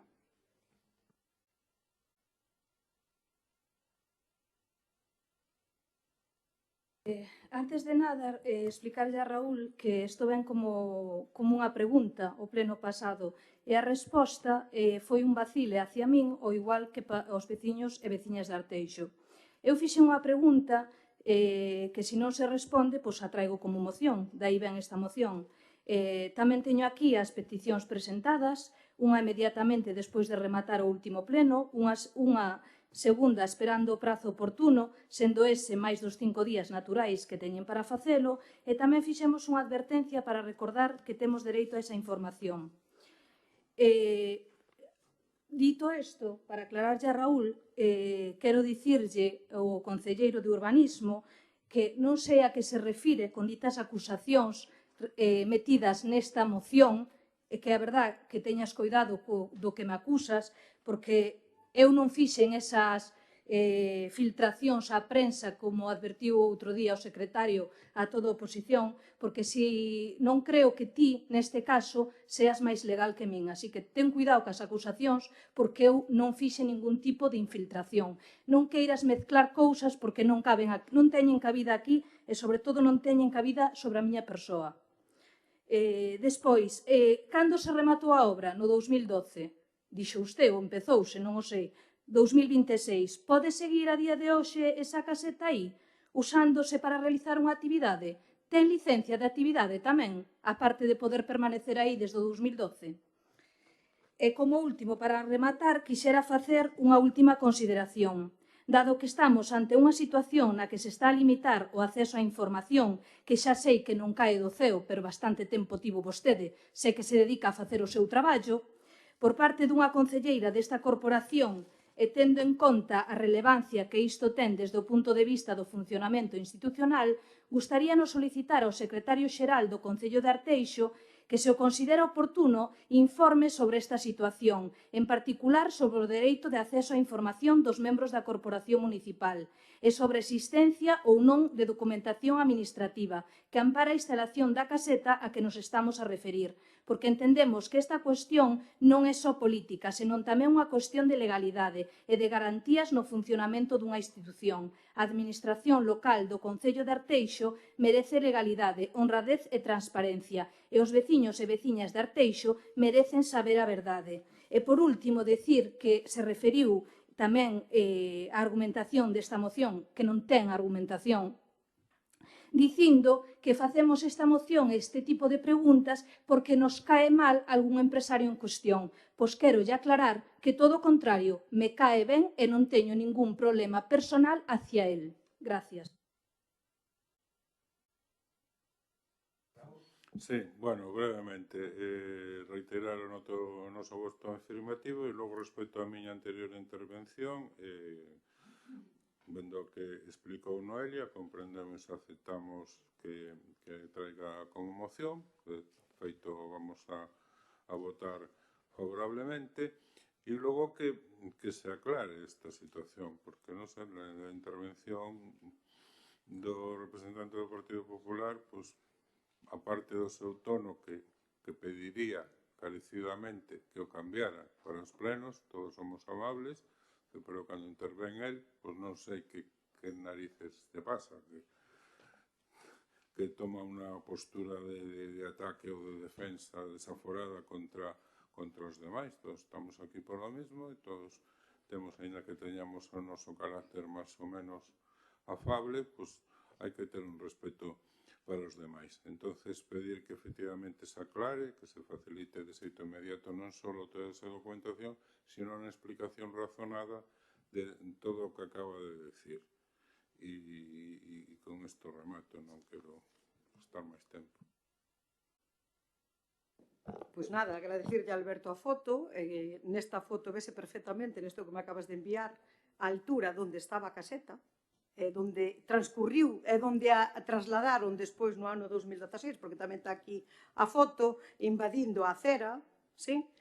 Bueno, invadindo non, é que xa lle deixou o hueco para a caseta. Non fixo a acera na mesma medida de ancho que o resto da acera. Esta é a realidade. Entonces, non solar que non están obras, que está parado.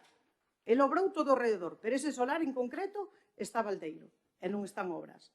Por lo tanto, prácticamente estásme dando a razón. Estásme dando a razón. E non só eso, hombre, si podemos decir moitas outras cousas. Nós xa tivemos que traer aquí temas dos ruídos, dos veciños de enfrente e alrededor que non podían dormir porque este promotor traballaba de noite e construía de noite e non se sabía, vos tampouco non tivestes moito ánimo de facilitar se el tiña permiso e por que se lle daba, se o tiña, por que se lle dá a un promotor para traballar de noite impedindo o descanso dos veciños que están ao rededor. Eso xa trouxamos nós fai uns anos, non recordo o ano que foi. E tamén podías explicar aquí, porque enfrente onde ten as obras hai unha unidade de actuación onde ele empezou a facer a obra, unha especie de beira-rúa, metiu vallas, fixo de todo e hoxe está todo abandonado, todo cheo de maleza, asquerosísimo, porque é así, porque os veciños que vivimos naquela zona e que viven naquela zona conocémoslo perfectamente. Non digas que non é que estamos aquí. Eu non teño nada contra el. O único que pedimos é que se lle faga cumplir igual que se lle fai cumplir o resto da xente, o resto dos promotores e dos constructores e dos veciños e veciñas de Arteixo. E que non se lle dé ningún trato de favor a nadie, nin a este señor, nin a outros. Eso é o único que pedimos. E con respecto á documentación, o que solicitaba a concelleira, nós o único que decimos claramente é que se lle facilite. Ao mellor, se tuveras outro ánimo de informar ou de decir, houberas falado con Noelia e ela non houbera traído esta moción aquí. Seguramente, porque non creo que teña ningún ánimo de vir aquí a chinchar nin a un promotor nin ao goberno local. Simplemente quer información. E creo que ten dereito a tela, é o que marcan as leis, que ten dereito a tela e a fiscalizar. Ten dereito. Entonces, ahora, o tema dos datos, de non sei que, mira, non nos vendas milongas, porque aquí os datos, moitos deles, os decretos do goberno son públicos. E moitas outras cousas que son informativas deste Concello son públicos. Non sei a que ven aquí que alguén mandou datos, non sei a donde. Eso é unha historia que se falou aquí fai un tempo, que nos dio unha advertencia o señor secretario, pero non dixo por qué. Bueno, eu non estaba nas comisións, pero recordo eso xo dixo máis veces, pero non dicen por qué, porque eu me quedei en aquel momento cando dixo, non sei se eu era portavoz do PSOE, escoiteino daquela vez, e non me parece tampouco coherente.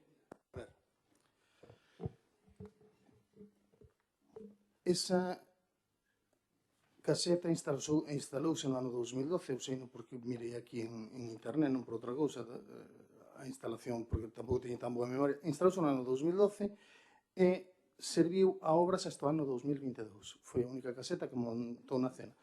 Que a mala suerte que a puxo na parte destinada á cera. A cera que non tiña obrigación de facer en aquel tramo, pero sí que o fixo, e a verdade que ora lle queda evidenciando que a ten mal. Independentemente deso, eu estou de acordo de que personalmente penso que debe quitar. Legalmente, teño minhas dudas. Eso xa é un temiña que hai que abrir o expediente de investigación, os técnicos terán que pronunciarse e terán que dicir o que hai que facer. Respecto ao meu tono, perdón, é o que teño. A mellor, ás veces, enténdese un pouco, non hai intención tampouco de enfadarme con nadie, nin por nada. O tema que faleu de transparencia, non confundila con saltarse a lei de protección de datos. Sí que os decretos son públicos, pero os datos que levan dentro non, é? O decreto é público, pero o meu nombre, co meu apellido e a miña dirección non. O decreto, claro que é. Por eso, ás veces, como se mandan sin velar os datos personales, pois, bueno, non é que... E falo esa advertencia porque se queixa xente. Vale, porque hai xente que se queixa dese tema. Meus datos nunca saliron á palestra, pero de outros sí. Outra xente sí que insinúan de que son eu que os filtro. Deso teño a conciencia moi tranquila, eu non filtro nada, nin a prensa, nin a non prensa, nin a particulares, pero que sí que hai xente que está sensible con eso. Respecto ao acceso a toda a documentación, que non son 5 días naturales, que son 5 días hábiles, eu estou plenamente de acordo en que se den. Que as circunstancias nesto retrasarnos, bueno, por retrasarnos, sentímolo, está ahora a súa disposición. Que vamos a votar afirmativamente? Sí, porque é de lei, o sea, o que non vamos é intentar a que hora de decir, a ver, insisto, se fora urxente, pararíanse outras cousas e daríase isto. Non era urxente, sí que é importante, leva máis tempo do normal, sentímolo, non temos as más que temos. E temos o tempo que temos para facer traballo. E o sentido do voto, insisto, vai ser favorable, porque non pode ser de outra maneira. Solo quero rematar dirigíndome a José María, o secretario, que así como outro día nas comisións nos advertistes do que podíamos facer ou non, que supoño que todo o mundo terá claro, eu por suposto que o teño, tamén me gustaría que advertiras aquí públicamente das obrigacións que teñen os concelleiros do equipo de goberno, porque creo que as regras son para todos iguais. Porque é verdad que o concelleiro de urbanismo a min o tono non me molesta para nada, porque o tono cada un ten o que ten, e eu non vou pedir nin que se cambien tonos, nin moito menos, tanto me ten. O que sí, que tiras pullas no aire, con mentiras, porque estás moi acostumbrado a mentir, eu non cho vou a permitir, así de claro, porque eu, cando falo con propiedade. Gustaríame que ti fixeras o mismo, e sobre todo insinuando cousas que non son verdad, sobre todo en publicacións do periódico, cando a nós o periódico, xa cho digo que che pode sonar de forma irrisoria, non nos publica absolutamente nada, porque non lle ten de conta. Nada máis, gracias.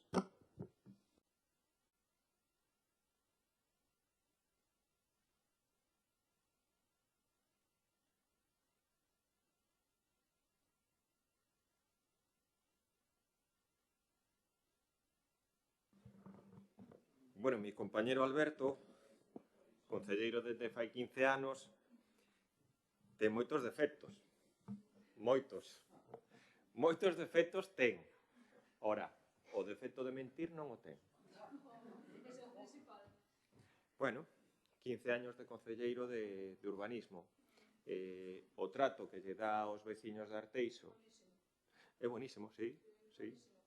Bueno, estou no meu turno de intervención, o volvo a decir, non pasa nada. O volvo a decir, pois, o compañeiro é amigo meu, e que teño que recoñecerle que ten moitos defectos,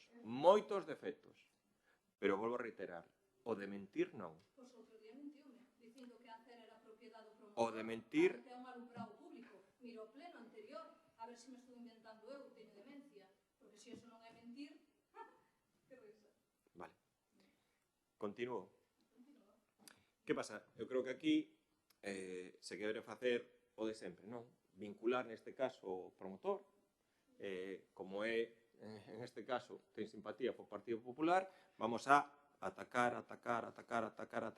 A mí me gustaría, de verdad, que fueran a 30 metros de esa caseta, y vieran lo que es la tienda de venta de materiales de construcción que hay allí. A 30 metros de esa caseta. Y la actividad que desarrolla, en este caso, el almacén de venta de materiales de construcción. Las molestias que ocasiona a los vecinos, los perjuicios que ocupa a los vecinos y el suelo que está ocupando. Me gustaría, a 30 metros de la caseta. Vaya por Dios. En este caso no es afín. Pero sí que... Sí, é terrible. Sí, a ver, dejadme continuar. Venga.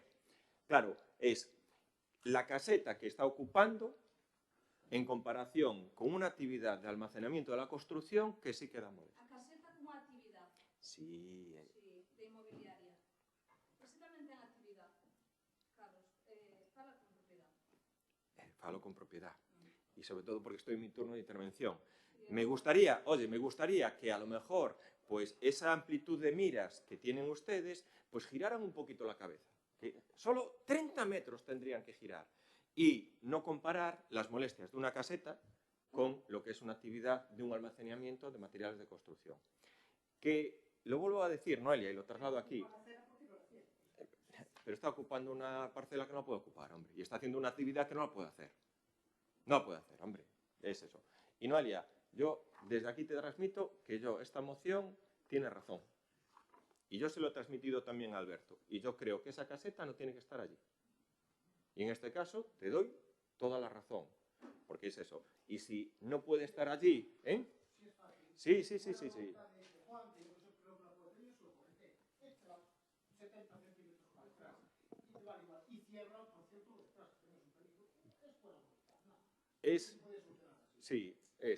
Y en este caso, creo que la moción, el contenido de la moción, y la vamos a votar a favor, por supuesto que la vamos a votar a favor, y lo que dice en este caso Martín, es buena voluntad en este caso, la tiene que mover, es que la tiene que mover.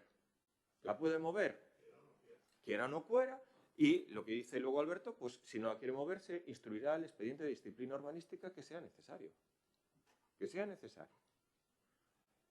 Porque, lo vuelvo a decir, indistintamente del contenido o de las formas con lo que estáis diciendo, para mí es que tienes toda la razón.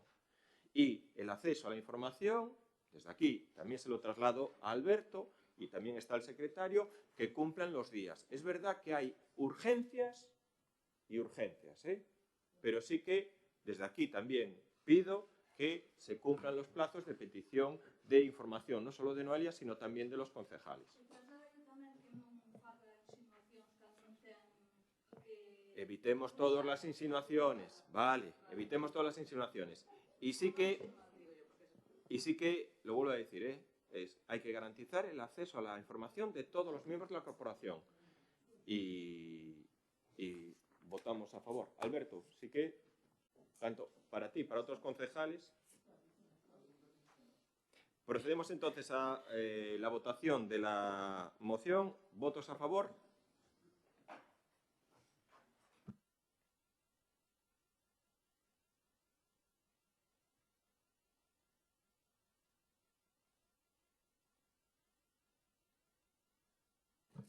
Seguimos. Sí.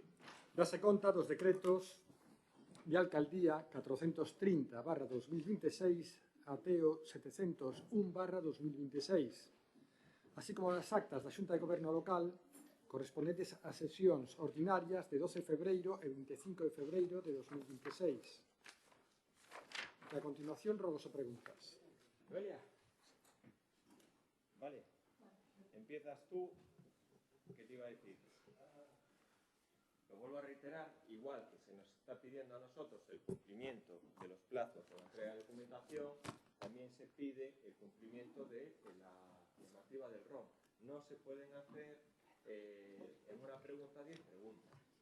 Es que va a llegar un momento que o modificamos el ROM o las vamos a dejar de contestar. Y si a nosotros nos estás exigiendo, exiges a Alberto que en este caso te dé la documentación en 5 días, pues nosotros también, oye, que exigimos el cumplimiento del ROM. A min non, que sempre o cumplo. A min que sempre o cumplo. Por unha pregunta. Bueno. Sí, por unha pregunta que fixen varias, pero só ten unha resposta. Sí. Xa, bueno. Bueno, pois... bueno. Vale. Primeira pregunta. Parcela de Amaceira en cumprimento da reposición da legalidade urbanística. As actuacións realizadas na parcela de Amaceira correspondente á referencia catastral X con fronte á estrada C552 consistentes na execución dun muro de escollera e movementos de terra foron executadas sen a correspondente autorización municipal nin as perspectivas licencias, circunstancia que xa foi obxecto de diversas preguntas neste pleno.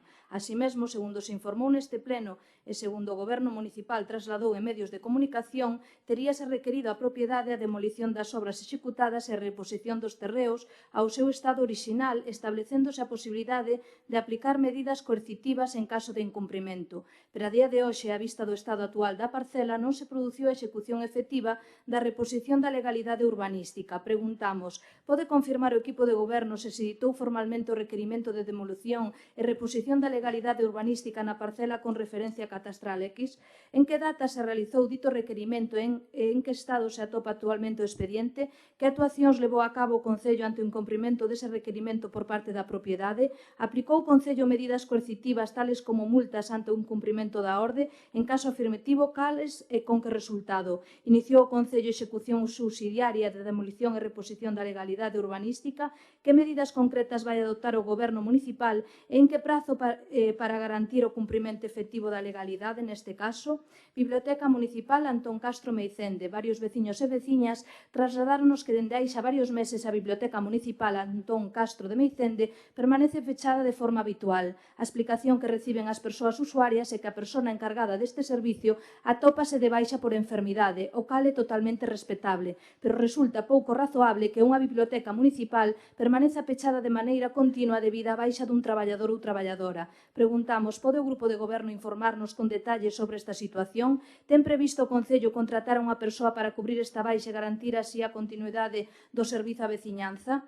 Reasfaltado no acceso á Escola de Educación Infantil ao Centro Social de Vilarrodís. Logo das denuncias realizadas por este grupo, o Concello procedeu aos arranxos das fochancas existentes no acceso á Escola de de Educación Infantil e ao Centro Social de Vilarrodís mediante actuacións de parcheado. Se ben esta intervención supón unha mellora puntual, a realidade é que o estado xeral do firme continúa sendo deficiente, presentando aínda irregularidades e mesmo comenzando a levantarse en algúns puntos o asfalto recentemente aplicado. Trátase ademais dunha zona de tránsito habitual de menores, persoas maiores e vehículos, polo que resulta necesario garantir unhas condicións axeitadas de seguridade e durabilidade. Preguntamos, ten previsto o Goberno municipal proceder a un reasfaltado en condicións de toda a zona no acceso á Escola de Educación Infantil e ao Centro Social de Vilarrodís? En caso afirmativo, en que prazos está prevista a execución desta actuación? Servizo de odontoloxía no Centro de Saúde de Arteixo. O Servizo de odontoloxía do Centro de Saúde de Arteixo atopábase saturado debido ao elevado número de pacientes asinados aos seus cupos.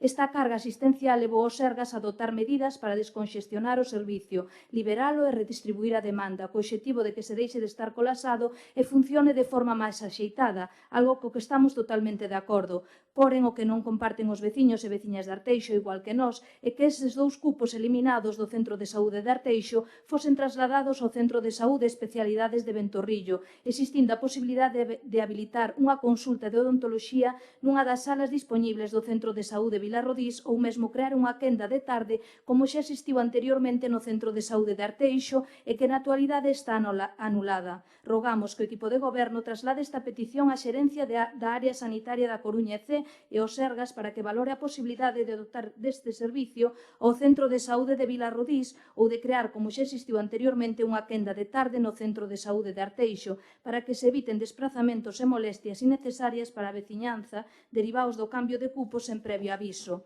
Arranxo das beirarrúas no acceso CEIP de Galán. As beirarrúas de acceso CEIP Galán presentan un estado de conservación deficiente, con lousas levantadas, zonas irregulares e partes do pavimento visiblemente elevadas ou deformadas, tal e como se pode apreciar na imaxe. Esta situación supón un risco evidente para a seguridade dos peóns, especialmente tendo en conta que se trata dun punto de paso habitual de menores, familias e comunidade educativa, podendo provocar tropezos, caídas e dificultades de mobilidade. Rogamos que se proceda ao arranxo inmediato das beirarrúas do acceso CEIP Galán, reparando os desperfectos existentes e garantindo as condicións axeitadas de seguridade e accesibilidade nun entorno especialmente sensible como é o acceso a un centro educativo. Carril bici do paseo fluvial. Moitas persoas usuarias do carril bici do paseo fluvial trasladaron o mal estado no que se atopa o asfalto deste carril. Esta situación supón un risco de caídas para as persoas que o utilizan. Rogamos que se proceda a arranxar coa maior brevidade posible as zonas máis afectadas do carril bici do paseo fluvial e que se realicen os labores de mantemento necesarios para evitar que se volva a chegar ás condicións actuais. Moitas gracias.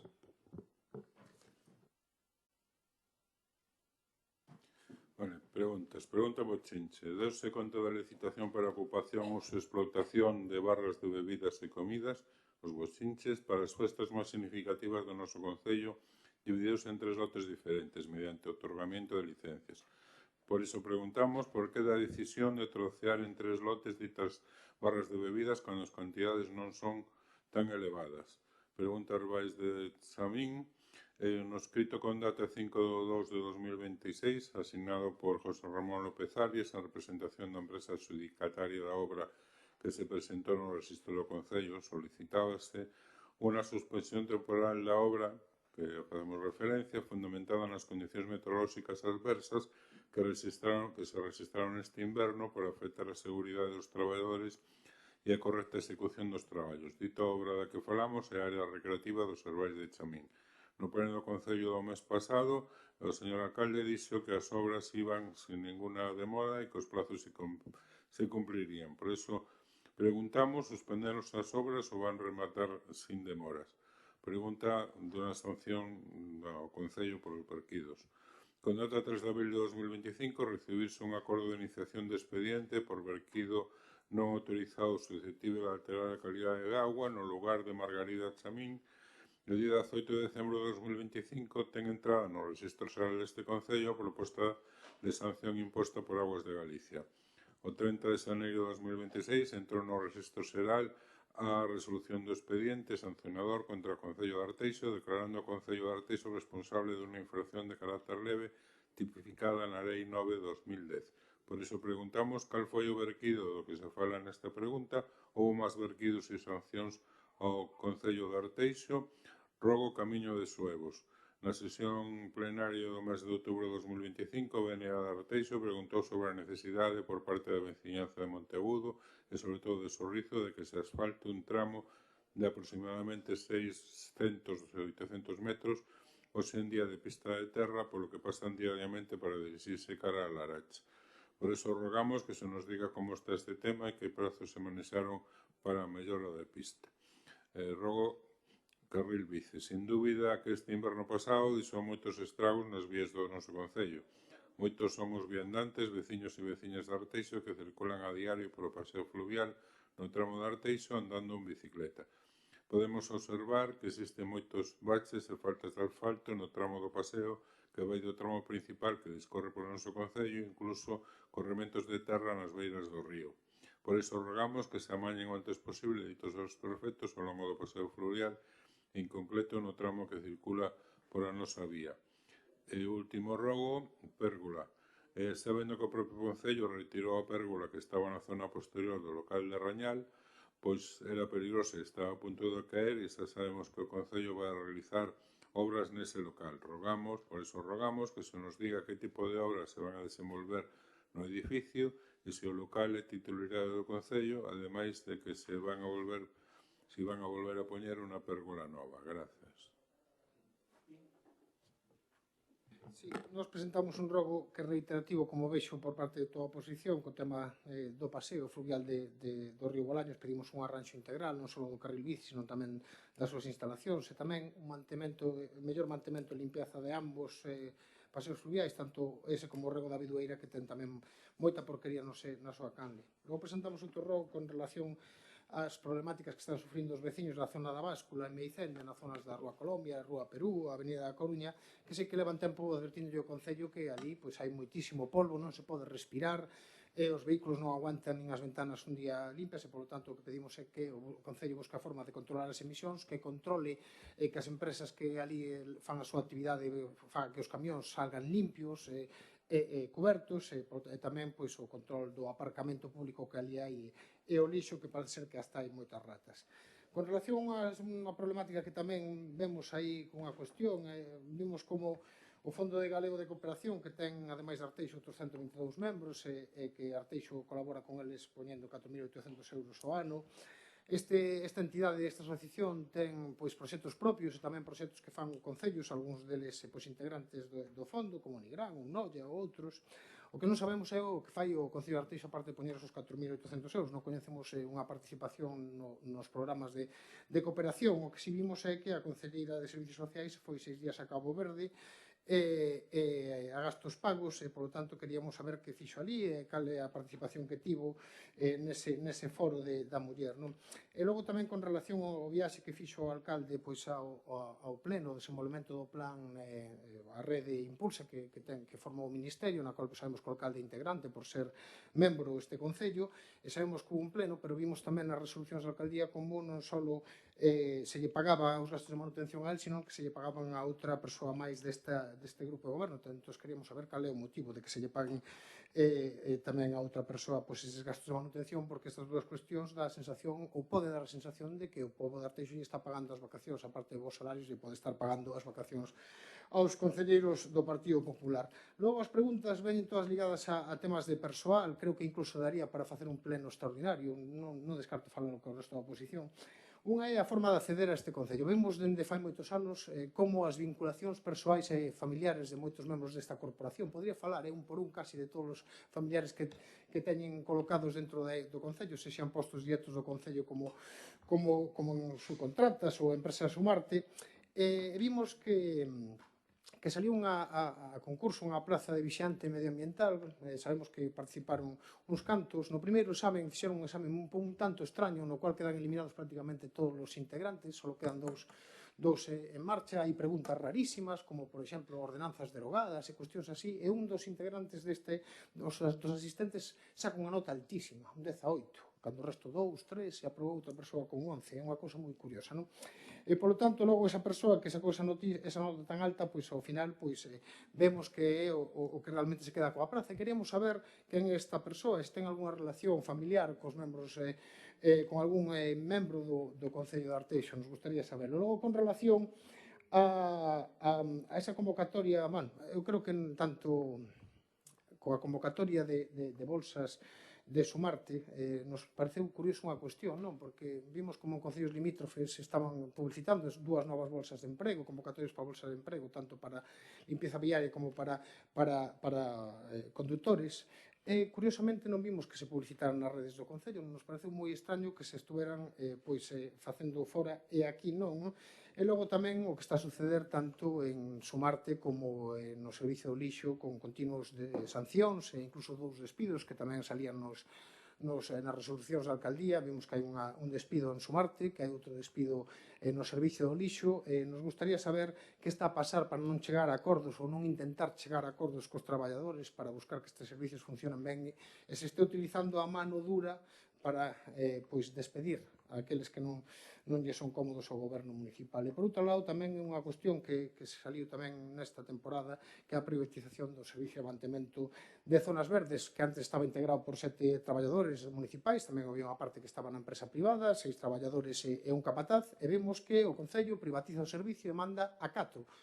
Non sabemos cal foi, ademais, a motivación. Deixa outros, pero dos 7 manda a 4 operarios para a empresa privada.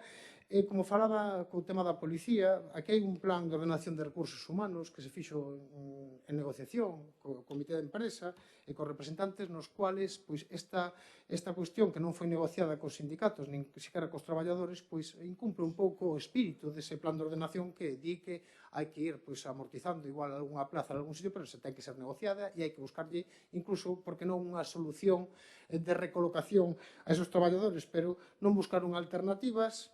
Elixiron vostedes unha forma sectaria e arbitraria, como fan con todo, e ao final pode estar dentro dun fraude de amortización de prazas, que é o que realmente busca o Concello de Arteixo.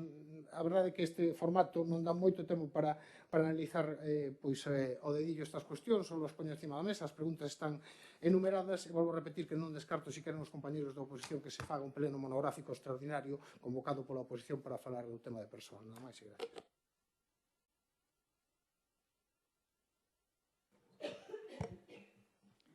Vamos a empezar a responder las preguntas y, sobre todo, claro, cuando en una pregunta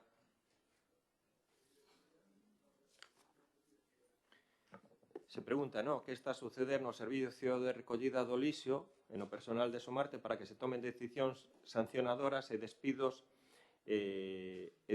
¿no?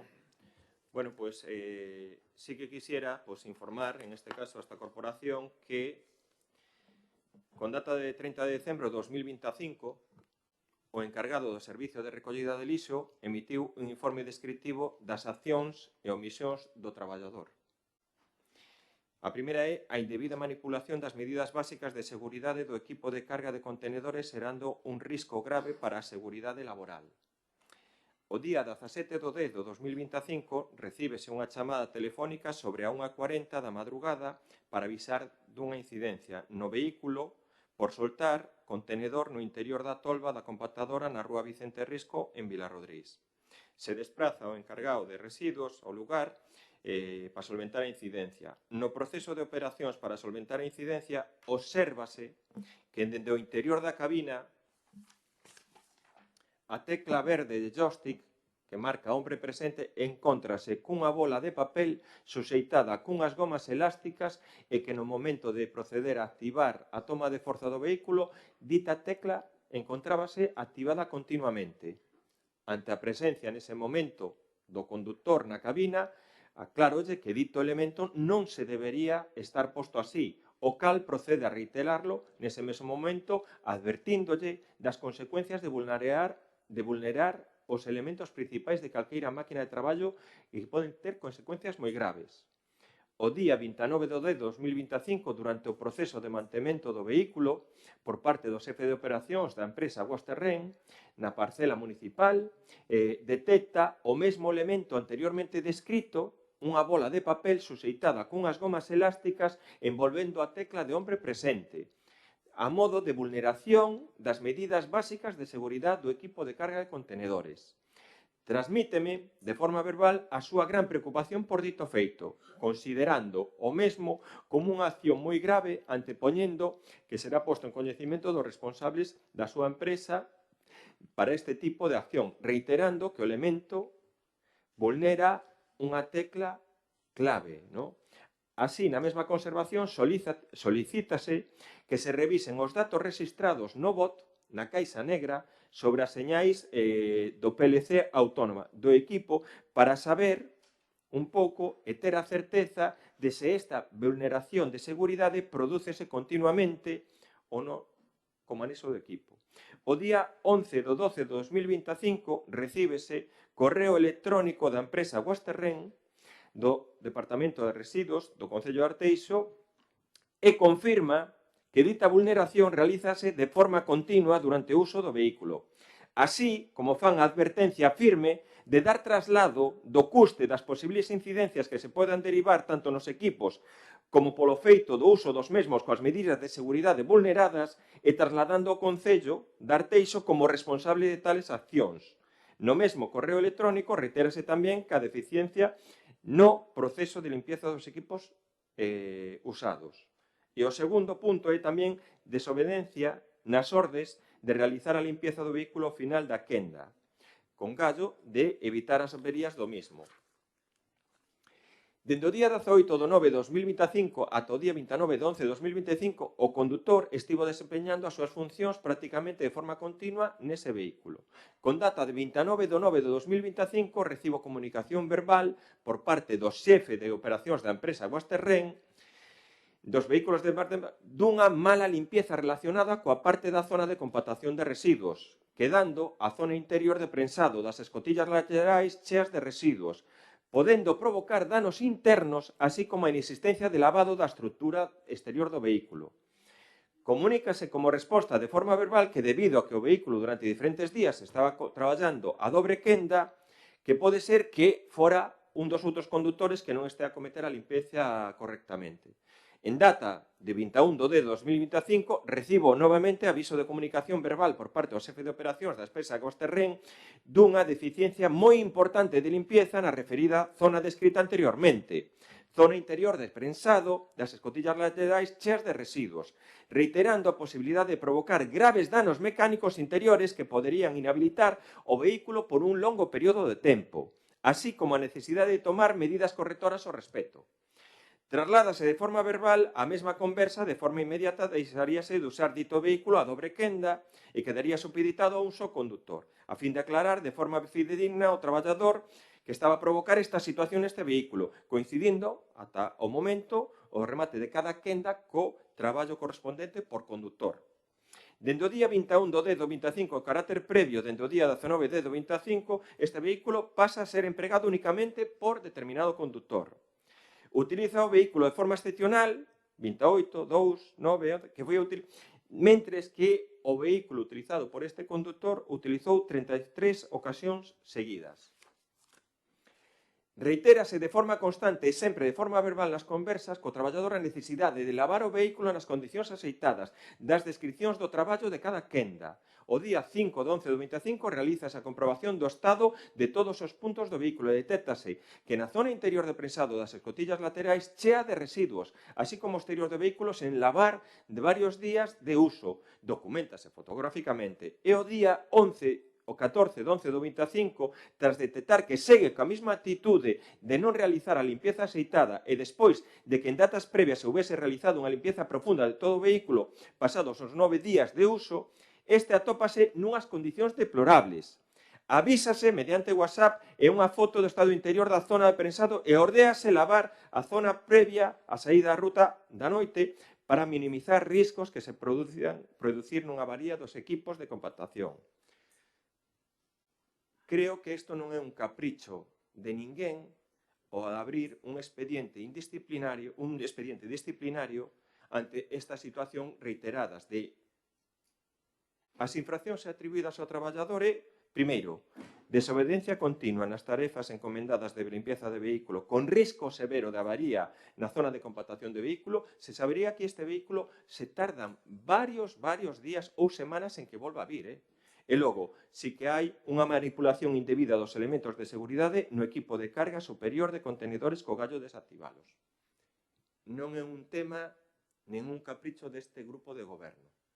É un tema que, neste caso, o encargado do servicio traslada, se incoa un expediente disciplinario donde hai un instructor e se dictamina, en este caso, pues, a situación grave que está a pasar no servicio. Inés, contesta tú también. Vale, empiezo con Noelia, que hace un ruego en relación al servicio de odontología del Centro de Salud de Arteixo, que efectivamente es como ella relata, en cuanto que hay un volumen muy importante de pacientes en el servicio de odontología. Y entonces, pues en este caso el Sergas, la Xunta de Galicia, quien tiene competencia, no somos nosotros, Concello, pues por criterios de proximidad territorial y también por racionalización de recursos, pues en este caso deriva, para agilizar un poco las agendas, al Ventorrillo. ¿Vale? Es cierto que el odontólogo que realiza estos servicios en el Ventorrillo no atiende solo a pacientes de Arteixo, sino que es un poco la hora de racionalizar y de optimizar los recursos, fue un poco este criterio. Aún así nos pusimos en contacto con el Sergas, estamos en contacto y se le trasladará de nuevo este ruego, fue trasladado y seguiremos, pues si se puede hacer alguna mejora e ir acercando el servicio aquí a Arteixo. De esta manera sí se ha agilizado más la lista de espera aquí en Arteixo con este criterio. Despois, en cuanto a xestión da plantilla de persoal do Concello de Arteixo e tamén de Sumarte, cando hacen mención al vigilante medioambiental, comentar que la plaza a la que se están refiriendo, una plaza de vigilante medioambiental que está adscrita al Departamento de Medio Ambiente Municipal, fue publicada ya en el BOP el 10 de julio del 2025 en fecha de 25 de noviembre. También del 25 se publica la lista provisional de admitidos, así como la composición del tribunal, que se compone íntegramente por funcionarios, incluido el secretario municipal. En fecha 22 de diciembre del 2025 se publica la lista definitiva de admitidos, que fueron 15 personas y 2 excluidos en ese momento. Ninguno de los aspirantes presenta recurso alguno al respecto de la composición del tribunal, ni a las bases ni al temario anexo. Es más, de los 15 admitidos en ese examen, únicamente asistieron 7 aspirantes. Resultados: de esos 7, aptos 2. Y de los que resultaron no aptos, la nota máxima fue de 1,75 tras la ponderación. Por tanto, la normativa española al respecto de la igualdad de oportunidades en el acceso a la Administración es abundante y taxativa. Por citarles algunas, decir que el Estatuto Básico del Empleado Público desarrolla estos principios que deben de regir todas las convocatorias. Las oposiciones, es decir, publicidad, las convocatorias deben ser públicas y transparentes, libre concurrencia, cualquier persona que cumpla los requisitos puede presentarse, imparcialidad y profesionalidad, los tribunales de selección deben de ser independientes, adecuación entre el contenido y las funciones, las pruebas deben medir realmente la capacidad para el puesto.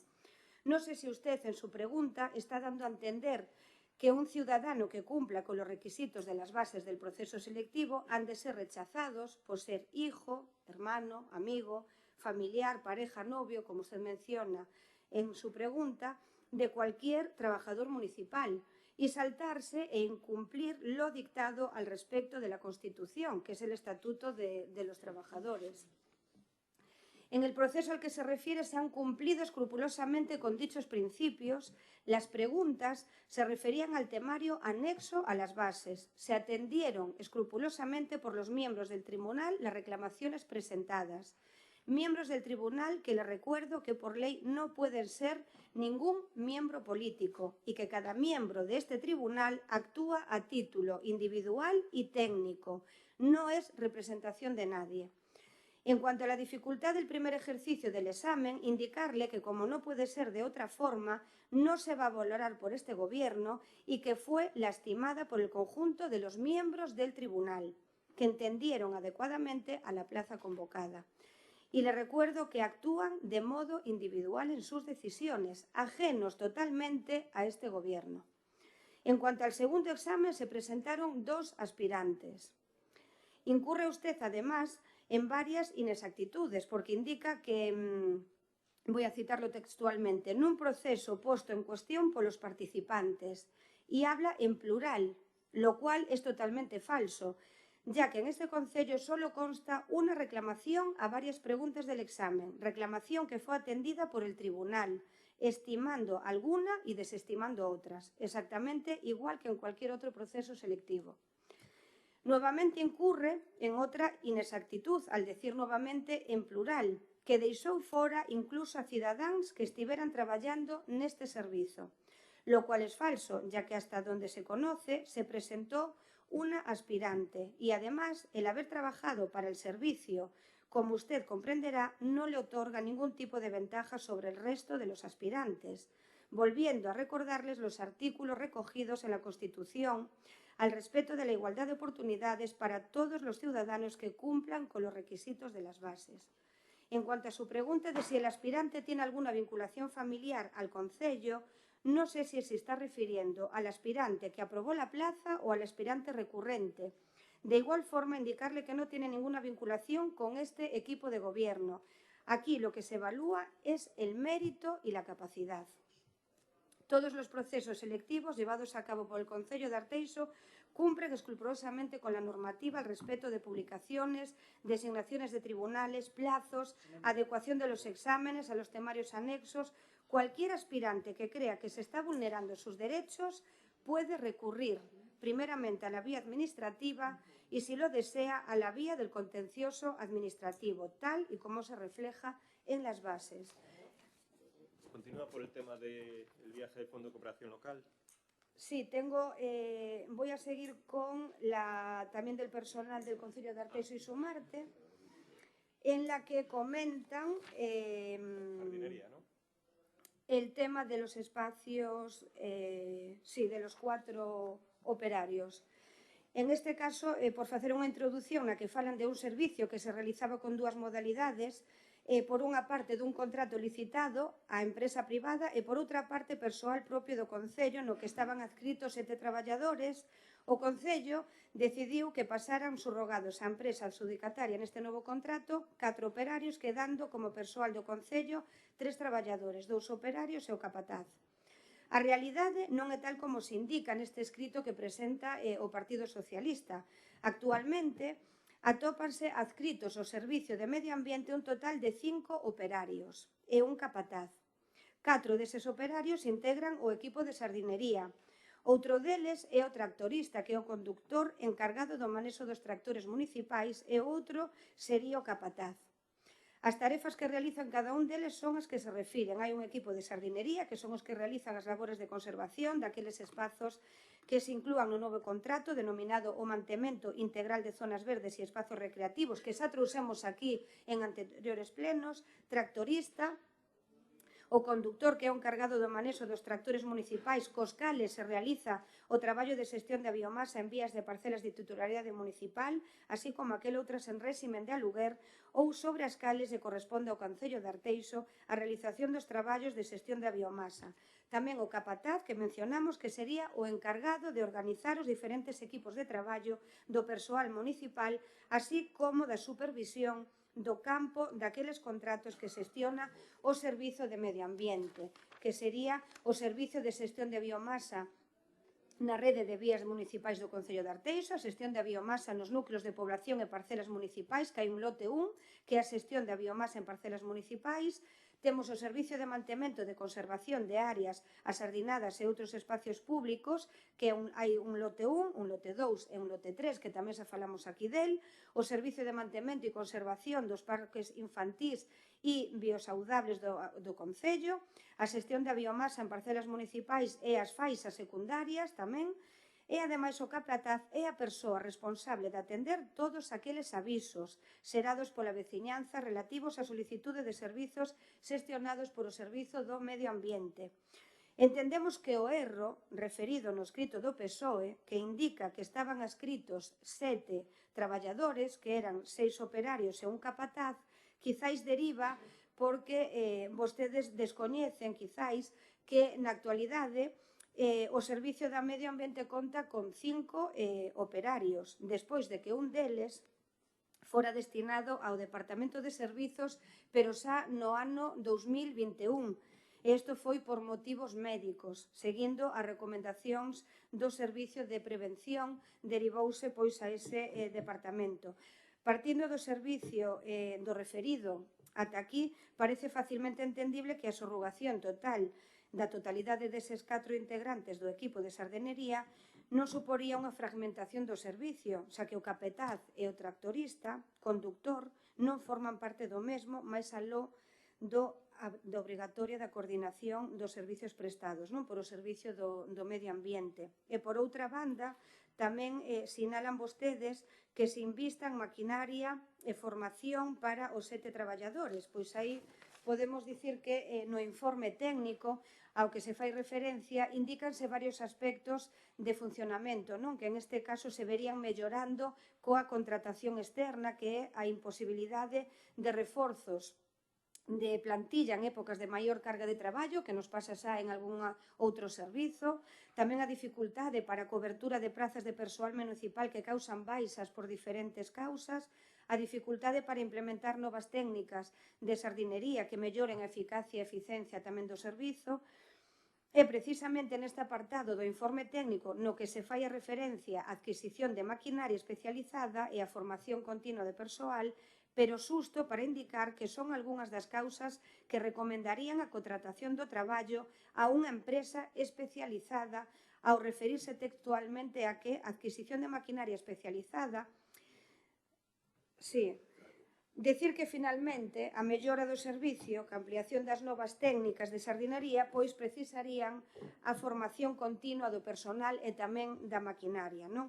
En este caso, o único xa rematar con esta pregunta, decir que, pese a referirse a ese apartado técnico, non fai referencia ás ventaxas, non? Que sería a integración no servicio do persoal técnico especializado, tamén a disponibilidade da tecnoloxía aplicada ao servicio, aplicación de novas tecnoloxías da sardinería e aplicación de técnicas da economía circular, que esas sí que son as ventaxas que tamén aparecerían nese informe.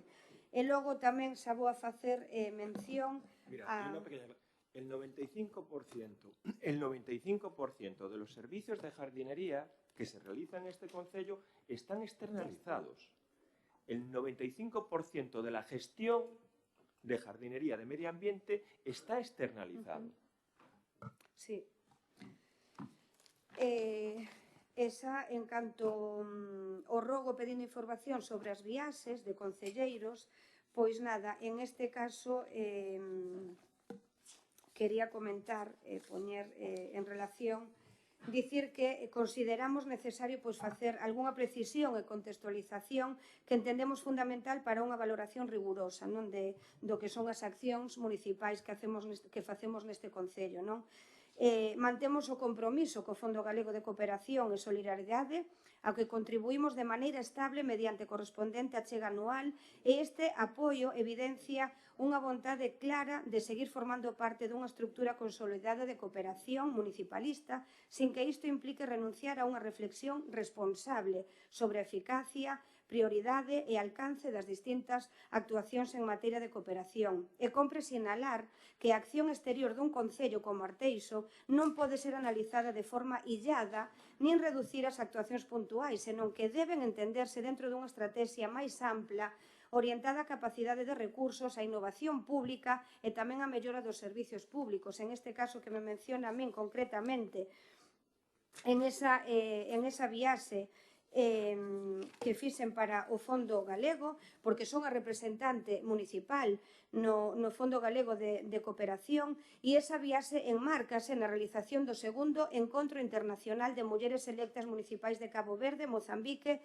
e de Galicia, que son as elexidas, que é unha liña de traballo que o Fondo que iniciamos xa no ano 2024, co primeiro encontro internacional celebrado en decembro, que foi na cidade da Coruña, para dar visibilidade ás mulleres que participamos na política local, así como as súas problemáticas concretas, desafíos, metas, obxectivos, E outro dos obxectivos pois tamén é fomentar e apoiar a participación das mulleres na gobernanza local para acadar pois democracias plenas e efectivas e fomentar tamén a sororidade entre electas de diversos territorios, que finalmente tamén isto que o tratamos aquí en outros plenos, o tema das mocións do 8M, que eran obxectivos clave que traían vostedes incluso aquí a este pleno, pois é na línea na que estamos traballando.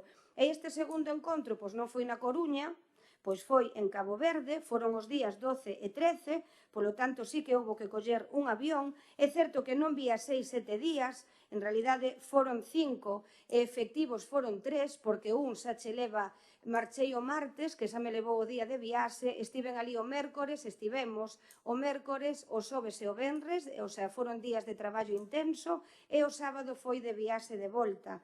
Entonces, a verdade é que non me dou tempo de poñerme morena.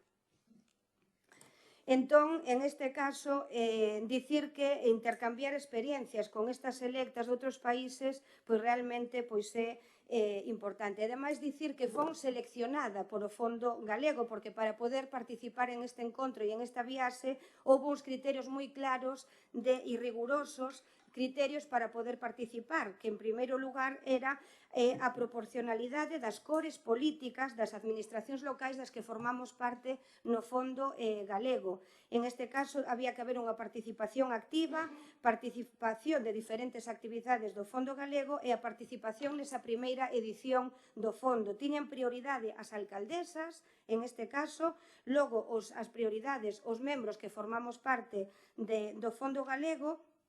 E despois tamén, se participáramos, se temos un tema activo, que en este caso a valoración era positiva, e dicir que, en este caso da provincia da Coruña,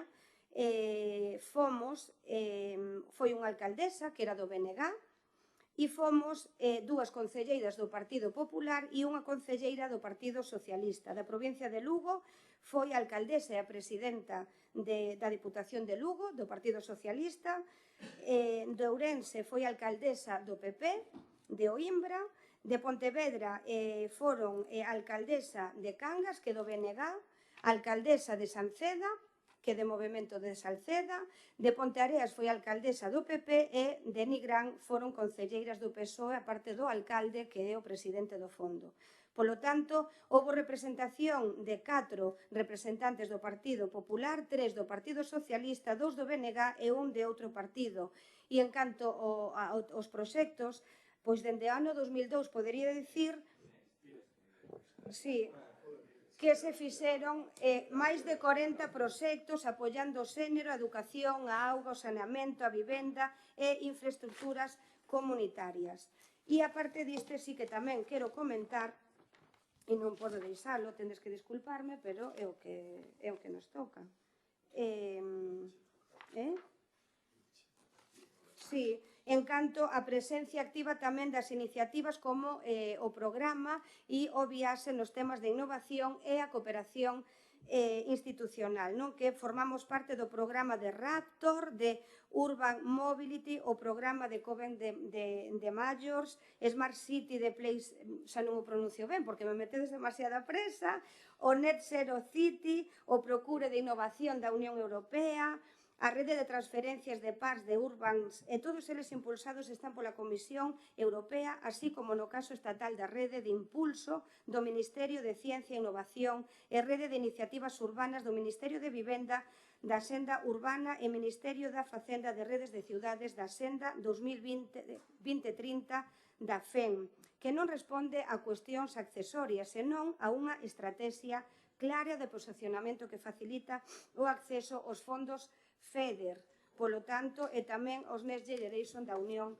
Europea. E estes recursos non son abstractos, nem son simbólicos, tradúcense en investimentos reais, en mobilidade sostível, en planificación urbana, innovación e mellora de oportunidades para a capacitación do persoal, así como para os servicios públicos, tal e como se recolle na senda urbana en Arteixo. De aí que, en este caso, no pleno da rede de impulso responde a criterios de representación institucional, garantindo que o Concello poda participar activamente nos espazos onde se definan políticas públicas innovadoras e seren oportunidades de financiamento. Nese caso, en particular, para exercer o voto na sesión plenaria da rede e manter reunións por parte da Consellería, da Conselleira de Novas Tecnoloxías e Contratación para a incorporación deste Concello no Grupo de Traballo de Compra Pública de Innovación. Por tanto, estes desplazamentos non son gastos superfluos, senón que son investimentos necesarios para situar Arteixo en redes estratégicas de cooperación e de toma de decisións e para a innovación. Polo tanto, seguiremos traballando cun enfoque responsable e priorizando actuacións que teñan un impacto real na cidadanía. Grazas. Vale, mirar, estar en la red Impulso, estamos optando a una subvención de 3 millones de euros. 3 millones de euros, ¿no? Que además en este caso sí que tenemos posibilidades de poder adquirirla y poder tenerla. Que, vuelvo a reiterar, es 29 millones de euros en subvenciones europeas que han conseguido este año. Es que el trabajo es constante y participar en este caso, en este tipo de redes, es lo que te hace posicionarte a la hora de poder recibirlas. Inés, pero ahora hay que ser muy breves, ¿eh? Doy paso ahora a mi compañero. Ahora le doy paso a Camaño. Camaño, tira rápido. Bos días a todos de novo. A ver se eu trato de ser un poquinho máis breve.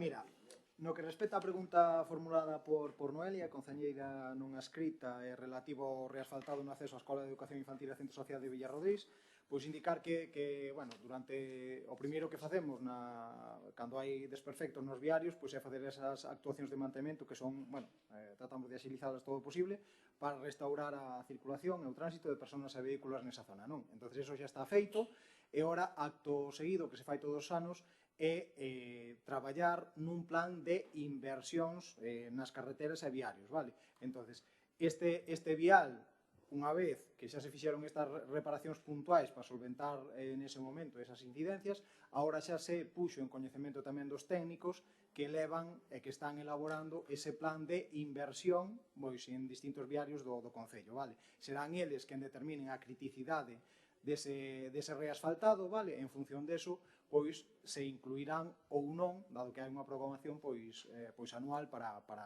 elo, non? Nos sinceramente pensamos que sí é necesario, vale? Entonces así o transmitimos, esperamos que poidamos abordar eso nun período breve. No relativo ao rogo do arranxo das beirarrúas que dan acceso ao CIP de Galán, citar tamén que esas beirarrúas xa están reparadas tamén, o que había as plaquetas soltas e así as incidencias que eran, digamos, máis notorias, pero tamén é certo que pensamos noutro tipo de actuacións sobre todo no que é en todo o frente do CIP, que hai un tramo de acera que ainda non está, digamos, renovado, remozado, e tamén só aquí el tramiño de acera que vai desde o que son a zona dos aparcamentos hasta o paso de peóns que cruza hacia o colexio, vale? Porque tamén é unha zona un poquinho sensible, como ben citabas, a nivel de términos de accesibilidade e demais. Entonces, temos esas actuacións xa un poquinho pensadas, pero tamén creemos que neste momento non é a época de abordalas, que sería, unha vez solventadas as incidencias estas, que sí que había que solventar, pois esperar un poquinho máis a época de vacacións dos nenos e tal, para poder afrontalas aí pois xa con calma e sin afectar, digamos, a actividade do colexio, non? Paso agora co rogo formulado polo BNG relativo, digamos, ao arranxo dunha pista ubicada máis ou menos entre as poboacións ou de Gomesende a Corteo. Citar que esa pista xa foi reparada tamén o ano pasado, pero evidentemente é unha pista que está con grava e claro, padecemos as consecuencias este inverno tamén de temporais e de chuvia continua, pois que sí que fixo que na mesma se produciran algúns desperfectos que tampouco non teñen, digamos, unha notoriedade moi acusada, é dicir, bueno, estuvemos visitando a zona. Entonces, amendo anterior, vamos a proceder a arranxalos. Creemos que para a semana que ven están en principio programados para reparar e que quedará, digamos, ese viario xa correxido e estas incidencias que quedarán solventadas, non? Ambos núcleos, tanto o núcleo que está máis pola parte de Corteo como o núcleo que está máis pola parte de Sorrizo, están comunicados a través dunha vía pavimentada e aglomerada, vale? Entonces, bueno, puxemos en coñecemento tamén dos técnicos municipais para que valorasen a necesidade de aglomerar tamén ese tramiño en lugar de mantelo en Zahorra como está neste momento, vale? Entonces, en función do que eles tamén determinen, pois procederemos a actuar nese sentido tamén. Sigo ca pregunta formulada tamén polo Bloque Nacionalista Galego relativo ao Parque de Chamín. O Parque de Chamín, evidentemente, eu quero neste momento agradecer tanto os técnicos municipais como dirección de obra como empresa executora do proxecto, non? Porque cas circunstancias climatolóxicas que vimos padecendo desde o mes de outubro, pois a verdade é que avanzaron os traballos con moitísima dificultade e avanzouse nos mesmos todo o que se puido avanzar. Nese sentido, chegamos a un punto de que os traballos xa consistían máis en movimentos de terras, había que facer moitos movimentos de terras nesa zona. Recordemos que esa zona é unha zona onde hai manantiais, hai moita humidade, o terreno está moi mollado, entonces tamén ao producirse estas épocas de chuvias moi intensas, pois chegou un punto que era imposible traballar, o sea, desarrollouse todo o que se puido desarrollar a nivel de obra, pero chegou un punto que non podíamos avanzar, non? Nese momento sí que houve unha paralización da obra, vale? Pero citar tamén que esa obra xa está novamente en marcha, que o tempo nos está acompañando e que, en principio, se non hai incidencias pois que sea un poquinho de consideración, pois pensamos neste momento que se poden cumprir os prazos e que podemos, pois rematar a obra segundo o previsto. Xa, por último, hai 3 rogos que realmente son acerca da mesma temática, non? Vinculados ao que o paseo fluvial, tanto do rego da Bidueira como do río Bolaños. Entonces, polo que se citan nos 3 rogos, pois hai como 4 partes diferenciadas. Por unha parte, a reparación dos desperfectos no carril bici, vale? Esos desperfectos ou esas fochancas xa están solventadas tamén, pero estamos valorando, pois, o mellor, acometer outras actuacións tamén máis ambiciosas, dependendo un pouquiño, pois, como se encontre, digamos, nun ámbito máis xenérico este carril. A segunda circunstancia tamén se aprecia no paseo en distintas zonas, pois, algúns desprendementos de terra. Se ben é certo que moitos estes desprendementos ou tamén de certa, digamos que está sucio o paseo ou algo, se debe tamén á execución do proxecto Londra. Vímonos na obriga de facer esa plantación de árbores ao longo de todo o curso tanto do río Bolaños como do río da Bidueira. Sí, estou abreviando todo o que podo. E para facer esa plantación se accediu, evidentemente, con medios tractores e mecánicos e se fixo algún tipo de desperfecto. Entón, neste momento, que xa o tempo acompaña, se está subsanando o mesmo. Hai tamén mobiliario público e barandas que están tamén en mal estado. De feito, neste último temporal, caeron árbores encima das mesmas e estamos tamén traballando para resolvelos. E xa, neste rogo no que cita o PSOE respecto a que se debe facer a limpeza das canles, do río, máis do regato, pois dentro do proxecto Londra fixemos unha actuación moi importante nese sentido, sacáronse moitísimos residuos sólidos urbanos, entendemos que a día de hoxe, evidentemente, pois pode haber algún tipo de residuo, pero que se fixe unha limpeza profunda. Apelamos tamén pois á concienciación ciudadana tamén e á responsabilidade para evitar que eso se produza. Nada máis pola miña parte. Sí. Hola, eu acabo pronto. En relación á Biblioteca Municipal Antón Castro Meicende, o peche é exclusivamente motivado pola baixa por enfermidade da traballadora responsable do servicio. Unha circunstancia totalmente sobrevida e imposible de prever. No primeiro momento, o Departamento de Cultura tratou de manter o servicio mediante quendas rotatorias co personal das outras bibliotecas. Pero, dímonos conta que volvíamos locos aos usuarios.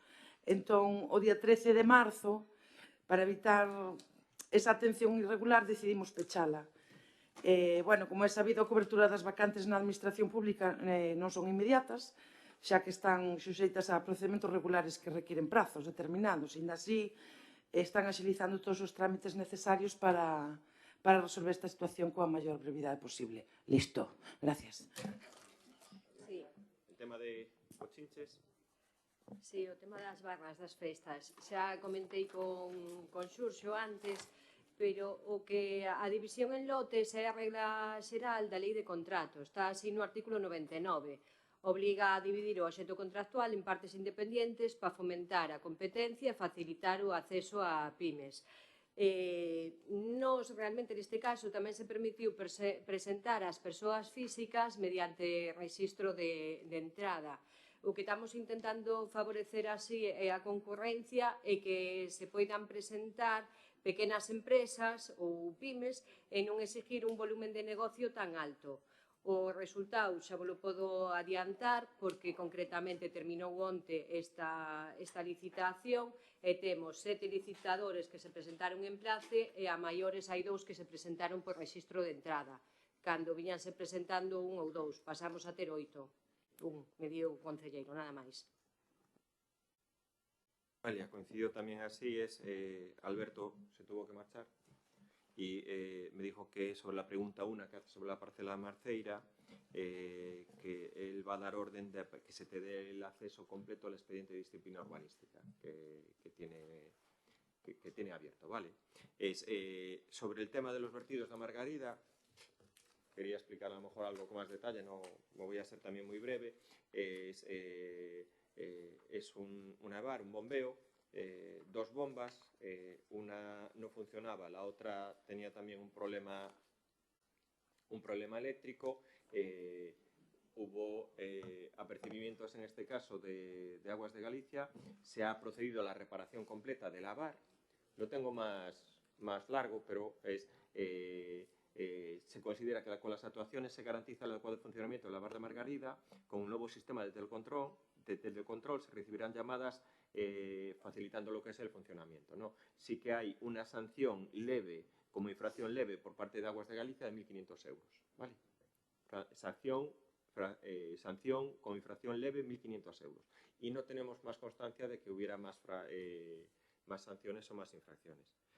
Sobre el tema de la pérgola del Rañal, pues decirte también, teníamos ahí un argumentario extenso, largo, está muy deteriorada, está con riesgo, el 60% de la estructura está mal, se ha procedido a retirarla y lo que se va a hacer en este caso también para resolver la problemática que hay con lo que es el local de allí del Rañal, el Concello de Arteixo va a encargar un plan especial de dotaciones e infraestructuras e equipamientos.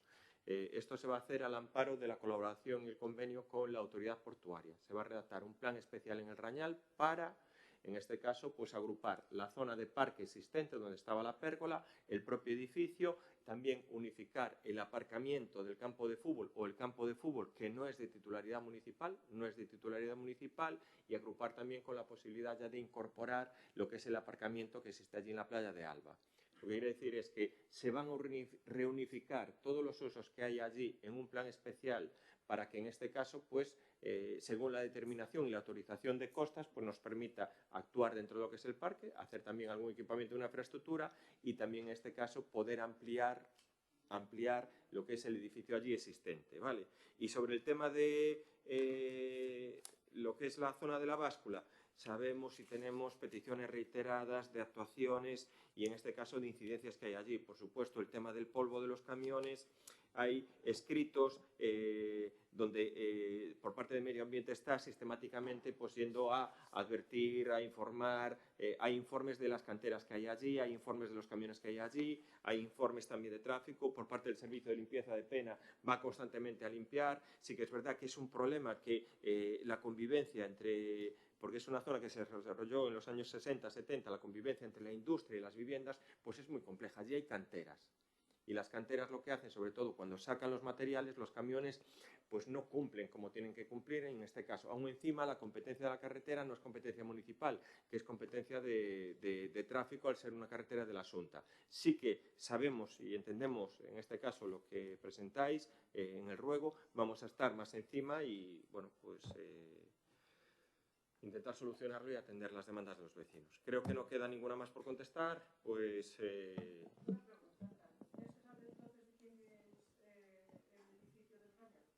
El edificio del Rañal está catastrado a nombre del concello. Catastrado... Yo te digo, está catastrado a nombre del concello. La titularidad está catastrado a nombre del concello. Para evitar todas estas problemáticas, hacemos un plan especial donde unificamos todas las fincas o todos los equipamientos que existen allí para hacer una actuación, pues ya que de mejora de ese entorno. Procedemos a levantar la sesión.